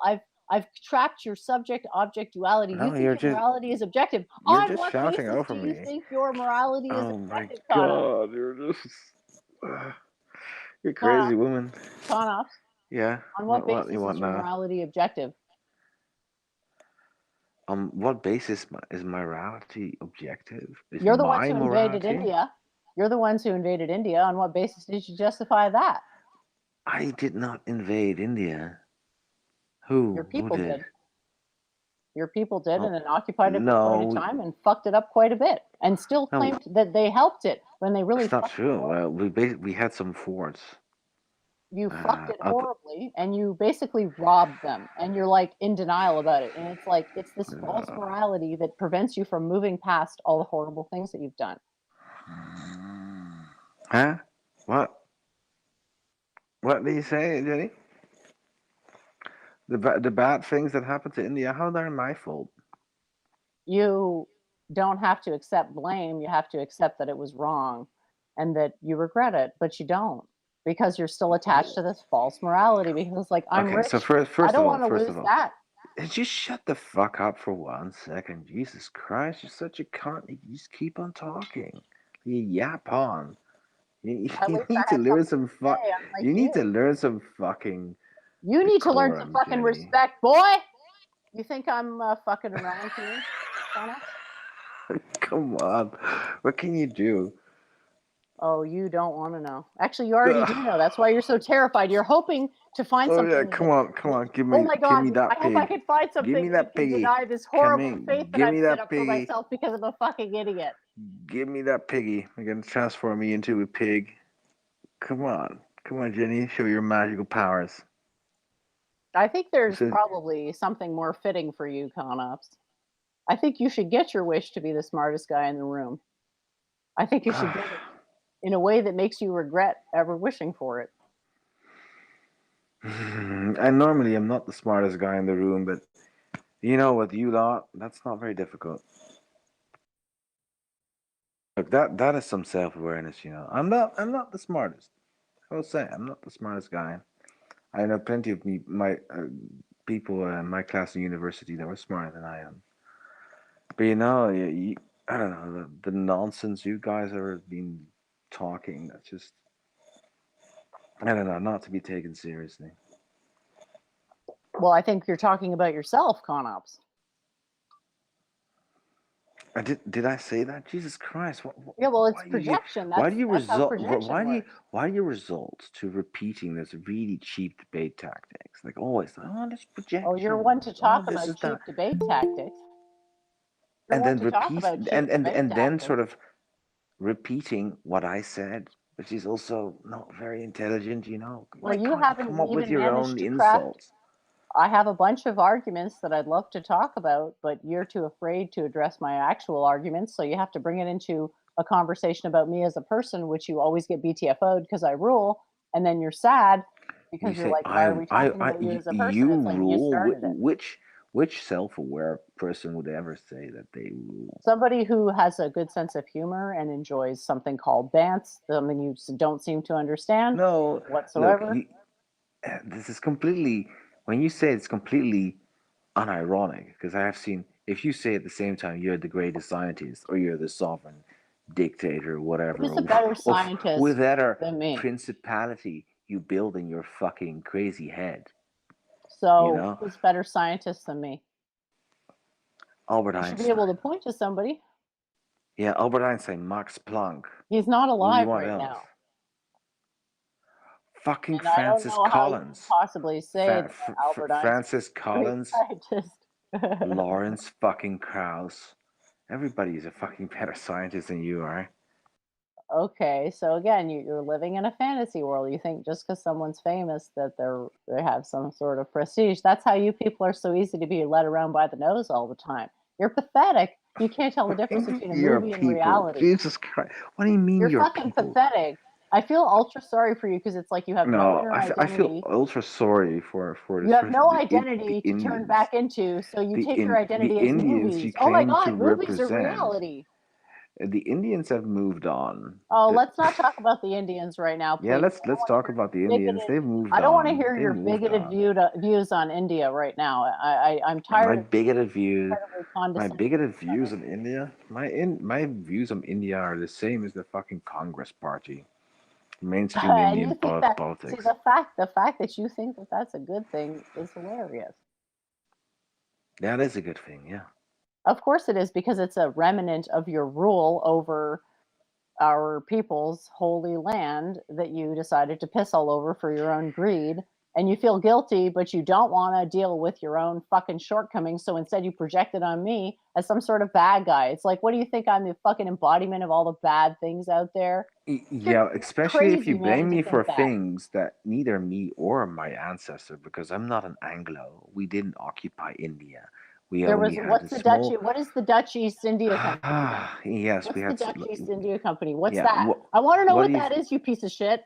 Okay, they You were think I'm gonna companies and fucking they forget? had You think smart, anybody is gonna fucking small forget about what forts, you did? small forts they had in a couple of islands, and Exactly. if You're we're talking about India, You don't a care. couple of posts. You don't No. care about India. The You just don't idea care at that the all. Dutch were going inland and going and ruling provinces is ridiculous. They were fucking robbing it blind. It was a bunch of pirates, and they robbed the country blind, and they continued a long tradition of There was robbing just India blind because of how rich India is. trade with indigenous Trade, rulers. yeah, that's what you call it. That's what you call it, but it's pillaging. It's raping and pillaging, and now India is in the shitter. And who do you blame? The victims. And it's hilarious because it's like, I've got the fucking history right in front of your face, violent and you're still reinforcements denying of it. contracts. Oh, contracts, right? Of contracts, yes. So are contracts, with local are rulers. corporations more important than people? What? Are corporations more important than people? I never said it was a good thing. I'm just not. Well, you said contracts, but you don't feel, the thing is that you don't feel bad about it. You think it was overall, it was good for the country. It wasn't. No, it was I didn't terrible. say. I didn't even say that. Did I say that? I haven't heard a whole lot of contrition coming out of your lips. I've heard a lot of Aryan Kang's horseshit, which is extremely insulting to India. I've heard you insulting the Brahmins and the class system there, which your idiocy pirate horseshit helped to exacerbate. Yeah. Of course, you can't accept the blame for that either, because nothing is your fault. Nothing can ever be your fault. As long as you can rationalize to yourself that What do you stuff's mean? not It's your like fault, the inhuman caste system, just as the fact that you're born somewhere just means you have to lower yourself to some other person that happened to be born in a different family or whatever. It's a ridiculous system. That system has operated for the totality of human history. Even in this generation, there's people whose families have a reputation. Bullshit. It probably came in about 1700 years BC with the Aryan invasion. It's not universal, it's like, whatever. It's like you just keep digging your own hole. I'm actually glad you're making these arguments, because you're piling every bad argument into one pile. So you want to talk Aryan invasion, Jenny? You want to do this again? Well, you were supposed to debate me about it a year ago. Okay, let's do it. Let's do it. Okay, well, let's do it now. Let's do it now. No, it's going to be an official debate so that you can't cut me off like the piece of shit that you are. Oh, because you'll just use every opportunity. You'll do everything. You'll use every The only thing you're doing is shouting over me. You'll scratch on the microphone. You'll do anything to get it so that the truth doesn't come out. I'm not going to play that game. It's going to be an official debate, and you are going to get curb stomped, and it's going to be fucking hilarious. And here's the prediction. Even lost in Northern. It'll never happen, because you don't want to lose to the degree that it's going to be made obvious if you actually do this in a real debate. Just like let's Claire, do it. she's afraid. About what? What is Claire afraid of? She's afraid to debate me with a moderator. But why? No, the last time you had a discussion with Claire, you weren't able to have a moderator because you said to the moderator that he had to change his format. I mean, okay, just have fun hallucinating. Hey, Zero, I thought I told you to fuck off and never come back again. What happened to that, Zero? Why can't you respect my boundaries? Is it because you have mental problems, Zero? and you should really fucking get help from the fucking Whoa. Hey, who's accusing who of mental problems? Who's accusing He's who of mental harassing problems? me. He's bothering me. He's sending bots to my stream. He's coming on my show. He's disturbed this show, 20 times now? So, Zero, I have a question. Can you fuck off permanently now? Because that would be awesome, and stop fucking harassing me. That would be fucking awesome. So Zero, can I ask you something? Sure. So who was that? So I guess, Zero, the answer is no then. I guess the answer for both of you is you have no respect. So you're pieces of shit. Who was that attractive girl that was in the stream earlier? Huh? Thanks a lot for proving my point. I super appreciate it, guys. It's always great when people can lack self-awareness to such a great extent that this happens. It's rather, clearly people have some whatever things they need to work out, but you got to realize, like, yes, I can probably help you figure some stuff out, but it's on my terms. If you're soliciting me to do something, it's on my terms. You don't get to push back and rationalize that maybe my terms aren't acceptable. No, you accept the terms or you fuck off. Those are your options. Okay. That's about it. Truth and Doubt, I have no clue what you're referring to, so I can't talk about it because this is the first time I'm hearing about it. So yeah, it's just another day in the tough, thankless life. But you know what? Seeing people being helped by teachings, that's really what I live for. So all the minor derailments that happen on the course of that, it's no problem. It'd just be nice if people could, respect other people's boundaries, and I definitely try to abide by that maxim. And yeah, thanks everybody for tuning in. Really had a good time this stream. Hope everybody found that educational, if not entertaining. And we'll see you all next Sunday, if not sooner. Thank you so much for tuning in. Have a great night.